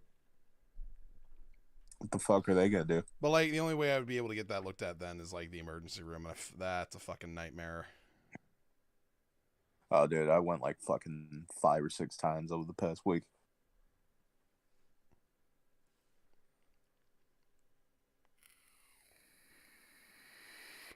Mostly for chest pain, but yeah, I don't know. My biggest enemy is my own brain. Your brain? Yeah, 110%. Because I felt completely fine today, and then I had like a random worry for a minute, and they immediately kicked in stress for like a good 10 minutes. I've noticed that like if I have like a little random twitch or something, that I'd normally be like, whatever, it's just my body acting weird. Like I'd hyper fixate on it. So it's like I felt like a fucking thing not pop, but like I felt like a part of my forehead like twinge for a second. And I was like, oh, that's weird. I hope that doesn't happen again. And then it happened again. And it did like 2 or 3 more times before it stopped. And I kept like thinking about it and be like, oh, is that a brain aneurysm? Is that me about to stroke out or some shit?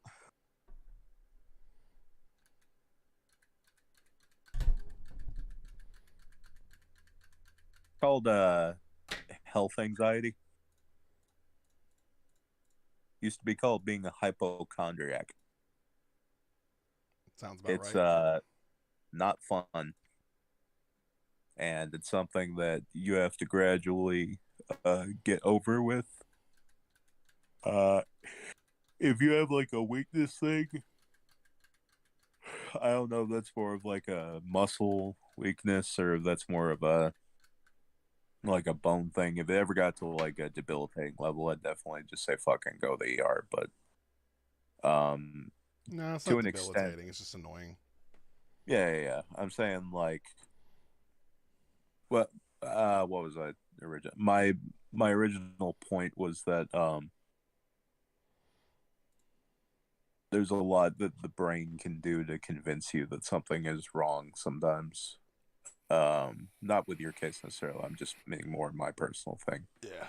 And with mine, it's been like stress over health has exasperated the situation when it's not been needed. I mean, fuck, I've had like a perfectly normal blood pressure, and whenever I'd like go to check it,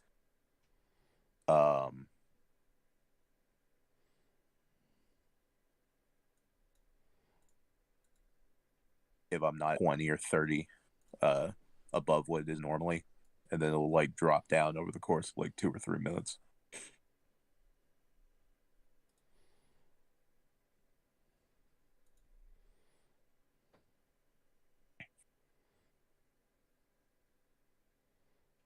Just all unneeded stress and worrying about shit.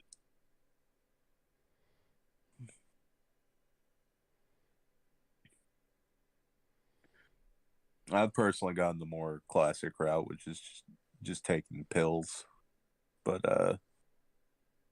do other things for it.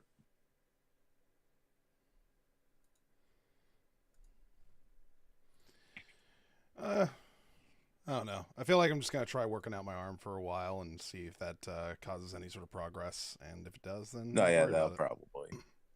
I'd say that'll probably help with it.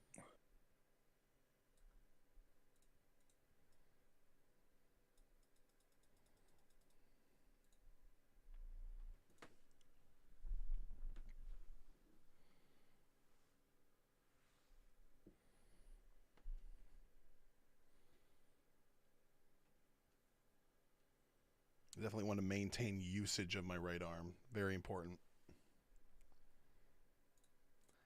It's my clicking hand. My J-O arm. Huh? It's my clicking hand. Oh. Thought you were saying your J-O arm. Nah. Interestingly enough, I'm left-handed for that. It's not intentional. It just is what it is. Same. Are you righty for everything else? Yeah. Yeah, I think that's how it usually goes with people. You have your dominant hand, then your bitch hand. And your bitch hand is used for JO. Yeah, that makes sense. Essentially, yeah. That makes sense. I can buy that. And people who are ambidextrous, they're just freaks. True. They should feel bad. I'll tell you who should feel bad. Me for having a 2G internet on my phone right now because I used up all my data. Dude, I'm paying like $62 fucking a month for my data. I'm paying $45, man. That's sage. What'd you say? That's sage. For 45? Yeah. See, I've got the unlimited data Not plan. sound good. So, like, what is your data? How much data do you get in your plan? Like, hang on. I've got the card somewhere here. Where the fuck did I put it?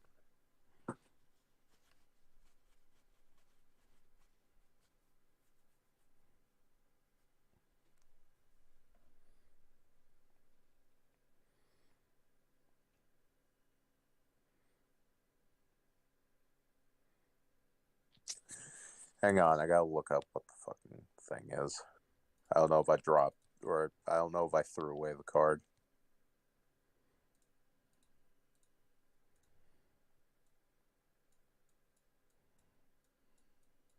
I'll look up what it is at Walmart.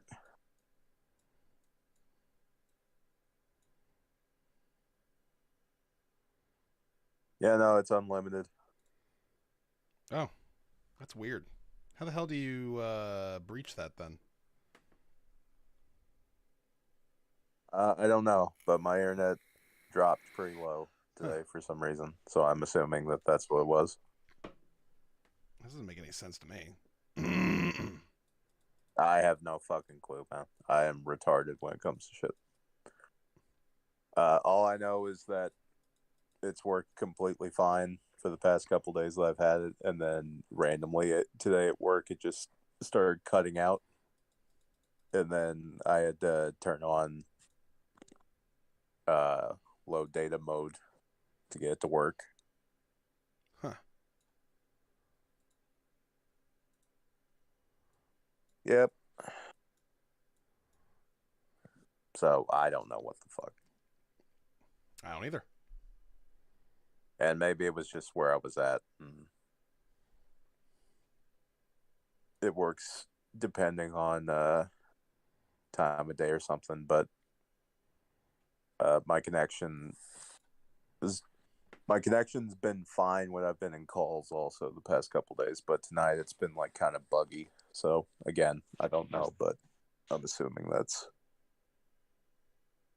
part of it.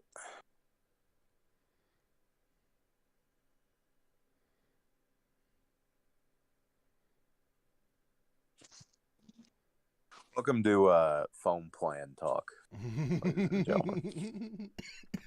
Hope everyone's enjoying this. Ain't nobody watching. It's all good. I was actually surprised. I got like I breached like 10 viewers earlier, like a couple hours ago. Hey, don't get that terribly often. I don't know, maybe.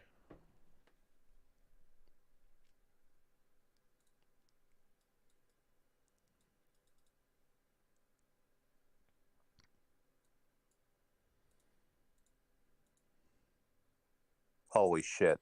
What? I never thought I'd see the day. What?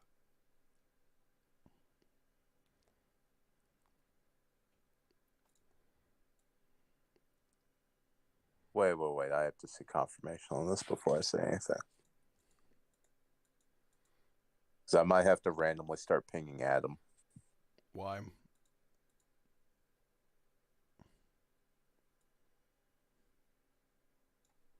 Hang on. Hang on. Hanging on.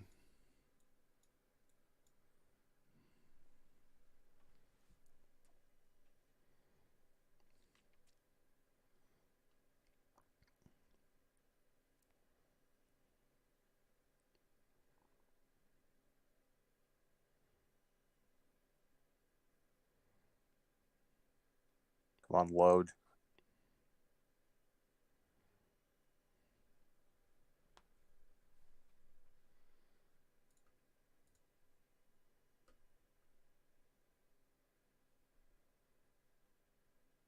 Oh my God. What?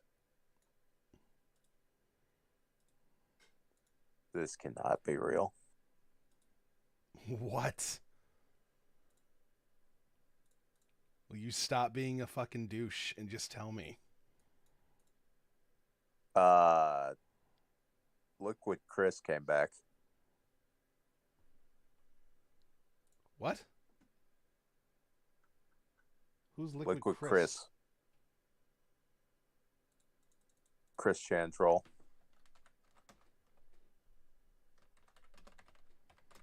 I have to hold on.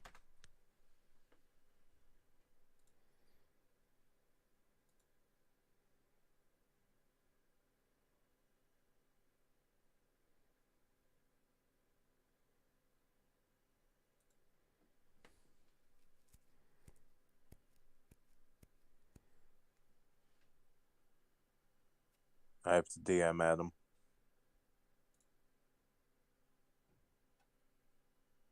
Or maybe he'll see it. I don't know.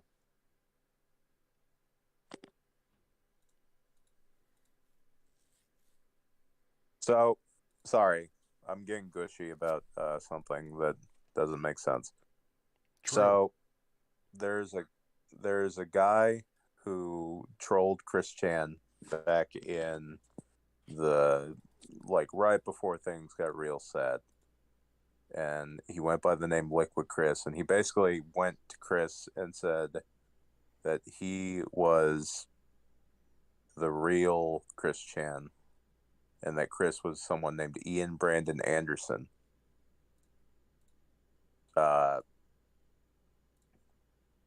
And he tried to claim that he was the actual original creator of Sonichu, and that it was a property that was being stolen, and that all of the positive things or all of the negative traits that Chris had about him, Liquid was actually the real Chris Chan, and all those things were positive, and he was like a upstanding good American boy.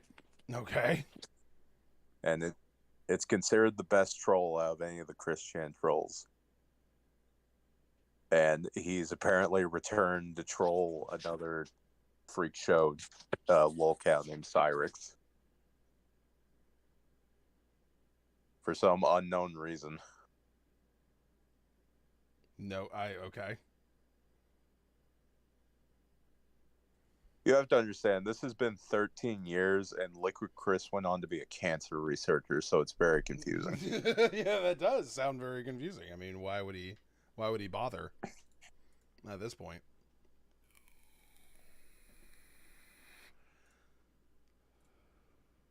Yeah, he's not showing his face in it, but is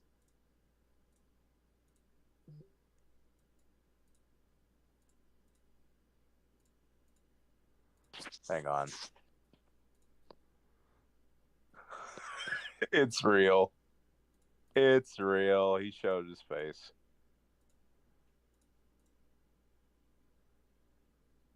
That fucking rules.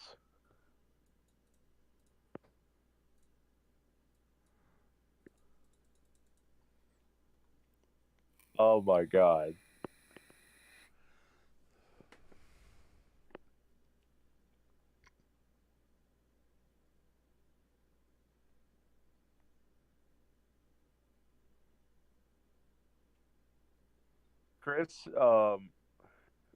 Chris had some type of cancer or something when he was younger, and that's why he became like a neurosurgeon.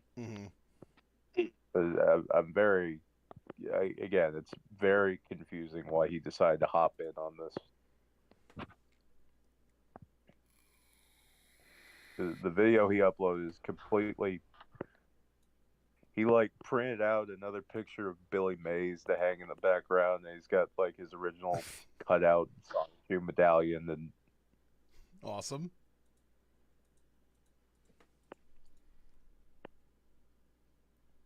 Really Christmas present, I guess.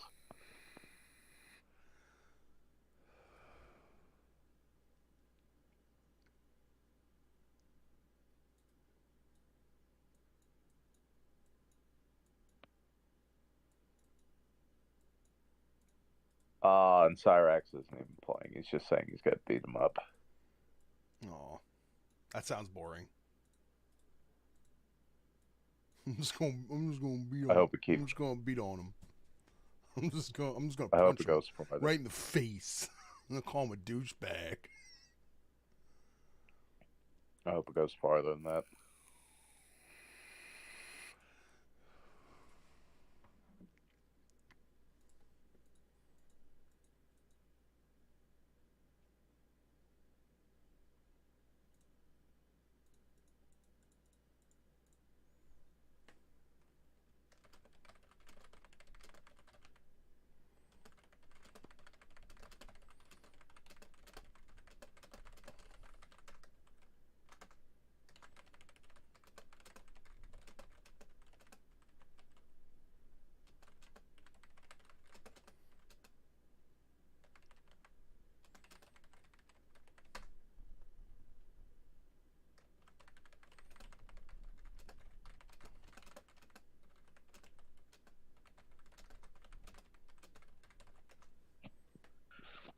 Sorry, I need to tell some other people about this.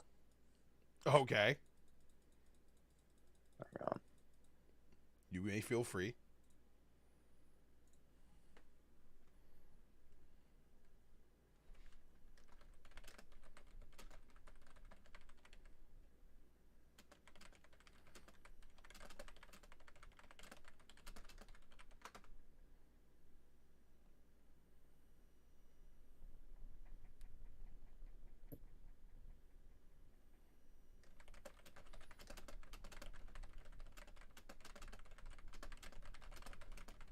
There we go.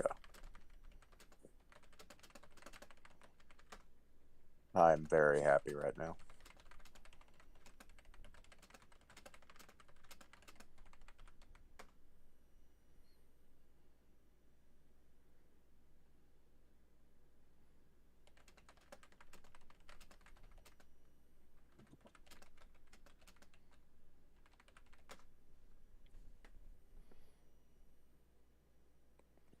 Man, you don't get shit like that on Kiwi Farms every day. The return of a legend? Yeah, that's fucking magic.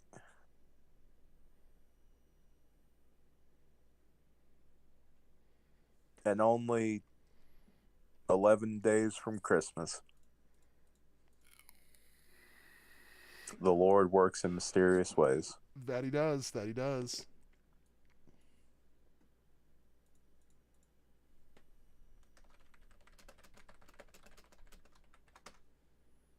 Fuck, that actually made my day right now. I'm not gonna lie.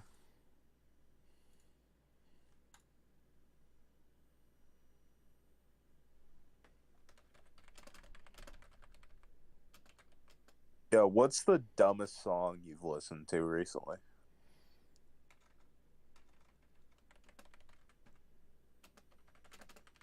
Yeah, when I say dumb, I mean a song that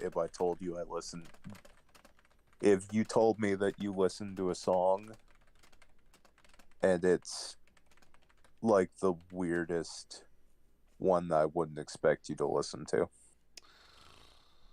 Oh, fuck. I don't know.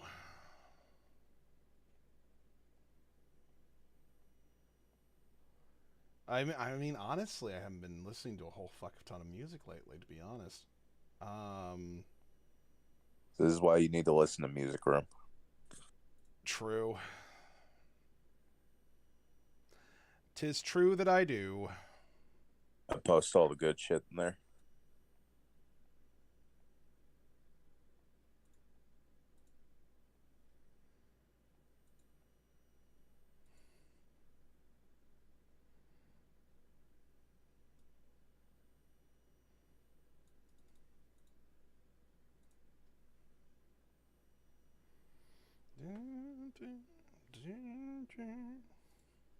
I was listening to Flow Rida earlier today.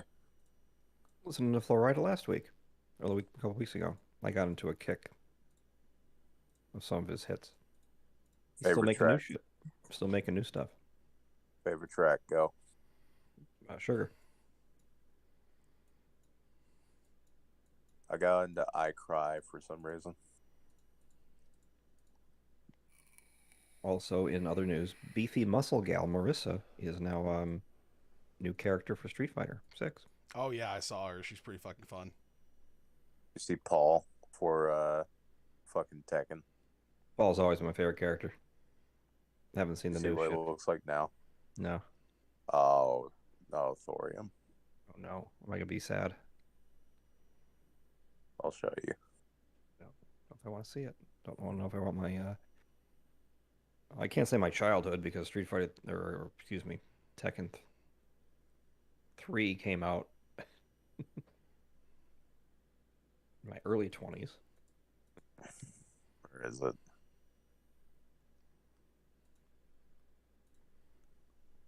Man, ever since 5, Paul has been just turned into a comedy character, which I did not like. Yeah. I think you're not gonna like the direction. I think you're right.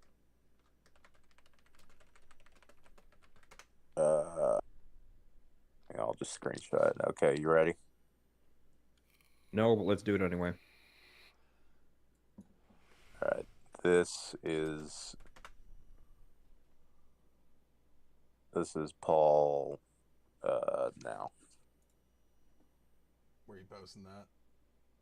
General.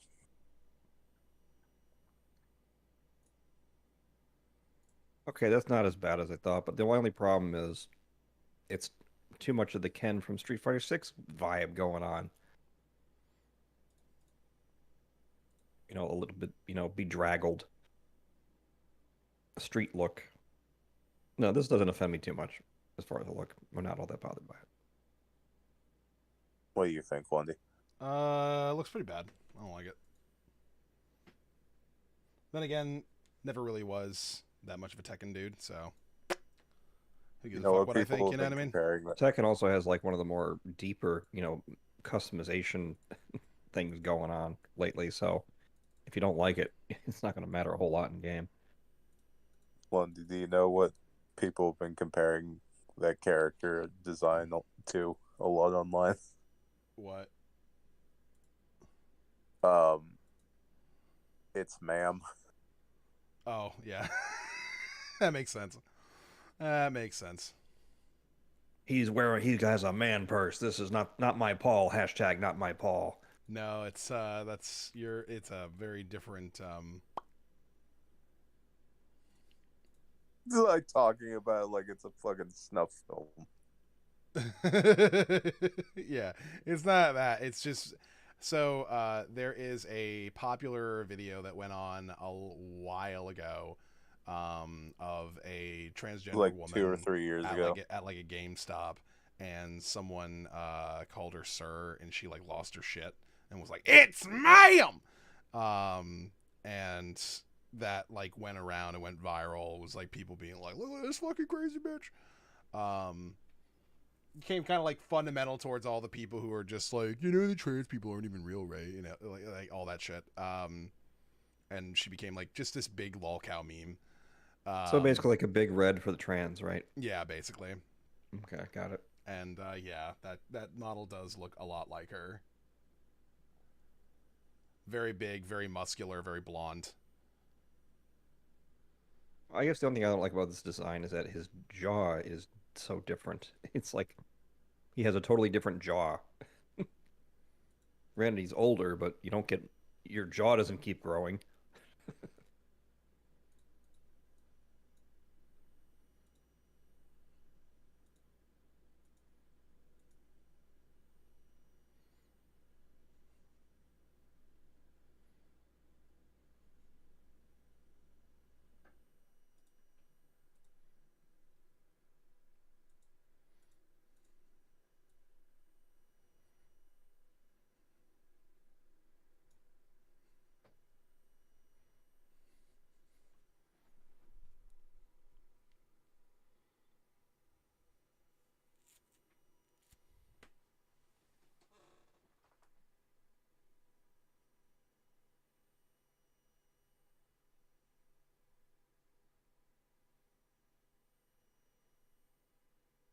Yo, she did a rap, Lundy. No. Yeah. For real? Her name is Serotonin. I like that.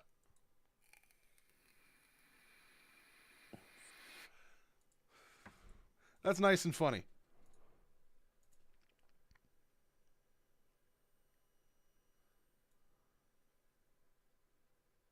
She get into a... Hang on.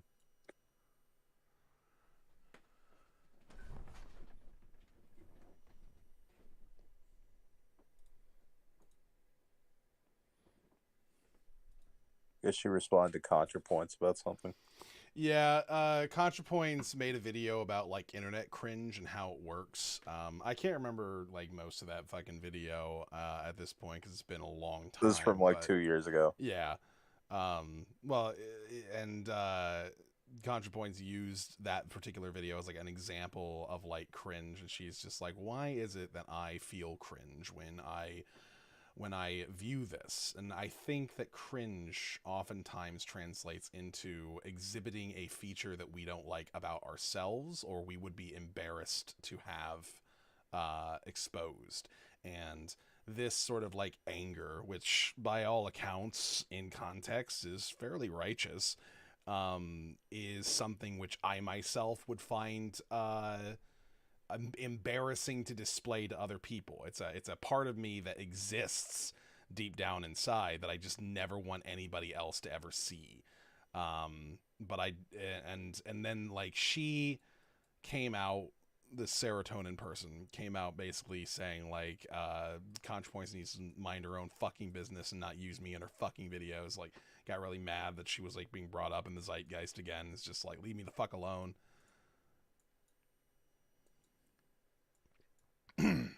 So, influencer ContraPoints is mad that people are referencing her, even though, you know, she's a public figure who's working very hard to be a public figure. No. ContraPoints used the meme No, lady. the it's ma'am. It's ma'am. Yeah. In a video to talk about cringe and cringe culture, and she got really upset because she was being brought up again. It's the meme lady. The it's ma'am. Yeah. Yeah. There are two trans women in the middle of this. That's all. Well, I mean, two people using the same pronoun. It's easy to mix it up in the English language. Yeah. I'm a bigot. I'm just watching some Marissa footage here from Street Fighter 6, and it does look fun. Yeah, she seems to be a rushdown. I didn't know that Contra is a lesbian. She came out with that on Boo. a good while ago, actually. She came out and basically was just like, it took me a long time to realize that I am in fact a lesbian and I'm not into guys at all. Well, I remember her saying a while ago that when she was transitioning, saying, you know what, I was on the fence about him, like, yeah, but he's like, yeah, I want to have sex with men. Yeah. Which turned out to not really be, like, I guess, true to herself. I don't know.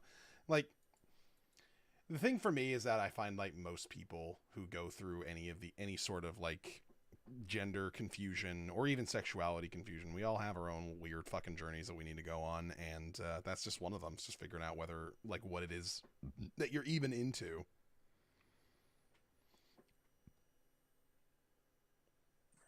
Did I tell you that I ran into a political lesbian? No. Political lesbian? Not run it. Is that a lesbian happens to be political, or is... Oh, you don't know about political lesbians?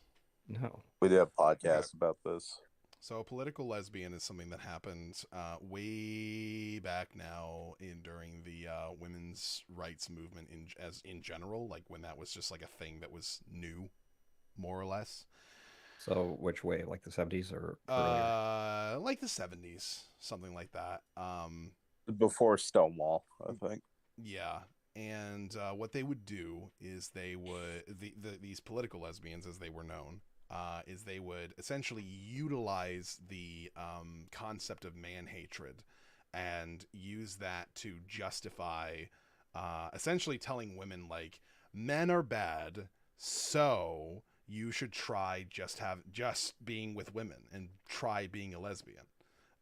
Essentially trying to, like, you know, give it a try, folks. Yeah. Sample size, you know, take sample size of lesbianism, which was kind of like how sexuality works, and it's kind of like a grooming thing where it's like these fairly young women who are getting into politics and stuff, and they're essentially being told by these like other people who are representing themselves as what is it? They're representing themselves as fucking, you know, experts. To be listened to, who have been there. We've been in the trenches for a very long time. We've been all about this women's lib movement. We know all the philosophy and stuff, and they'd be essentially like word vomited into the idea of like being a lesbian, and they would, you know, it wouldn't last long, obviously, because it's not how sexuality works. But they would just kind of buy into it for a bit, and then these political lesbians would get them into a relationship by essentially grooming them, I would say. Yeah, there were two girls that I saw on the dating app, and it turns out they knew each other, and one of them has kind of preyed on the other one.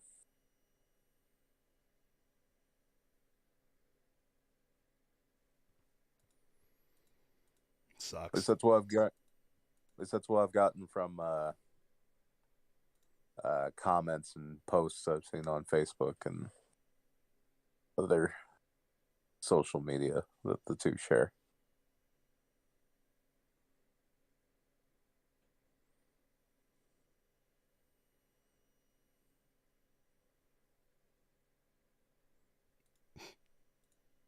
Yeah, women can be creepy.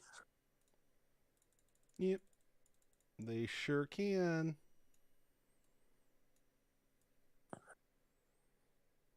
The more you know, Rainbow. Women can be creepy too. Da, da, da, da. Did I tell you about that girl who matched with me today? No. She sent me a message saying, "You seem really fun." And then I went to go write thanks, and then she immediately unliked me. Oh, no. Aw. Poor goat. That's so bad. No, you don't deserve that. You seem fun. Thank you. Bye. just moved right on. What a bitch. It's been a couple of them so far. It's all right.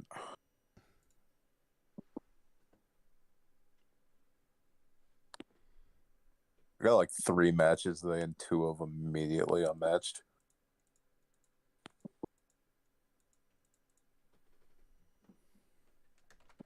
Look at me being a Zoomer and talking about dating apps. Am I the only man in the trenches?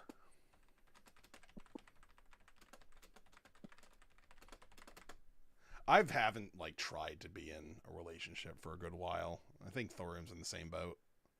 Yeah, just haven't really like gone out and made the attempt. I'm the endangered species.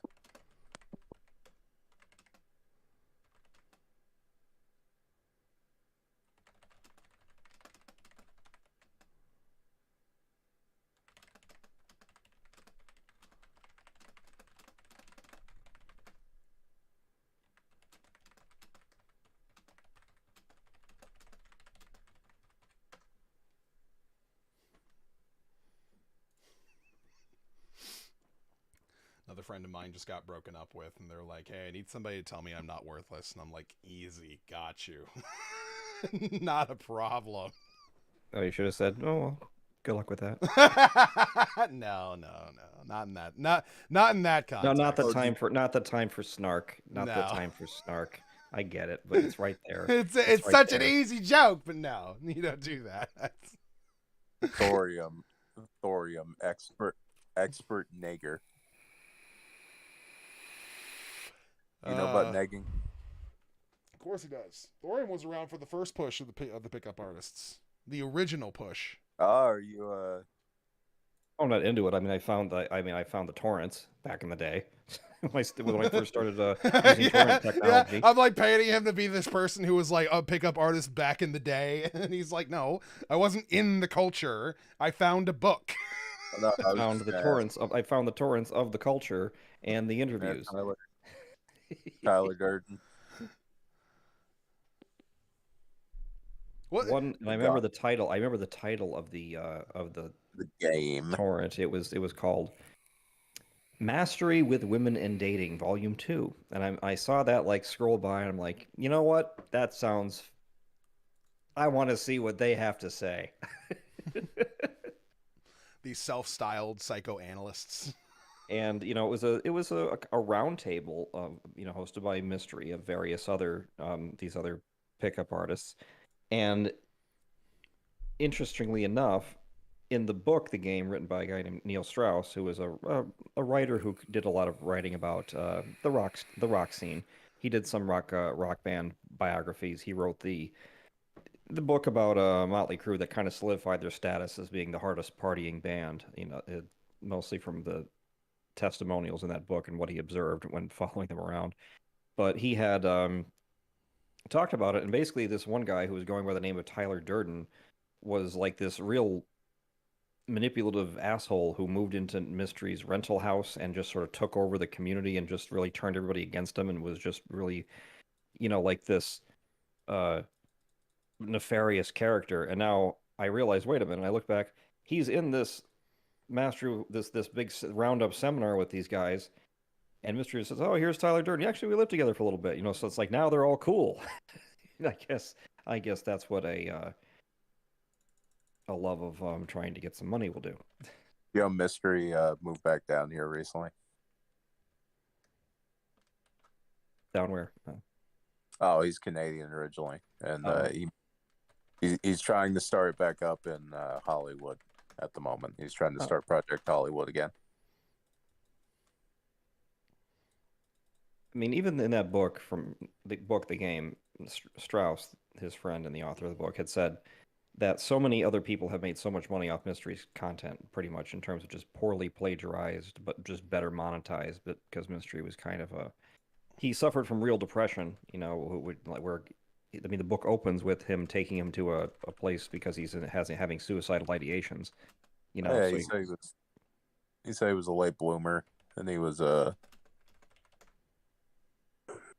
like a wallflower for most of his childhood. Yeah, so the book actually is it's actually a very interesting read. And one thing I did find Strauss doing, I came across in a random YouTube metric. He's on Good Morning America talking about how the pickup artist community is it was such a mistake, and now he's basically just getting dragged for his involvement in any of it, and him disavowing all of it. And he has the look of a man who does not believe what he's saying, but he has to go out there and do this line anyway, because the pickup artist community got very much associated with the online woman hating, which is a little unfair. I mean, the online woman haters hated the pickup artist community. They were the anti-SJWs did not like the POAs at all.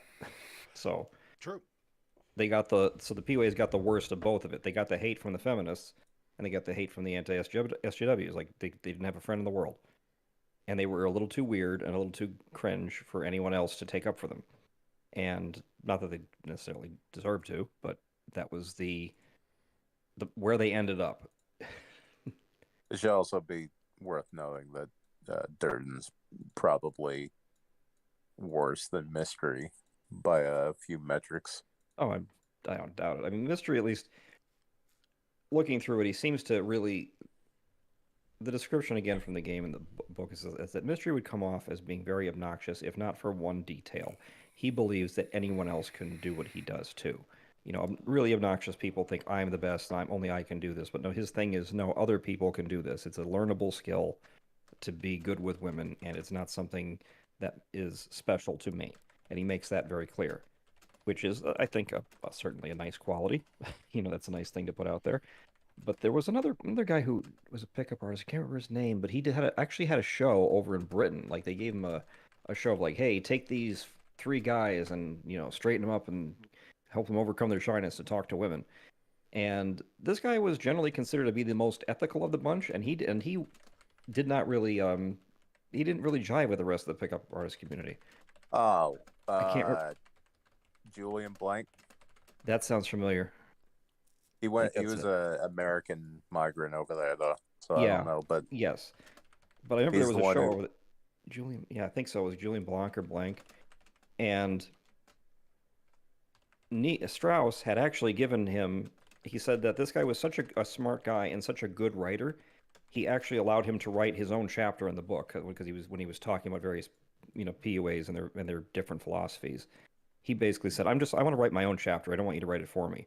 And he's like, okay, well, that could suck, but sure, if that's what you want to do, go ahead and submit it. And it turns out it was actually very good, and he basically printed just what he said, which is, so, it seems like the guy has some kind of head on his shoulders, and was not I remember seeing on YouTube just, scrolling around looking for his name, and he was doing some seminar, and somebody asked him about something Mystery had said, like, well, what about the whole negging thing? He's like, we don't do that here. He's like, it's very Black Panther. He shut the guy down in a very Black Panther sort of way. We don't do that here. I don't teach Mystery method. And then it's like an awkward pause. Okay, cool, moving on. This is no other questions. Good. Well, I mean, it was just Durden got his his immigration visa revoked. Why? Like for the same reason that other dude did, right? He got Julian's revoked because they're business partners with each other. They used to be like a few years ago. Oh, okay, yeah. And there was a video came out where he basically told a crowd in Tokyo, the best way to get a woman is you have to go head to push. He essentially said force sex on women. Julian did? And no, Durden did. Oh, okay. No, Julian. Now I'm getting confused again with you. You have two people in a sentence and use the word he? I don't know who you're talking about. Right. So did Julian get? So Julian got Durden's passport revoked. No. The opposite. Durden got Julian's visa in Australia revoked. Durden seems like an epic scumbag. Like the book actually made him out to be an epic scumbag.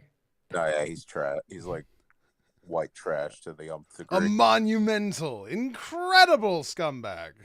Well, I mean, even to the point where he was, other people in the community were warning everyone else about him, like, keep this guy away from you. All he's going to do is he wants to act like your friend. He'll take all your best material, and then he'll put it in a book before you have the chance to respond, or get it online somewhere where you have a chance, and then he'll act like you're plagiarizing him if you just do your own shit.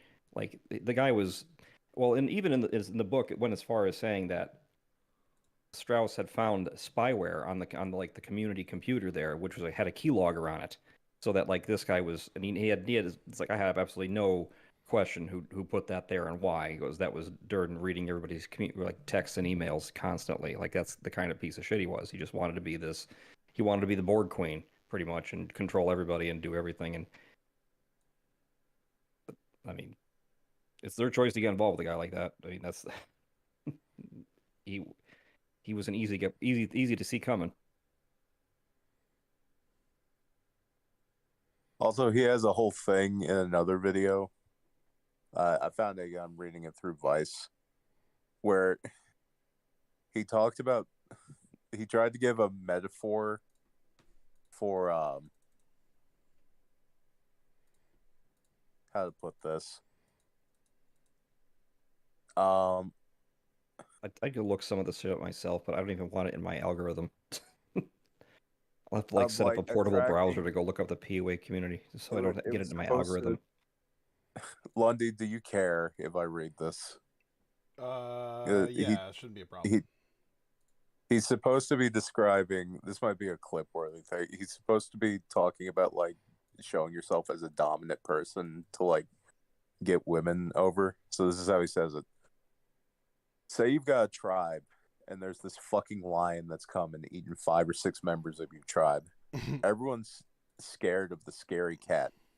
So you come along, and that scary cat comes out, and you grab that thing by the fucking neck. And you fucking... sorry, it says Cook begins to growl. And you fucking choke it to death. And you take its dead body, and you butt fuck it as you stare at the tribe. So you're the guy that killed and butt fucked the scary cat. Now you've got a poopy dick. This is where the attraction is not a choice thing comes in. That was David D'Angelo. I'm sorry. Wait, what the fuck is going on right now? So, okay, that's interesting. Know how he said how he just poaches everybody else's stuff. The attraction is not a choice was the catchphrase, sort of foundational principle of another pickup artist called David D'Angelo. So there again, that's where he's constantly trying to set himself, apart from yet above everyone else. Like, I'm the meta PUA. All these other guys, they may be good in their individual sciences, but I unite them all into a meta PUA thing of awesomeness. That was... And this is simplified in quote, if you butt fuck the scary cat, those girls are going to line up to suck that poopy dick, according to Well, he knows his audience. He definitely knows his audience. I give him credit for that. Like, he knows that's the kind of prose that that audience goes for. Like, yeah, this guy knows what he's talking about. Right. Like, oh, I didn't. I remember watching a David D'Angelo seminar somewhere, and he made a mistake that I don't think he's ever repeated, of actually throwing to the audience for a question. And God, the person who came for their question was just this most. I feel a little bad for him, but he's painfully socially awkward. What he's talking about makes no sense. But yet he has all these theories about how to attract women, and D'Angelo is trying very hard to keep him on point to get like a question out, and it's almost impossible. And it's just every part of it is painful and hard, and you get a good look at the audience, like that's the audience for this stuff. That is who you are if you're buying this. That is the company you keep, and it is not a good look. And I don't think they ever did that again. Sorry, I just read further on, and he basically bragged about forcing himself on a woman. Jesus Christ. Of course he did. Yeah. Probably in an Andy Worski kind of way, like they just tell like a tee-hee story, He describes it as he had a stripper that he was fucking a lot, and then the last day she was taking a shower, and he just decided, oh, fuck it, I want to do it again, and I'm never going to see her, so he just threw her on the bed, and he said she didn't want to do it, and then he started, and eventually she consented. Eventually, okay. Okay. That's how consent works. Yeah. You just keep going until they just don't fight anymore, and then that's apparently consent. Jesus fucking Christ. And I love that they just tell these stories, like as if... Remember, Lundy, this is Tyler Durden saying this. Yeah. It's Tyler Durden. He picked a good representation for himself. Jesus fucking Christ. Yeah, totally imaginary. Totally imaginary and made up out of us by way of mental illness.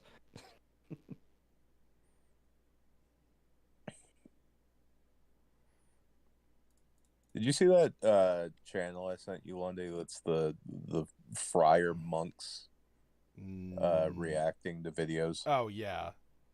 And you were wondering whether or not they're a parody? Yeah, I can't tell still. I got it again in my recommendation. I'm pretty sure they aren't. I don't think they are.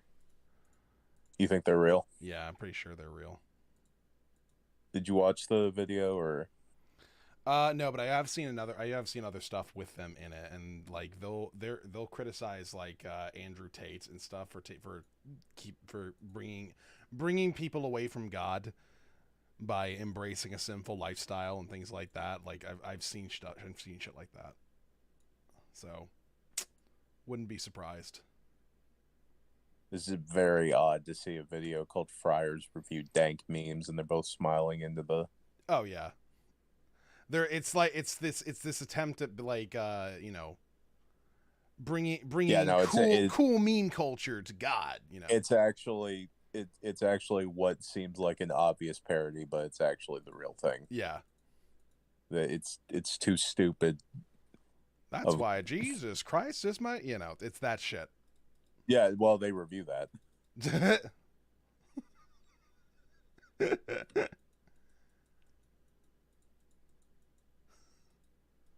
It's filmed like a BuzzFeed video. That's a thing for me.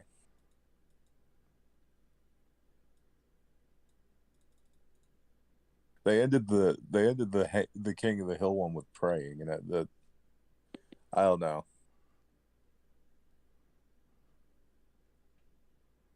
I've been duped too many times. That's fair. Oh, hey, I think Ego Raptor made a new cartoon. Really? Oh, this is I think he made a pilot, and he just finished it. Yeah, it's coming out tomorrow.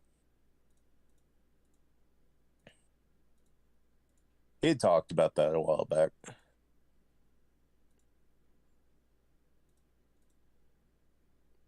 That's strange. What? That Ego Raptor would come back to make a video. It's the dawn of 2011 coming back, man. I guess. Ego Raptor comes back. Ace Salieri comes back. Fucking Liquid Chris. We're going back.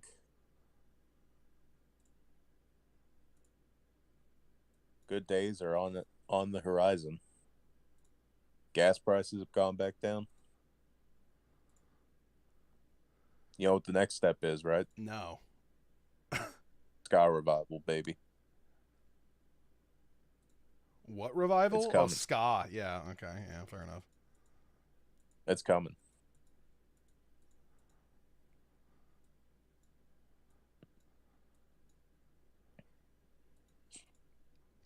Happy music with songs about wanting to die are in full vogue, and there's a lot of that with ska.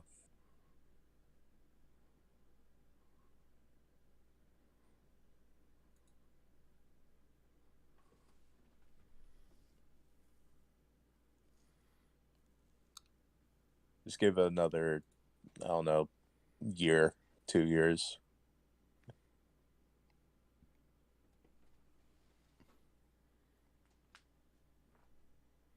Knocking on 5 hours, Lundy. He'll get you clocking in that stream time. Yeah. I gotta get some in. I should be It's streaming. funny that, it's funny that all my D&D was canceled this week. Yeah. Like 3 games and I lost them all. Yeah, I'm not super happy about how this week has gone, honestly. I've lost a lot of money. It's not been good. Oh, sad Lundy.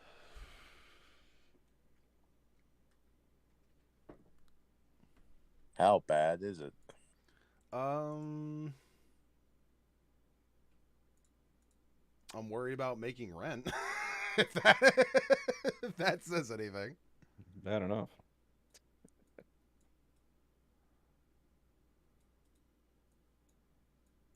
Damn. Now I'm depressed. I'm sorry. Apology not accepted. Oh. Well, shit. What do I do now?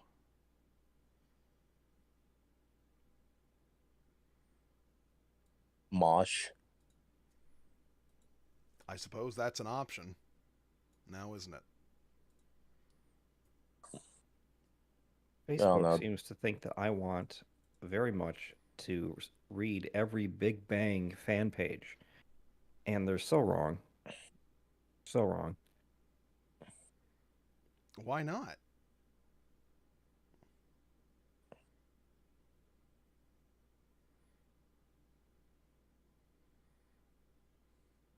Why would you Apparently not? the show is over. The show is over, and now there's a rise in fan thing, like it's fucking Star Wars or some shit. You know, like it's got yeah, this that show's deep been lore over for a good long while, actually. That this deep lore that we all need to just explore and talk about and theorize.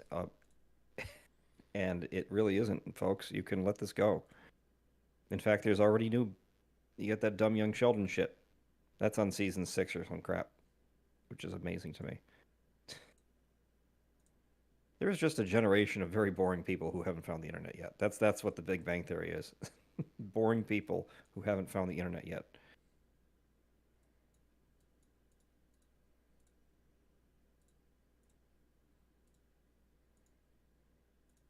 Apparently the theme song for that show is by the guy from Blue's Clues. Good theme. Steve. The show wasn't complete trash. Bare Naked Ladies? No, Steve from Blue's Clues. Did the theme song for Big Bang Theory? No, Young Sheldon. Okay, all right. Yeah, he's made a comeback. Young Sheldon. No, I haven't seen He that. actually did a video a little while back where he was like, "Hey guys, it's been kind of a rough time. Do you remember me? I'm gonna go on the opposite end and say it was mega cringe. Why? Are you just saying that for the sake of it? Yeah. No, I'm saying that because how everyone responded to it. Because there were people like literally fucking crying about it and being like, "Oh my god, it's Steve! Oh my god, he's back! Oh my god!" Yeah, you're like 29. Calm down. I was a little too old for Blue's Clues, and these guys are too young for it. I was at the right age for it. I went to go see Blue's Clues live, man. Live? Yeah. Damn. I saw Blue's Clues live. I saw Sesame Street live. I had a wiggle sword, man. I can respect that.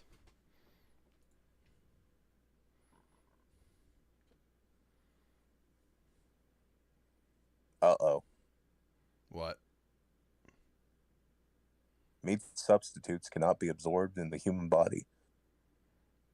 Good. We don't want that in your body. Get out of there. What do you mean? The plants that they make up to replace meat apparently can't be absorbed? What? Hang on. Doesn't make any fucking sense. Or maybe it does make sense. No, it just doesn't. New study from Chalmers University of Technology in Gothenburg, Sweden, has shown that plant-based meat alternatives commonly found in supermarkets hold high phytate levels. I don't know what that means, but okay. Contain anti-nutrients that inhibit absorption of iron and zinc.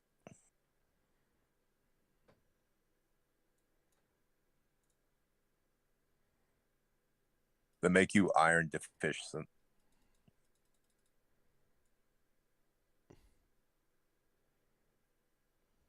Well, that's a fine how do you do.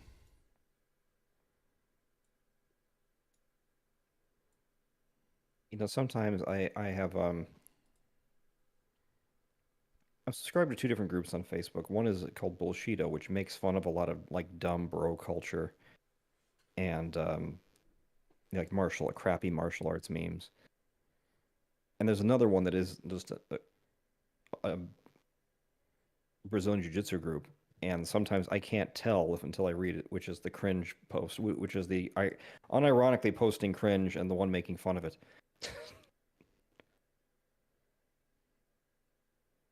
There's a picture I'm looking at now of the Raphael from the new Teenage Mutant Ninja Turtles movie, with the caption that says, "Someone who heals in solitude is a different kind of beast you don't want to mess with." Okay. What does that mean? Who the fuck knows? Who the fuck cares? I thought this was posted. I thought this was posted as a joke of like dumb memes, but that was meant to be a serious meme.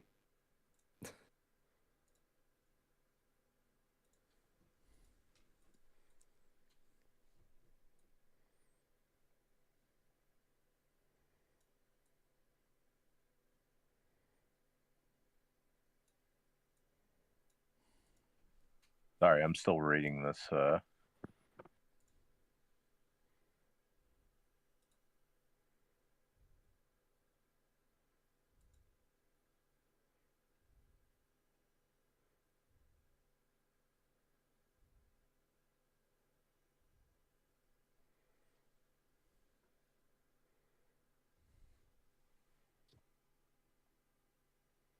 Super strong.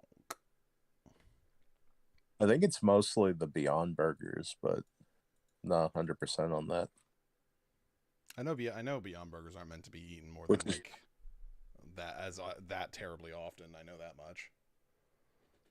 Which is fantastic because I have an entire package of them. Hell yeah. Like a real man. Yeah. Can't wait to not eat those for a long time.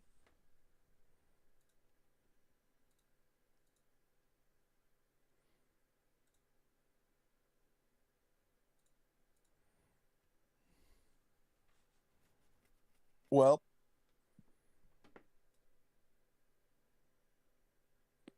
that's a fine how do you do.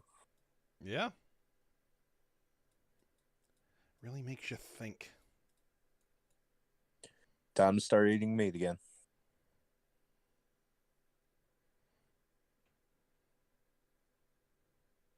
What say you, Lundy?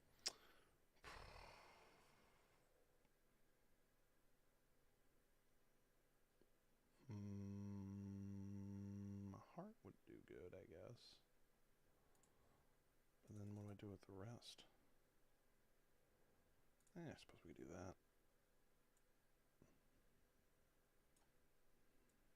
Lundy? What? Is it time to eat meat again? No. Okay. You said that like the moment I say yes, it like gives you permission, like frees you from some sort of like servitude. Oh no, I'm gonna be over here. I'm gonna be over here like a pig stuffing my mouth full of cashews. Gotcha. Based?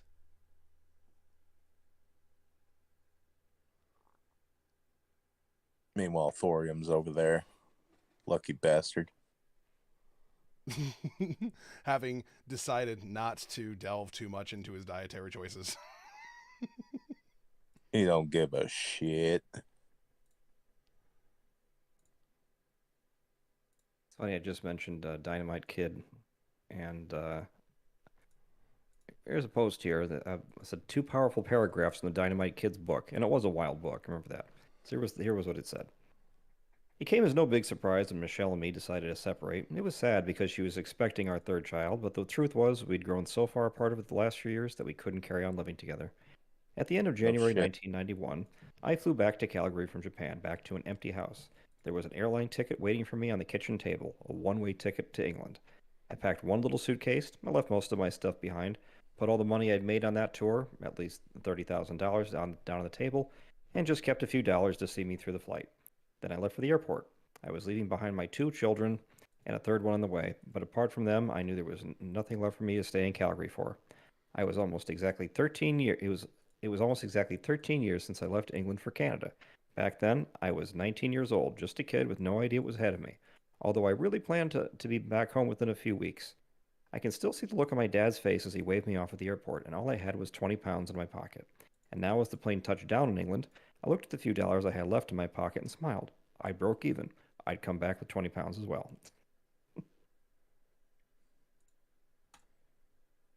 I'll be right back. My food guy here.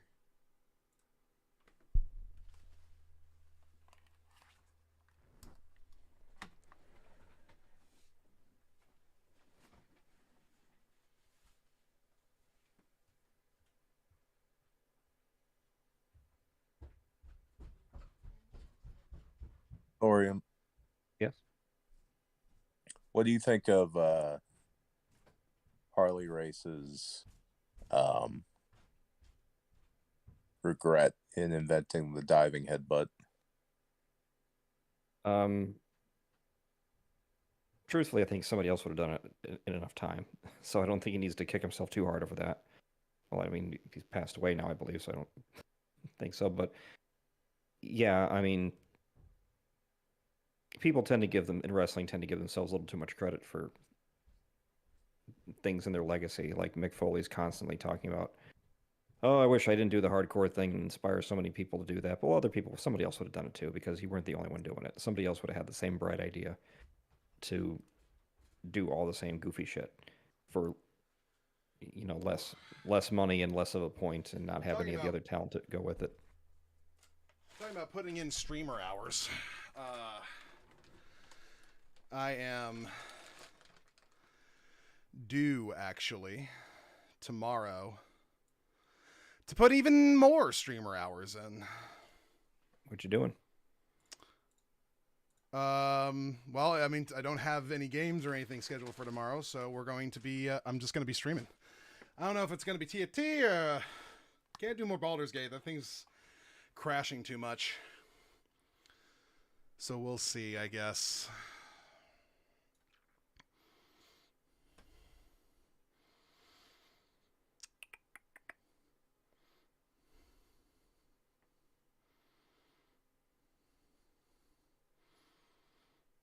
Goat asked me how I felt about Harley Race feeling bad about inventing the diving headbutt.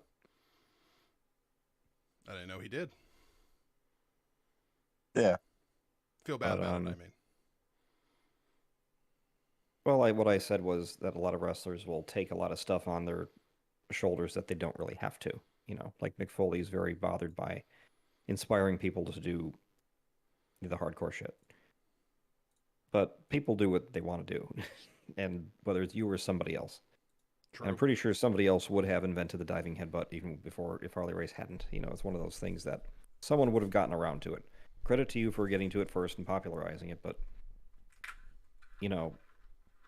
if you're actually landing on your head all the time when you're doing the diving headbutt, you probably shouldn't be doing it.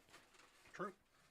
I mean, the thing is that even Mick Foley, who wasn't always safe, he did hurt himself legitimately sometimes. The point of these things is to find a way to do it that's both entertaining as well as realistic, in a sense that makes it believable, without actually hurting yourself. That's the idea. And also, people forget about Mick Foley. He was one of the best promos in the business. He could talk people, even when he was ECW was a great example of that. When just make people create a mystique around your character, and make people believe it at least a little bit, just enough. And that, like, this is a really crazy, dangerous guy, and turns out he's actually one of the most gentle, polite people in his real life. But he also was very good at promos and ring psychology and all that other stuff. But people forget all that. They just think, oh, I can shortcut my way to fame and fortune by jumping onto a bed of nails or something. And they forget the other part.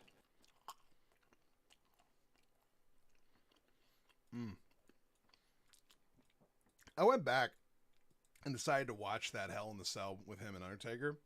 It's been a long time since I've actually seen it. And fuck me. That stuff, it not only does it still work, it's... God, how to explain it? Crying, it's still real to me, damn it. Well, I mean, it's just it makes it look. It looks like such a fight. I mean, it looks like a fucking fight. Yeah, it really does. But the other big fucking thing for me, honestly, is how it starts. You got Mick Foley coming down as Mankind, and he's got a chair in his hand already. He's like, I am going to fuck someone's day up.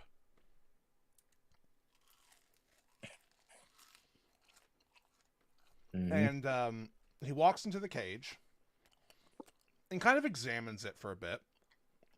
Walks up to the cage, yeah. No, he walks into it. Oh, he does. He walks into it, examines it for a second, and then eventually he turns around and climbs the cage instead. Which, up to that point, there had only ever been one other Hell in the Cell, and it started in the cell. That was the idea. And then he just climbs to the top of the cage and decides this is where we're starting the match. He wrote about that in his book. He said he remembered the really cool shit that Shawn Michaels and Undertaker did, and they were on top of the cage. And it's like, that's kind of cool, but how do we kind of get to this? We know that the first match kind of did everything. It covered a lot of real estate on that thing, covered a lot of ground, did a lot of crazy shit. So he's like, okay, how can I make it different? How about we just start up there? Because what we're essentially saying to the audience, remember that crazy shit you saw last time with them fighting on the cage? We're starting where that one stopped. And on top of that, Taker had his fucking ankle all fucking shattered at that particular point, so making his way up this fucking cage, which is not built for his big old boots. Well, the thing is, there was an argument about, or a discussion ahead of time about the big him getting thrown onto the off the cage. Undertaker was understandably hesitant to do that, and it really had to be talked into it. And after like the third or fourth time, he just says, "Why do you want to kill yourself, Mick?" And it's like, "No, I can make this work. It'll be great. It'll be fine." And what he was also the reason starting on what he was also worried about by starting on the cage, because in case that he really needed Undertaker's buy-in for that, because if he climbs on the top of the cage, and Undertaker knows, I know why you're going up there. You're expecting that spot, and I'm not going to do it. He would just walk in the cage, and then wait for him to climb down like a fucking dummy, and start the match properly. That's what he was afraid would happen.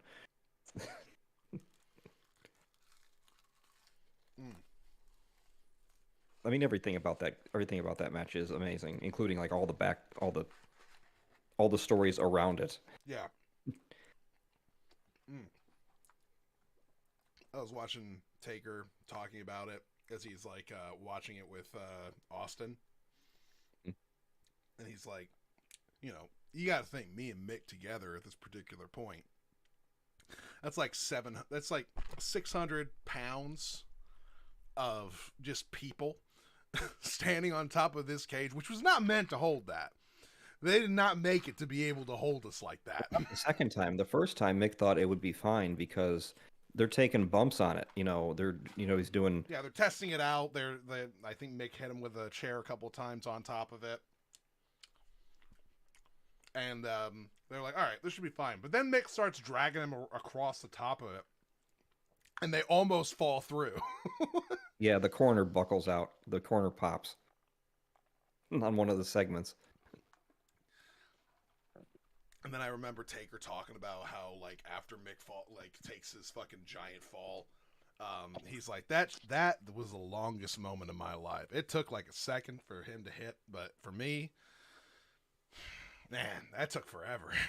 That's closest I've ever had to an out-of-body experience, too, because I swear I was watching myself watching Mick fall into that table.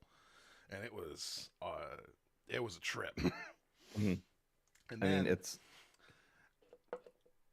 when they're talking about how, like, afterwards when people are, like, checking on Mick and seeing if he needs, like, a stretcher or something, and they bring out a stretcher for him, but they need to raise the cage in order to get the stretcher there, and fucking Taker's still on top of the cage. Yeah. He's like, I remember they were raising it, and we've already established it has a wobbly floor.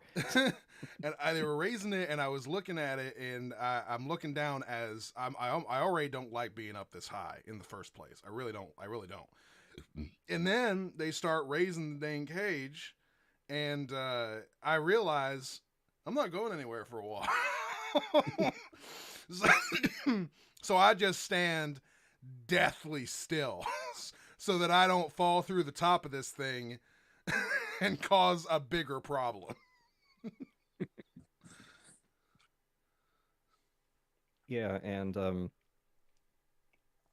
there is a point where he's finally getting taken away in the ambulance. The cage is starting to come down, and Taker does start climbing down from the cage while the cage is still up. Yeah.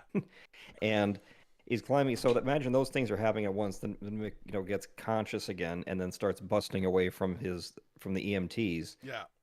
And they now Undertaker was always very cautious, to make sure that he was in character the whole time that he's watching this whole thing go down, because in case the camera goes on him, he doesn't want a look of concern on his face. He wants a look of, yeah, fuck you, I did that on his face, which he maintained the entire time.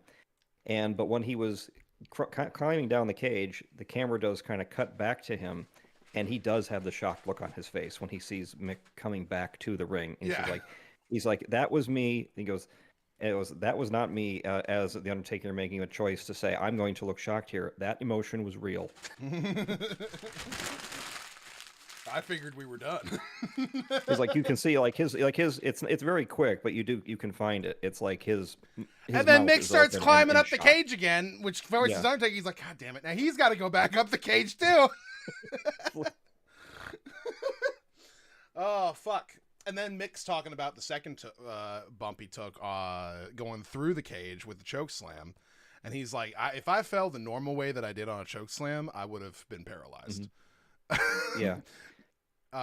So we had to make sure that I was being pushed forward as opposed to down. It was like like an inch off of the ground, essentially, and then goes back. Because the acceleration would have, his momentum would have taken him further, like onto his head had he had he fallen through it. Yeah. So it was on, you can see it almost looks like he did fall on his head, and then of course you got King just being like, "That's it, he's dead." That's it. He's dead. Like. Having gone back and listened to that in real time and have King just say it in that sort of flippant fashion. Just, well, even he was emotion. It was coming from a place not even of humor. It was coming from a place of emotional exhaustion of what was going on, of having him like get thrown off and then come back, and this is still going. And then, you know, and then there's a whole bunch of other chair shots on the top too, where it's a bunch of all nastiness. Then he falls through and go, oh, that's it, he's dead. Yeah. It's just that's it, he's dead. And King, who is the, you know, the heel commentator at this point, is now praising Foley just because he has to, is saying like, The Undertaker is I've never seen a match like this. The Undertaker is found himself in this situation where he's fighting someone who's seemingly indestructible. And I never thought I'd say that about other human beings. The fun thing is, before the match, when Mick was making his way down, he's like, I've been in the ring with him before. Let me tell you, this guy doesn't feel pain. He can take the biggest punishment that you possibly can. And then he fucking takes the bumps that he did in that match. It's like, fucking hell, man. You didn't have to prove me that right. You got the close up on Mick when he's like up against the turnbuckle, like smiling as he's like tonguing the hole in his lip that his fucking tooth just made. Yeah, and the tooth is in and grinning. His tooth is in his mustache. His tooth is in his it's in his nose. Yeah. Well, as he said, it might have came out his nose. He doesn't know whether it came out his nose or whether it just he spit it onto his mustache. He said, I don't know where it came from. He said, but he was knocked semi-unconscious at that point, like he was loopy. And all he knew was there was like some sort of wound on his mouth, and his only thought was, wouldn't it be cool if I just like smiled and played this up? Mm-hmm. And yeah, I mean, well, it's not the first time he's done it. He got his ear ripped off by Vader in Japan. Yeah, you know, so this is what you do. Hey, take advantage of it. It's what It's what you're meant to be doing. If you get hurt, we're pretending to hurt each other. If we get hurt for real, fucking use it. Don't make it for nothing. Have fun with it. And the